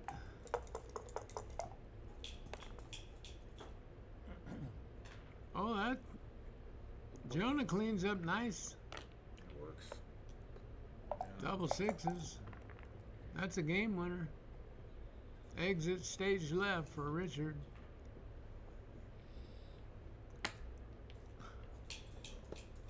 He really doesn't like to leave his anchor, and when he leaves it, it's too late. This game is over. 13, 14, 15, 16, 31, 14. Jonah's up 17, 5, 9, 6, 10, 10 pips. He's on shake with extra crossovers. He's got a gap on the 5-point, but so does Richard. 10 pips, and this is how many pip race, guys? 10, 20, 32, 46, 55, 57, 60 pip race. Up 10 pips. This would even be a redouble. I don't know about all you guys. Art Benjamin, give us the EPC on this thing. I heard Art's going to be an off-Broadway show or something. They must be starving for material over there. Hey, Art, how you doing out there? Yeah, You know, a lot of guys try to complicate this racing action thing, and they say if you're up 8%, you can double, and if you're up 12%, you can take, and you can do all this stuff. But it's much easier to figure out what 10% is. So count up your side. If it's 100, and if you're over 10 up, you can double or redouble. And money games, and you can make some adjustments if you happen to be ahead or behind in a match. It's virtually the same thing if you're even in a match. That's a good response to the opening double fives, where is to hit back that checker on the midpoint. Oh, Richard's going to have his 5 point. He can nope, he didn't do it. He decided to hit, which is right, with the 3-point board. Oh, Jonah, the obligatory fan on a 3-point board. It only happens 25% of the time, but I think most backgammon players feel that they fan 75%. Now, here comes Jonah can't switch the chart fast enough. And there's another situation. I don't know if that was too good, but it was worth thinking about. This is the undefeated round. They're probably trying to get to the round that I'm at, which is the round of 4 undefeated. It seems like take a few seconds and think about what you're doing. You just rolled double fives, and then the guy fanned, and then you pointed on him and put a second checker up, and you can't wait to send it over and collect 1 point when it's worth, who knows, maybe 1.3. At least gives it some thought. Double fours. Richard's rolling better, but now you can make the 9 or you can make the 4. If you make the 4, that quadruples his chances of fanning, but he chose to make the play that might give him a prime later. Jonah comes in. Richard's got an edge again. He didn't even think about it. It's not another, I don't think it was a cube, but he's not getting any credit for not thinking about it. I guess if XG had a feature like that, it would not give, it would give you demerits if you didn't at least stop and think about the cube in certain situations. Okay, now this is a mutual holding game. Yawn. Boring. Let's see who can roll double sixes or double fives first. Oh, I don't know if I would do that. Give up my 5 anchor, but that's Jonah did it in a heartbeat.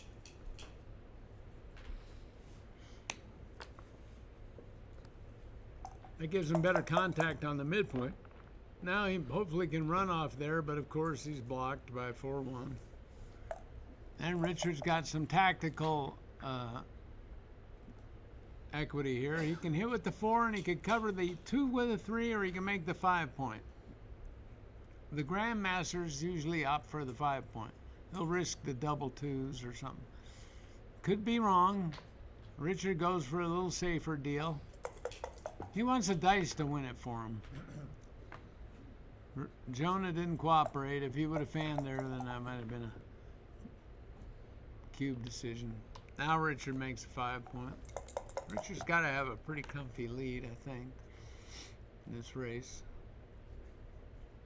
50, 68 to 40. He's up 28. 34. 16 pips. White is up right now.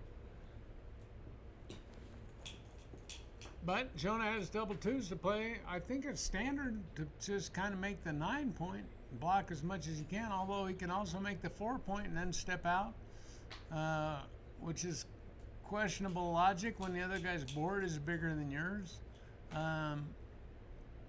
Richard showed a predisposition to holding on to his anchor too long. I would want to prime him here, I think. Unless Jonah's already played a couple of these. That puts, that bar point is really a thorn in White's side. And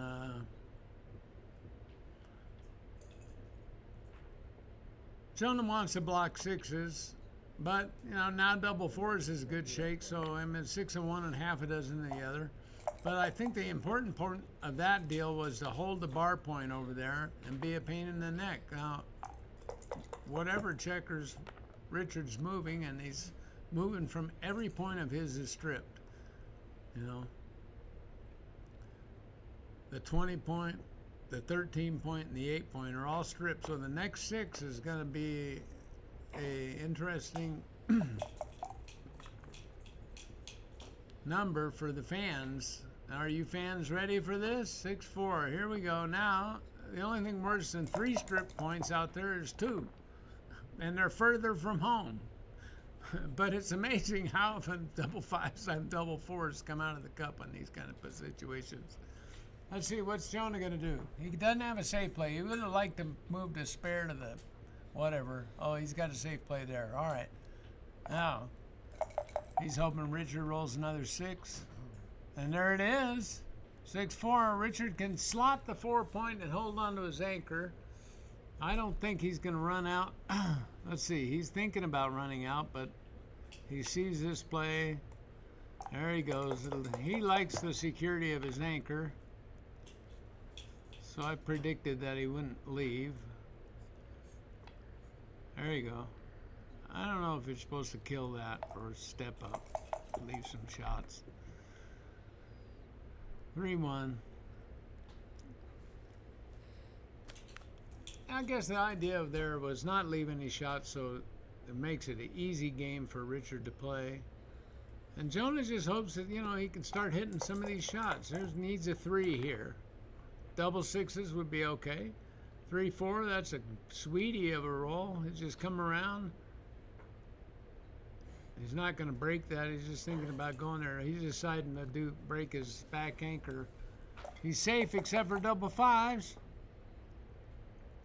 Double 3s. Oh, man. One. Oh, my God. Oh, it's blocked. Okay. That was almost the one that reached. Now, Richard, again, he won't leave his anchor and breaks up his board. Jonah can switch points and put him on the roof, or he'll look at all the other options.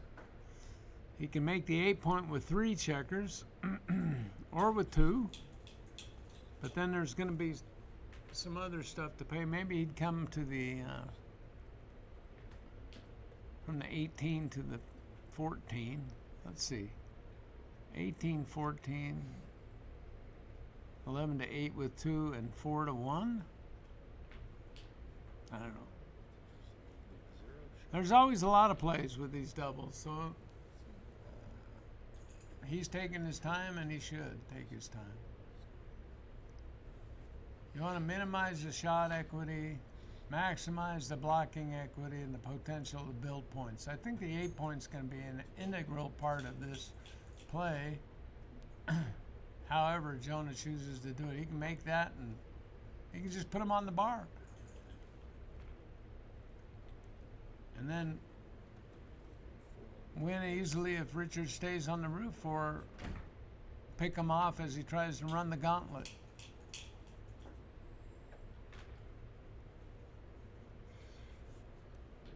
Lots of times people overthink this stuff. If you put the guy on the bar, he's got 16 awful, horrible numbers, and if you do this, then he's got quite a few fly shots that are great. Like 6-5, for instance. Almost, that was it. Well, that could duplicate. No, that duplicates 2, so he's going to come. Boy, Richard makes that 5 anchor. He stays there. But nobody should break their anchor here. Is he going to bust his board just not to leave a double shot? No way. Okay.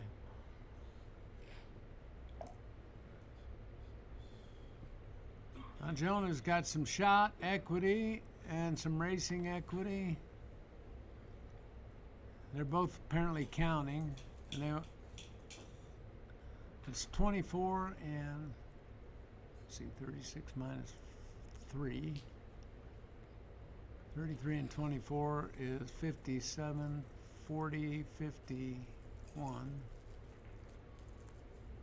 Jonah's down 6. I don't know. I get confused trying to count it on the screen. He decides to go ahead and spin up the shot. Now this is something that you should be doing. Like, you have to gather information. You're playing somebody. I mean, these guys know each other because they live here in Colorado, so they must have played a million times. And Jonah may have some information in regards to that.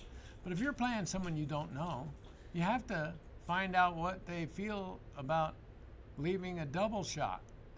And find out if they're scared and they'll pass. Then you have some information to make a close decision later on in the match when it's maybe more important. Jonah rolls a hitting number, which is one of the benefits of doubling. Now he buttons up. I don't know if I'd have done that. Kind of still wants to control the outfield. But he can play this right to the 3-point. That's nice. And the only expense of a 9. 2-1, I think. Richard, you cannot break your board. Step out and go to the ace point. Do not break your board.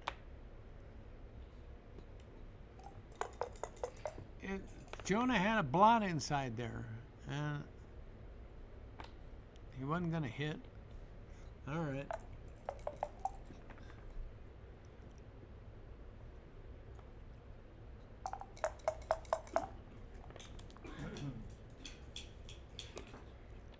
All right.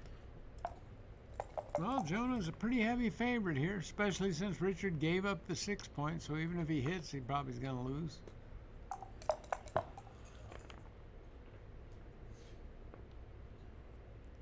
And Jonah will just try not to leave a shot and minimize the shots if he leaves one.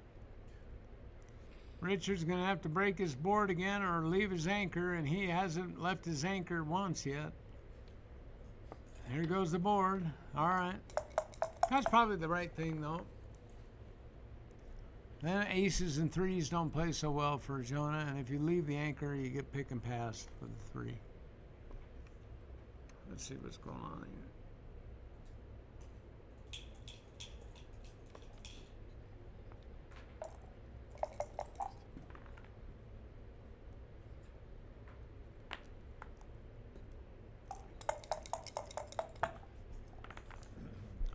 Somebody, USBGF 64, commented on the beautiful board. It's interesting. I played on this board, and the cube has a big magnet in the bottom of it on the opposite side of the Joker logo. And if you set it where it says backgammon.com, it magnetically adheres to the surface. And that's kind of neat, so I like to run it over the dice and make sure they're not magnetized. Okay, now this is kind of a routine race, and Jonah has all the best of it unless Richard can get a double, and there's a double right on cue. Create some drama in the boring holding game. Richard's going to need another set, and Jonah could end it with a set. 2-6. 3-2. Jonah has visions of sugar plums. 5-4. That was almost a set. Jonah ends it with his set. There we go.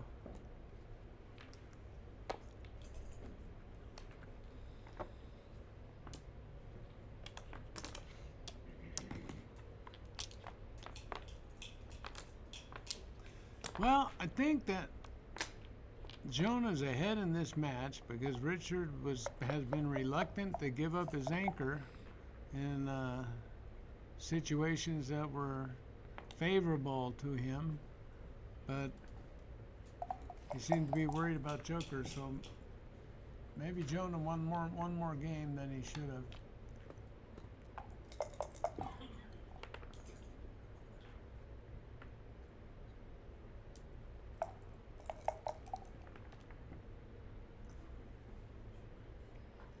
I was waiting for a couple of matches to finish before I would get to play in the Final Four, but I'm finding that this commentating kind of saps your energy a little bit. So even if I finish this one, I'll probably rest up afterwards. 1-6 from the bar. Jonah hit a shot. Richard correctly steps out to the bar. Jonah's got a nice edge, but not a doubling advantage. This is the double fives, which is blocked, but it makes the 5 point and brings a spare. That's plenty of compensation for the fact that you got to leave a 5 shot. And there's a 5. Now 2-6 from the bar hits any 1 or 6. Double fives is another good shake. 5 ace, that's good.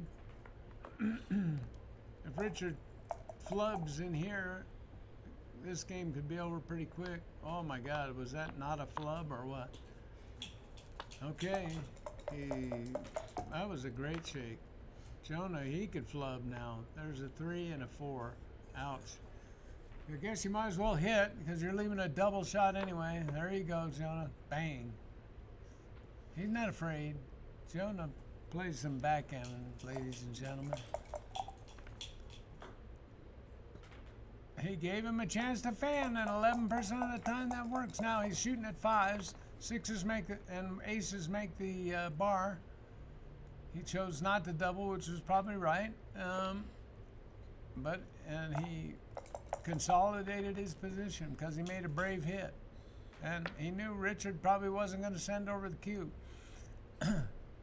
If the other guy's not threatening you with the cube, it's a lot easier to play backgammon, man. You want to double people when it's scary. And Jonah's got a 4 prime to jump. He doesn't have that many builders. He's got a blot on the deuce point. All those reasons probably make him wait, not double here. I just make the 2 point. He doesn't really want that point, but he doesn't want the blot. And it's another blocking point on the ace point. 6-5. Now Jonah can start thinking about little action. Richard makes his 4 point board to have the most threatening position possible. Jonah just shakes him up and fires. Priority 1 is to escape, and the other one priority would be to attack that checker. He could attack that checker but leave a double shot. That's not so good, so he's probably going to just try and get out.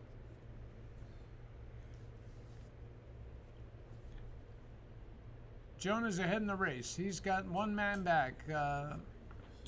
Richard has 3 men back. So you want to leave him a shot, and if he misses it, then you give him a present. Oh, what another great joker by Richard. He hits, makes his advanced anchor, steps up with another guy, and makes this totally safe. But that's what backgammon is, you know, calculated risk. You come out there, you hope you can just win the game. If the guy misses, and if he hits, you got to play a little more backgammon.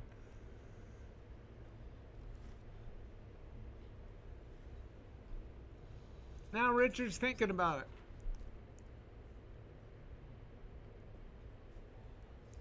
it. He's got his anchor. He can run off of there, but he only has 7 shots that hit. He hasn't shown a disposition to double on the come. So he keeps rolling stuff like this. He wishes he'd given the cube now. But he's not making tough choices for Jonah. See, Jonah gets to reach over and flip that score chart every time Richard doubles because he didn't put the question to him when it was tough. After that joker 3s, nobody wants to see the cube. You got to find out what the guy's going to do in that situation because Richard hesitates and hesitates and hesitates, and later on in the match, when he's wondering, would he take this? He won't know.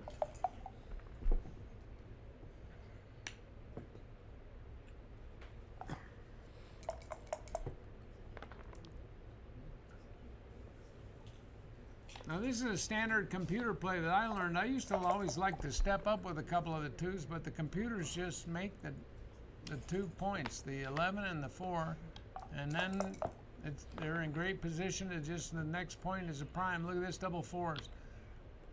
He could even make a 5 prime over there, but he took the best anchor, and this is going to be a double on the next shake. Jonah's way up in the race, and he's got some builders to make a 5 prime right now. That was a solid good time. And he can bring the builders. If you don't make it, you can just bring the builders. But anyway, he chose not to. Also, if their opponent's been a little conservative so far, why don't you test him with that one? You know, now you're threatening to make a 5 prime. He's not at the edge of it. Here it goes. Jonah wanted to wait until he got one more builder.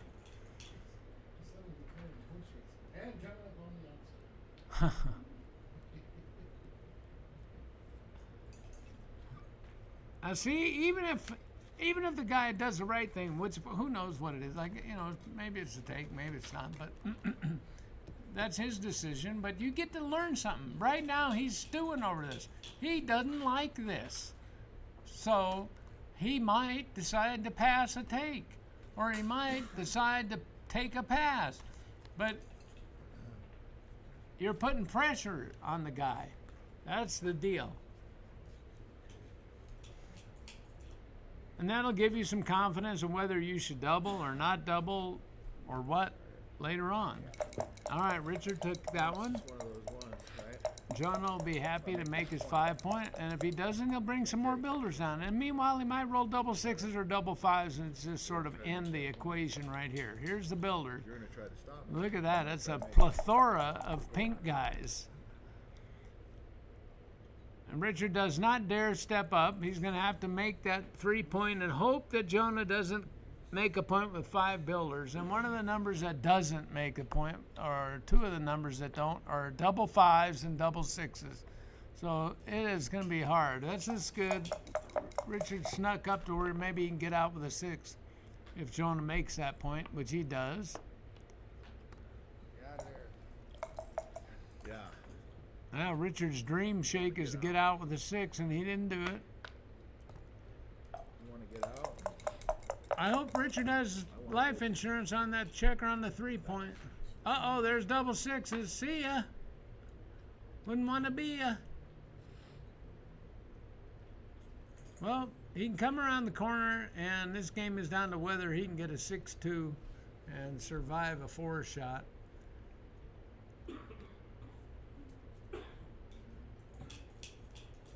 So he'll just do that. And Jonah had a position that was full of potential, so he gave Richard the cube, and now he is absolutely destroying him. And now he can just go after his family if he wants to. Let me just look at this a little bit here. The kids and everything. It's 95. That's the pink tidal wave is about to crash down on Richard Seabold. 85, 90 something. What's he thinking? Well, he's just counting the pips just for the heck of it. But he couldn't hit loose. He would have hit loose in an instant and risked getting hit. Richard's going, are there any 6s on these dice? No, but there's a set of 5s. 4-2. Oh, is Jonah going to do it? He was counting the pips to see if he was going to have to hit loose. And he'll know that, so I won't have to narrate it. Okay. He knows he's far enough ahead that he should not take any shot risks.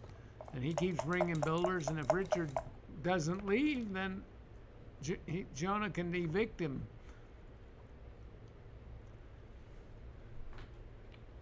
Jonah's going, how many builders do I need to have, actually?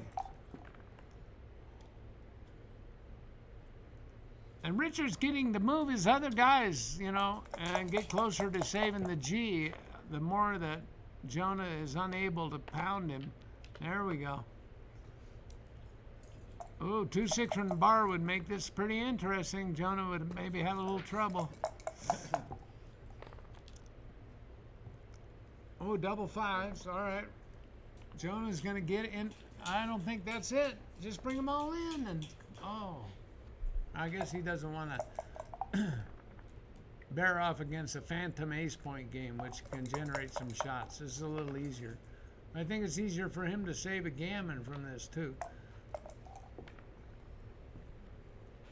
6-5. That should save it. He'd still be on the bar on my board. 1, 1, 2, 3. All right. Richard has 3, 6, 8, 9 crossovers to save this, so it should be routine to save it.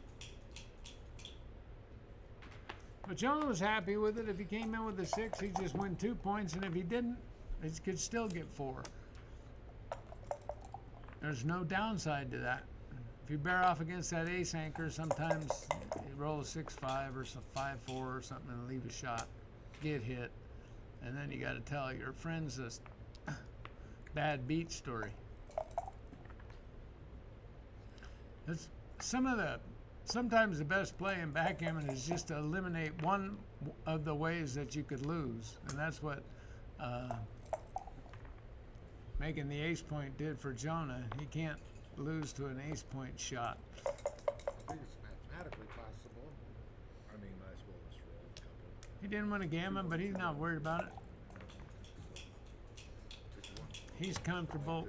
Go till it's beyond doubt. You know, like when you're trying too hard for these gammons, it's like if you don't feel like you could win when you're ahead 6-3.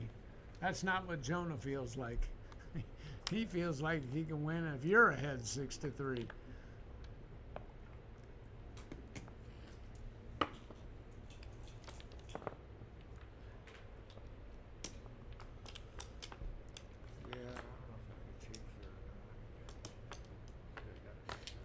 All right, so that was a well-timed double. It was a brave kind of take from Seabold, but Jonah just executed his threads. It's the best dice he's had so far in the match. Tough spot to win. Yeah. I don't know if I can get out of the races, lucky. Here's a nice skill. It's routine to hit off the bar point rather than make the 4 point with the opening 4-2 if a guy steps out to the bar. I didn't used to know that, but I found out. 3-2. He can make the anchor or he can hit loose and take away half the shake. I sort of like to take away half the guy's shake. But Jonah buttons up, which is reasonable when he's ahead. Those kind of decisions often swing on who's winning. Hi, Dave. Get in here. Talk to me.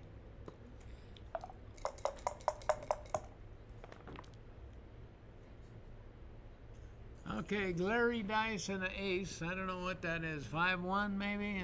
3-1? No, it ain't a 3-1. He would have just made... It is a 3-1. Okay. And he chose to hit 2 instead of making the 5 point. That might be a slight overplay.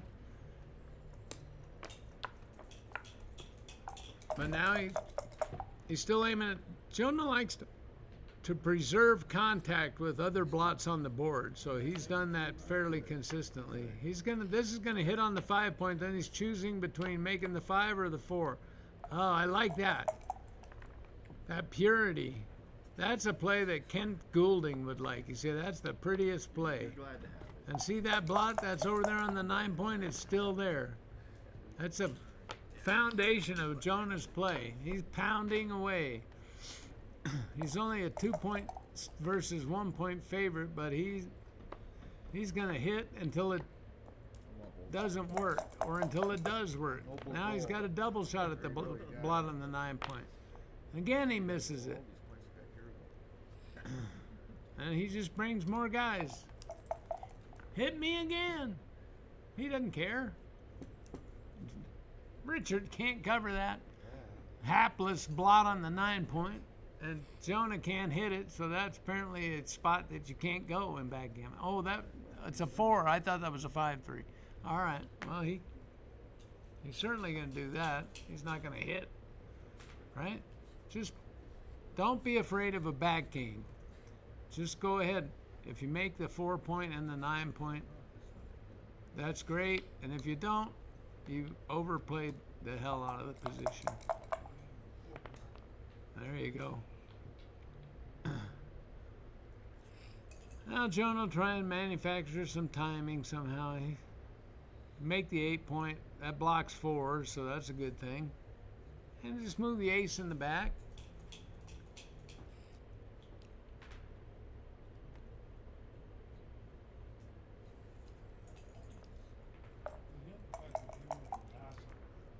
Yeah, it's hard. That's a 6-5.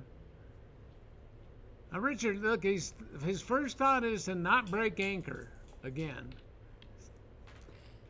And he's gotten punished for holding on to his anchor too long in a couple other games already.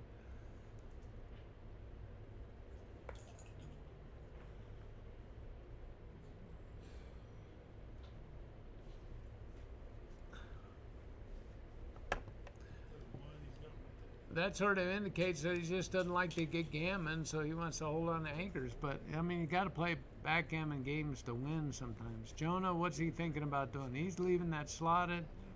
I don't have a good 4. He could pick it up, This here, I have a good 4. and then he's got an extra nice builder. He's got extra contact by staying back on the 2. This is okay, too. He can force him to hit when he leaves.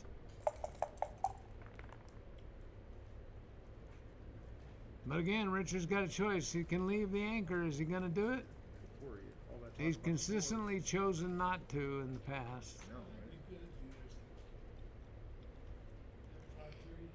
right? Yeah, 5-3. Goes to the midpoint. All right. Jonah forced him to give up the anchor. Now he wouldn't mind rolling the deuce right here. Fee 5 foe. I do. And he'll hit.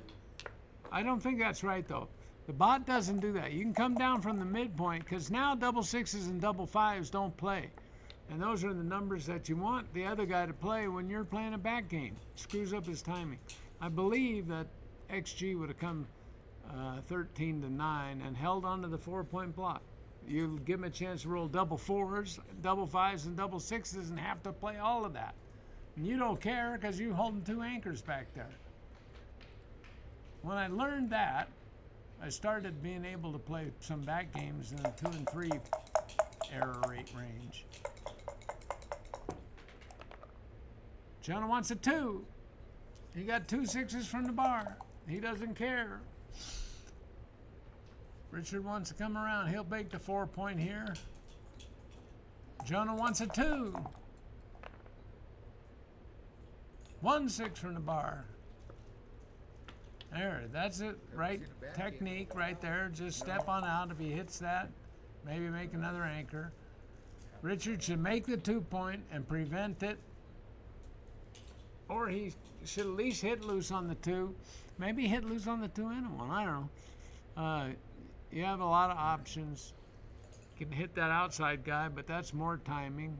There's extra timing. Yeah, he should hit with the 4, but he's going to allow him to make a 3rd anchor. And there it is, 2-5 from the bar. I think the favorite pendulum just swung over to the pink team. Jonah can just at his leisure decide when to leave, vacate the 20-point. Now Richard comes up with a hit loose, which is sort of insignificant. Jonah hopes he doesn't hit it. He wants to build up some stuff on the other side. He could just start the 4-point here. He'll just make his points in order. He doesn't want to necessarily hang on to the 5-point. He wouldn't even care if he left it and got pointed on and 6 primed. He can be in there and play this game great.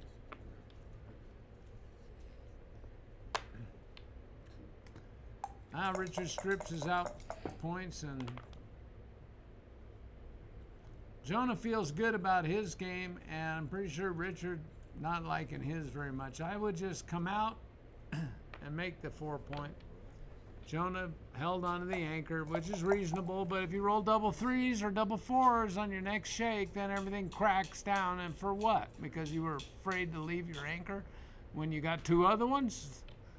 It doesn't make sense. You gotta have a mindset when you play these back games. Now don't roll double threes or you'll hate life. 3-2. That's what kind of peanut butter do you like? Crunchy. If Jonah crunches, he's gonna be hating life. That's the only thing that could ruin his game here.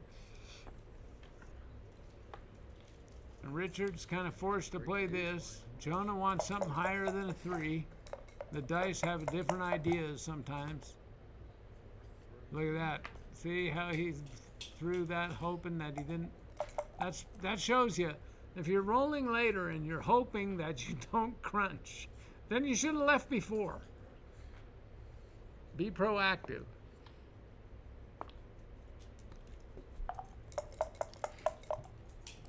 Now Jonah's back way comfortable. The choice is going to be whether he wants to make the 2-point or not. We generally like to make them in order, but this wouldn't be a bad time to have a 4-point board. There he goes. The shots are potentially coming.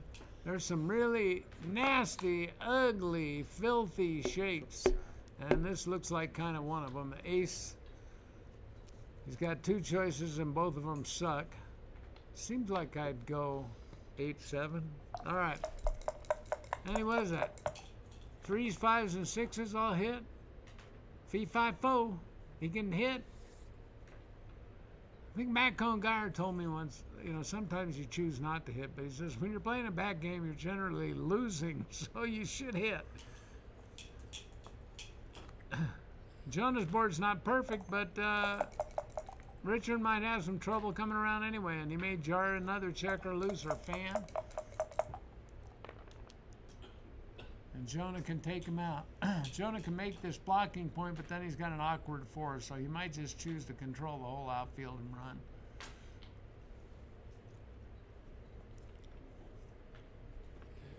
All right, he blocked it. This kind of creates a lot more shot leaving numbers. Jonah's going to time this just right to get the most advantage out of a double here. Yeah, he's just got to keep going with that one. He wouldn't mind if Richard came in either place, but he's happy to have him fan also. He just control the outfield, wait for double 4s or double 2s to make the 5-point.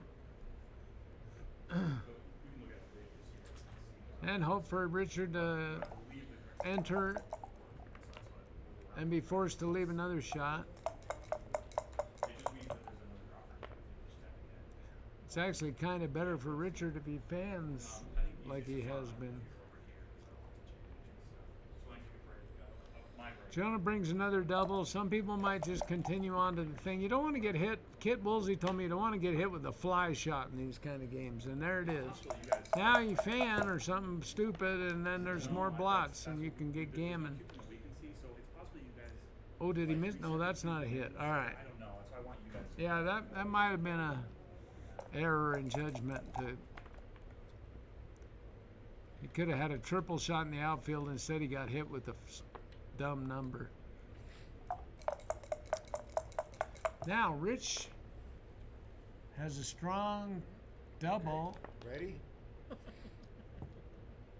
And see if he's... The tendency is to look at your bad numbers and think, I don't know, I might not get by. Put the question to the other guy. Send it over. Yeah, you're losing. That's just too careful, man. You got to make them pay to see this, see the shot. The guy's got a deuce anchor game, Half the time you don't even leave a shot. You must send the cube here. And you could have, he could have rolled double aces or double 2s or something and just annihilated them, but he didn't give himself a chance to get lucky. Send the cube. You're down 6-3. If this were a back game, if Jonah still had the 3-point, this would be a double. Okay, because you're threatening to clear the 3rd point in front of the 2 anchors.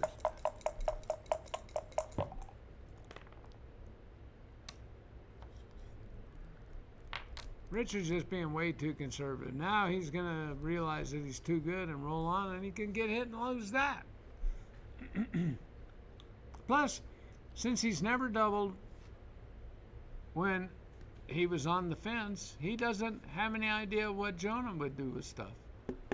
He's not gathering information about his opponent. This is a important feature of backgammon, American backgammon tour style. Find out what that guy's going to do. Then when it's, 7-6 in a tense situation, you got an idea what's going to happen. Now he's got to decide whether he's too good or not. And Jonah probably still has to take. I mean, I would take this. He's not going to get gammon very often. I don't know, maybe this isn't a take. But you got to put the question to him. It might be a pass, and he might take it.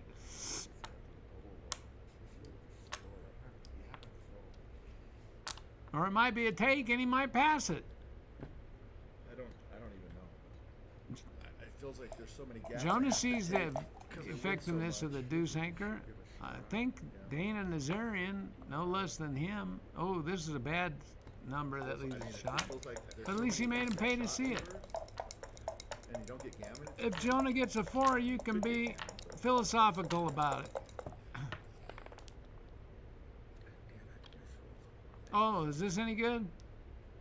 What's he gonna do with 6? Oh, he can't play for a second checker because he's got men off. Now he can just re-whip it. There we go. Well, that was easy. I just didn't believe in the shot. Well, I don't know. Maybe Richard's strategy, he would argue that he was right because he doubled later and Jonah took it anyway. I don't have any board. How am I going to stick it? But I don't think he would have taken If I, in the first case, so you might have lost because you didn't double before. half my sixes play, half my fives. Most of the little ones are going to play. I mean, I don't know if it was a take. And that shows you how much Kit Woolsey knows about stuff. He says in these kind of positions, these gauntlet running positions, you just don't want to get hit with a fly shot. And the first time Jonah offered up a fly shot, All right, 8-3. Richard hit it. Clock is. And then he had a powerful position, but still couldn't bring it home. All right, they're taking a break. That's my cue. I don't need it. Well, I gotta go to the restroom, eat some goldfish.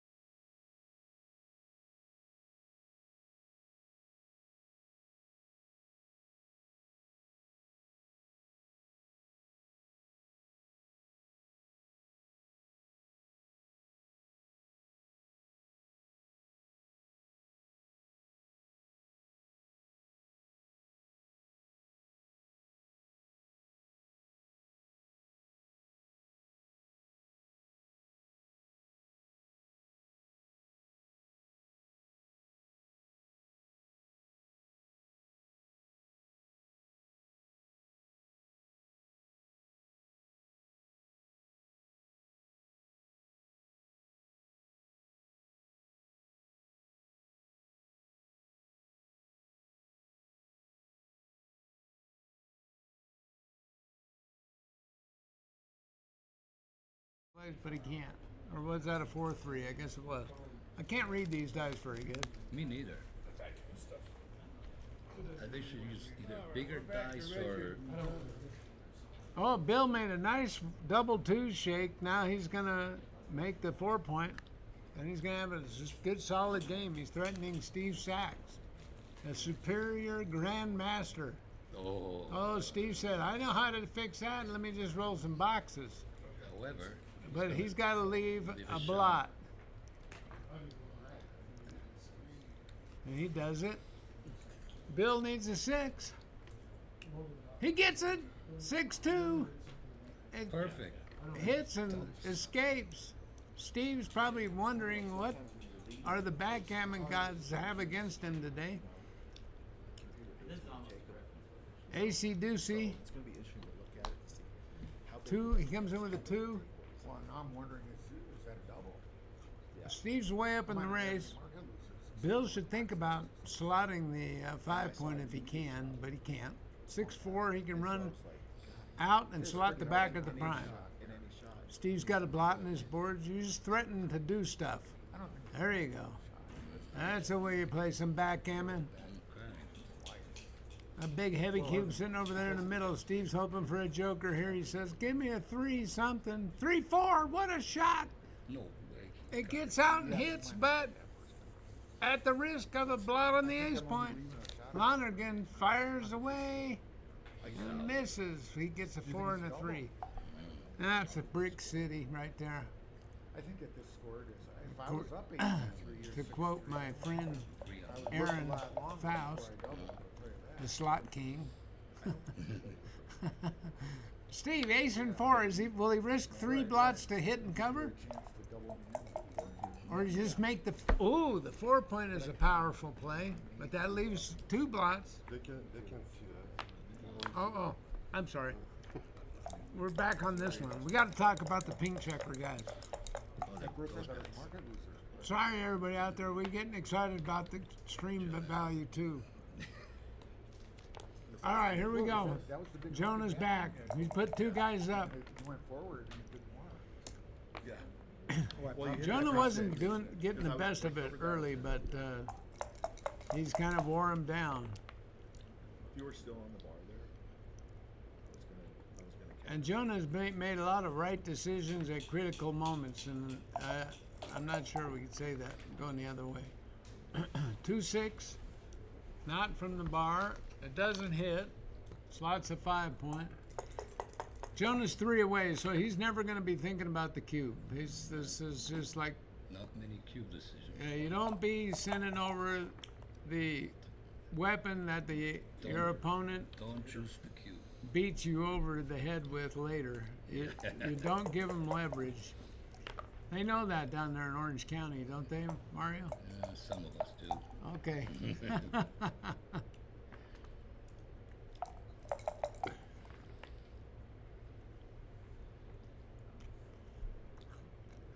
I've known Mario for a long time. Yep. He's a lot of fun because he likes to go fishing. Yep. Really appreciate your mentorship. He, I remember we went out to breakfast in New York. Told me a few things about cube play. Oh yeah, well don't tell anybody that told No, you I that won't stuff. tell him. No. I can't have people knowing I give free lessons. Julia's told too many people.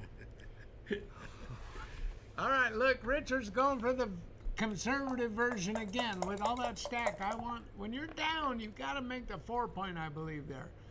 And just make your thing big, man. See, Jonah wouldn't have been able to get out if he'd made the 4-point. Now, Richard's going to have to hit this shot. And did he? No. 2-6. Oh, it's a 2-6. Okay. I mean, that might have been a small error, but it's a big. Oh, look at this. This doesn't get by.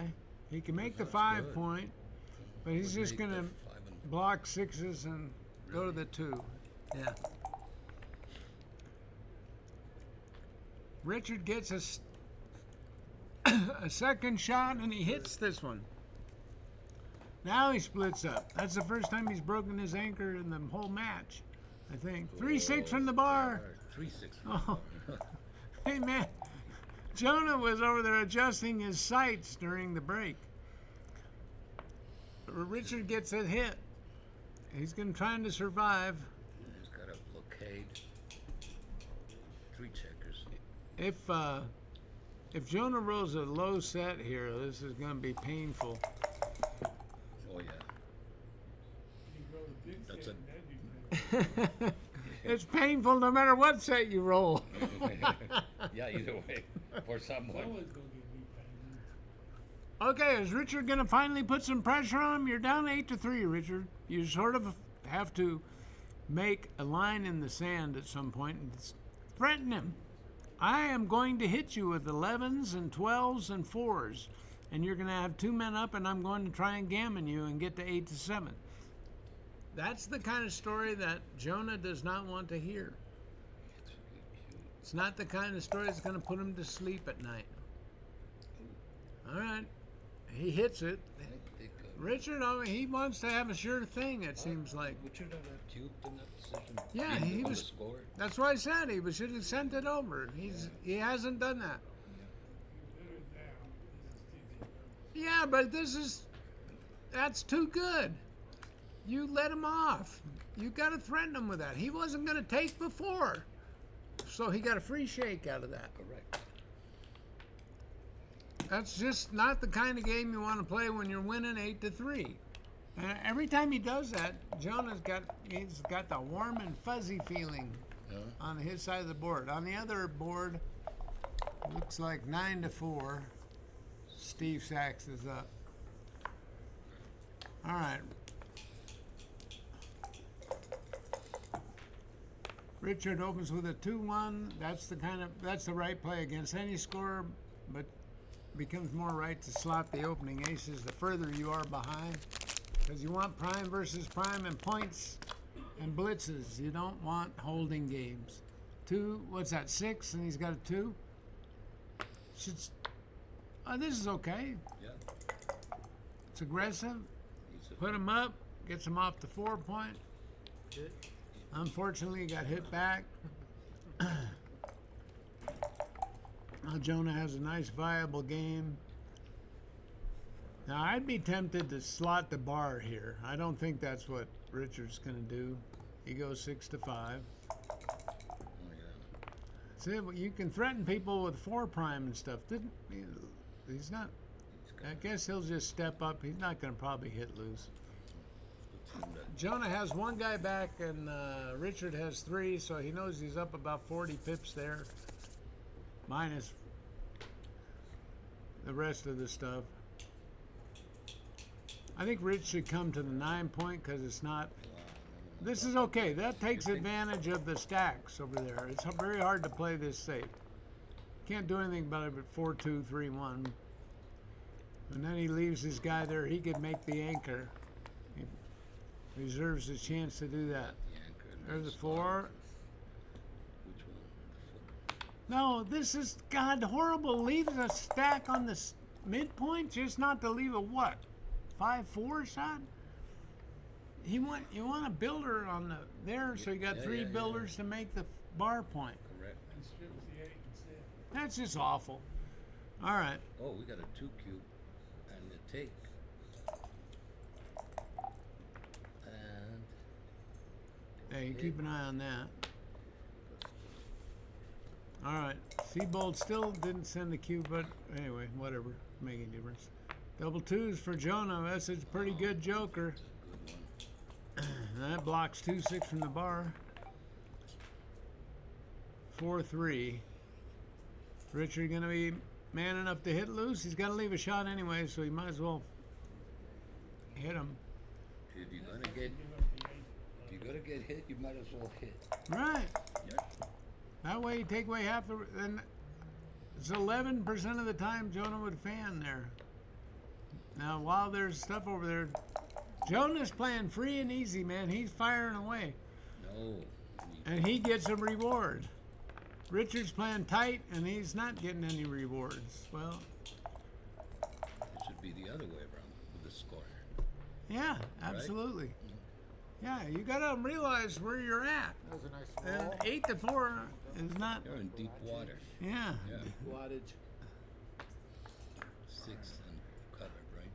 There's 8. Yeah, I think so. You don't want to 13-8. stack.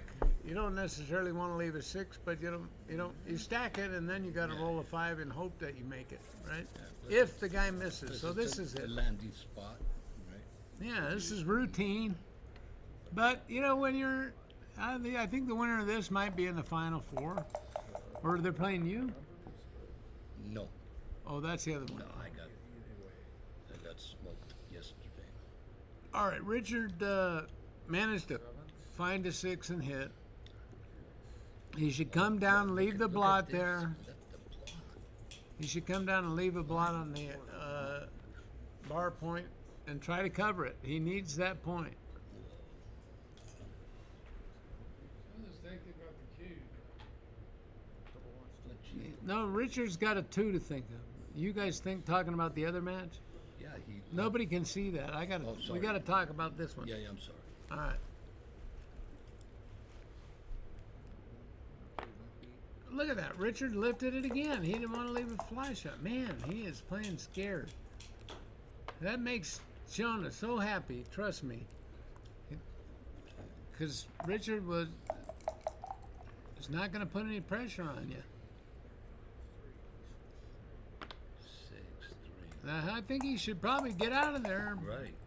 Put another checker in play.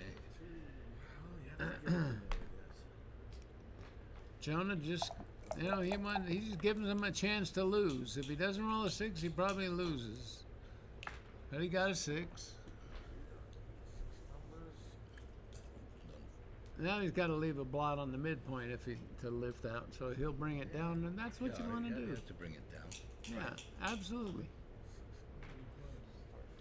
Then if you don't bring it down, you got 3 builders to make another point in your board. If you do bring it down, you got 4. Plus, you could still make the You bar got a point. 16 way to make the 3, the 2, Yeah. 9 way.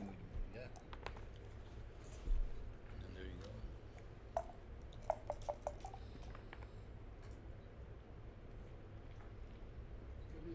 Run all the way out, 6-5. Yep. It's no good to make the ace point. You got to play like a man here. This is not good. No.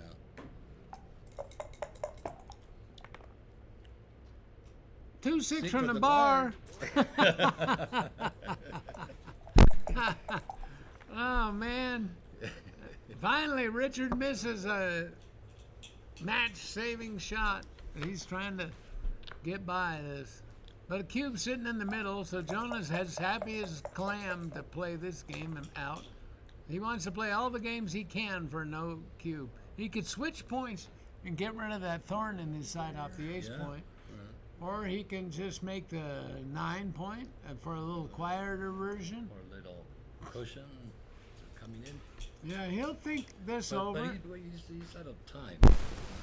Richard. He's gonna have to come up. Neither one of them is. I don't know if And I he would- could also just make the 11 I would point make the 11. 'cause and, if and it no forces- blots. I know it's kind of drift points, and he doesn't. Well, essentially, he's going to want to get that guy out of the ace point later on, and he wouldn't mind if that guy was bouncing around on the roof. Yeah, the races are He might have overthought that. One thing I saw at the last tournament was, Well, I had to do what's that guy's name? The best player in the world wrote the book, and he switched points 5 times in one game. You give the guy 16, Yep. awful numbers if he said. And what did he roll there? 5-1? I would have forced him to the 5 anchor. Anyway, I can't think of his name now. Player that just passed up Mochi. Oh, he's well.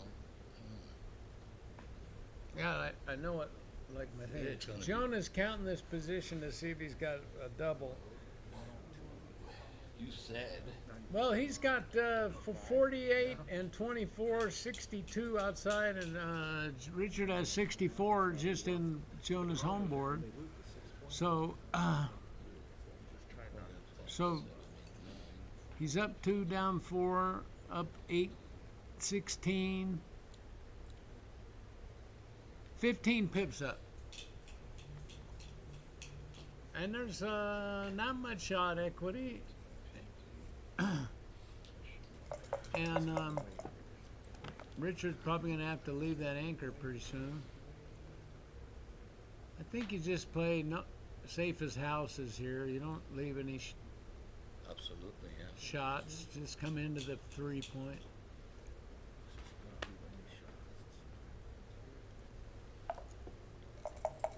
Fives are going to become a problem very quickly What's that? for Ace- Richard. Ace deuce, I think. Ace deuce,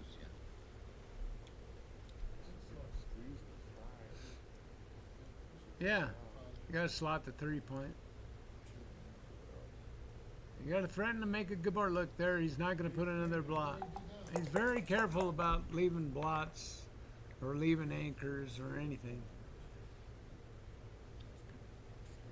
So that's my question for you. In these kind of situations where you might get a shot, do you want to play conservative on your side of the board, like not leave blots? No, you want to be You're threatening. slotting it, but leaving it. You want to be as threatening. Now look, now there, he came up and he could have made the 5-point board.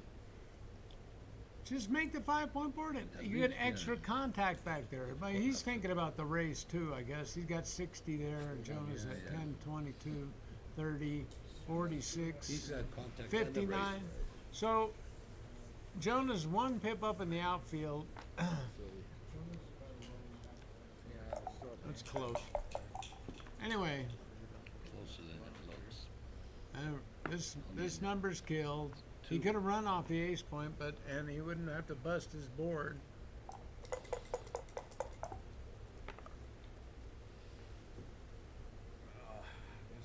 Jonah should just clear that.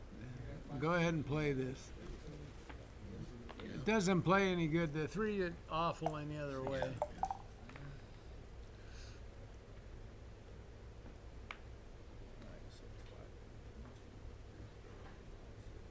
Now, if Jonah wasn't 3 away, he may have sent this cube a long time ago. Once the 6 point's gone. Of course, yeah. But the race is too close, so he shouldn't do that. Like if you're 3 away and you have a big lead, the other guy could close his eye. You don't have to look at the board position. You can just take based on the leverage value. And this is a situation just like that. And Richard can't get gammoned or whatever. Right. So he should be dying to take this. And oh, Jonah sent it. All right. We take. Let's see. That's 40 versus 40. That's even. So Jonah's down 18, 13, 14. He's down 4. He's up 6, 10, I thought I was ahead. Remember I said, yeah. 8. He was up 11 pips in this. And the race is 40, 50, 69, 71, 69, 79 or something like that. It's a good double in regular practice, but I don't think this is the kind of thing you want to send. This is an easy take for money. You don't want to be sending it over 8-4 when you're 3 away, because the game should end on a 4 cube. If the other guy knows enough to maximize the leverage, you take this and oh my God! Jonah knows his opponent. After I rolled that Yeah. 3, He's figured out what was going on with, this he's choosing the passive variation every time, so Jonah keeps putting the question to him. He was glad to get that point. Well, yeah, don't tell anybody. Don't tell people that, Mario. That's my secret. I have a notebook on everybody. And I just getting a notebook on Richard here. Okay, here we go. 4-2. Jonah, happy that he stole a point last time. He's patting himself on the back. Yeah, notebook on me. Yeah. What does it say? That's how I went fishing with Sam. Stay away from that guy. Good fishing in Austin. I went fishing with Sam. I told my wife about it, and now she won't let me go fishing with Sam anymore. Ah, damn it. That makes me mad. Sam had a big striper. Yeah. Okay, he should hit this. It feels like a waste of 2s, but do it, Jonah. that gains, how many pips does that gain if he hits from the ace point, Mario? Oh, 24, right. He's on the 24 point and he goes forward 8 and the other guy goes back 16. You gain 24 points. learn something every day. Yeah. These are the secrets that only the masters know.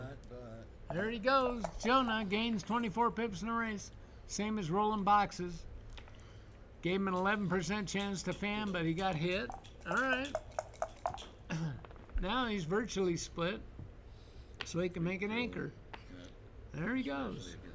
It's not, wouldn't be out of the question to come in with a 2 and hit with a 3, but this seems like kind of the play when you're ahead in the match. Absolutely. And when he's got stacks. Well, he gets to use his stacks. See, he gets to make a point with the 5-4. If you would have hit loose, he wouldn't have. That's the downside. All right. Now Jonah takes aim and fires. Double 2s. Oh, he's going to make the 5 anchor. Yeah. Absolutely. It's not unreasonable to make the 9 point, but he's got the best thing, and he can go to work from there. Double 3s is a brick. Oh, he's glad he made the 5 point. He moved out of the 3 point. Yeah. Jonah says, "Can I have those double 3s?"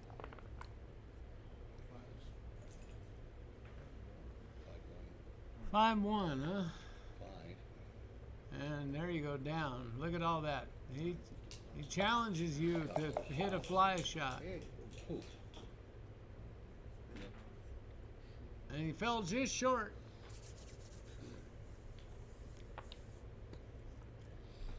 And Jonah says, "Nothing up my sleeve. Watch my prime grow." Boom. 7 point.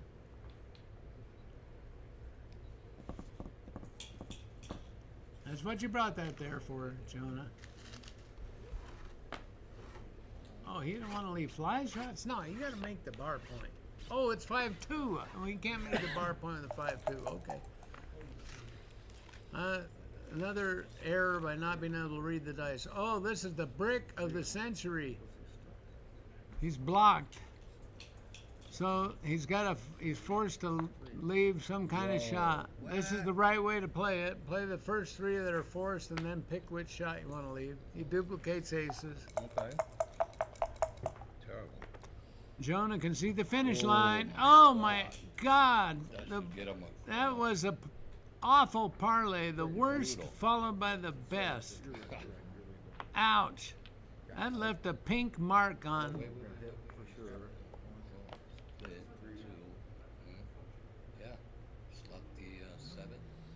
Well, he could. Is there 2 guys up? Yeah, there's 2 guys up. They're stacked together on the bar. They shouldn't do that for the video.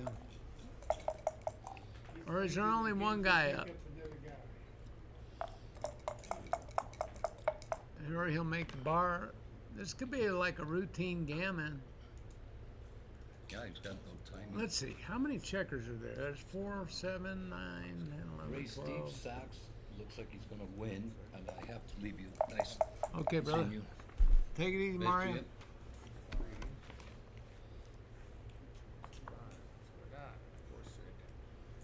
Jonah would like to make the bar point, or as an alternative, he could smack with a 4. We can make the bar point or hit with the 4. He chooses to hit, and he figures I can always do the other, so he'll bring a builder to the midpoint. That's professional technique. Ace-6. Richard oh, he got the second anchor. That's good. But Jonah doesn't care. He's got 4 quintuple shot to hit and 5 builders to make the bar point. He's going to have to settle for the hit because he can't make the bar. And make the 9, okay. Oh, that's going to force the 6s off the ace point. Richard rolls a 1-6. That's probably the best 6 he could have. Oh, it could be good night, Irene here, double 3s. That doesn't get it done. It'll hit. There you go. 1, 2, 3, 4. See, he's not going to lift it. And a lot of people wouldn't have a stomach for it, but Jonah does. He's the man. Forward. And he gets hit. Oh, Richard's thinking about that. Do I really want to leave 2s, 5s, 1s? Oh, he played it chicken. All right. Now Jonah's happy to just take the 5 and make the bar point. And now he'll slot. Hinton was probably gonna lose too, but it was a bit. At least he would have died trying to Yeah, win. fighting back and not just rolling over. Dave Kettler, he's from Texas. They like to die trying to win, he said. Over there.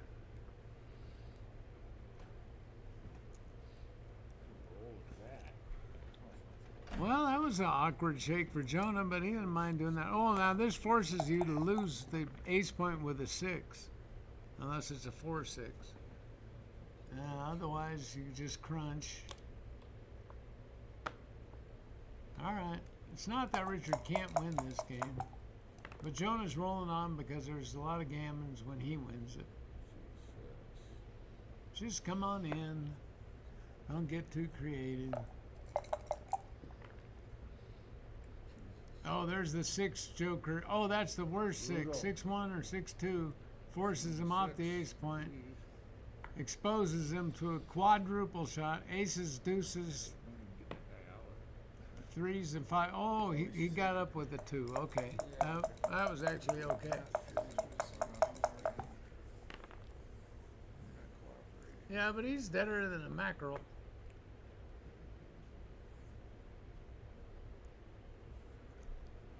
That would preserve a builder at the risk of a few more shots, but you still got to clean it up. So why not? I would come in off the 9, but it's okay to come in on the 2.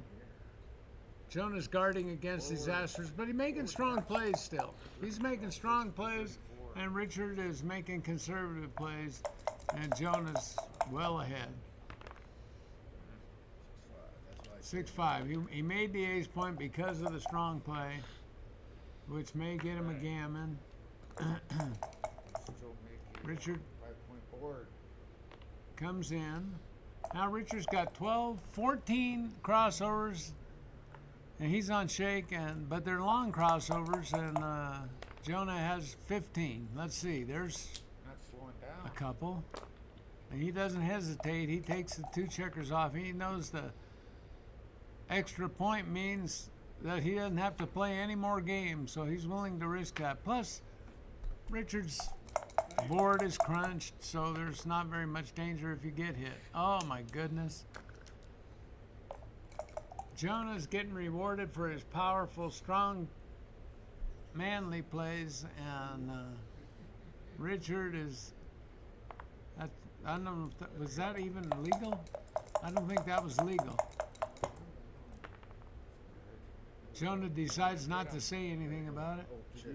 He didn't take his checker off. Okay, there he goes.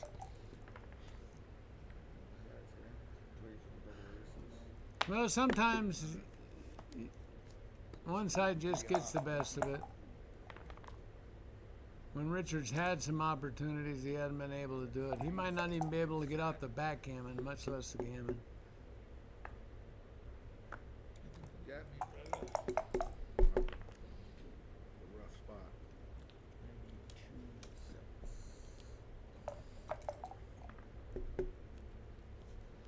And that's it.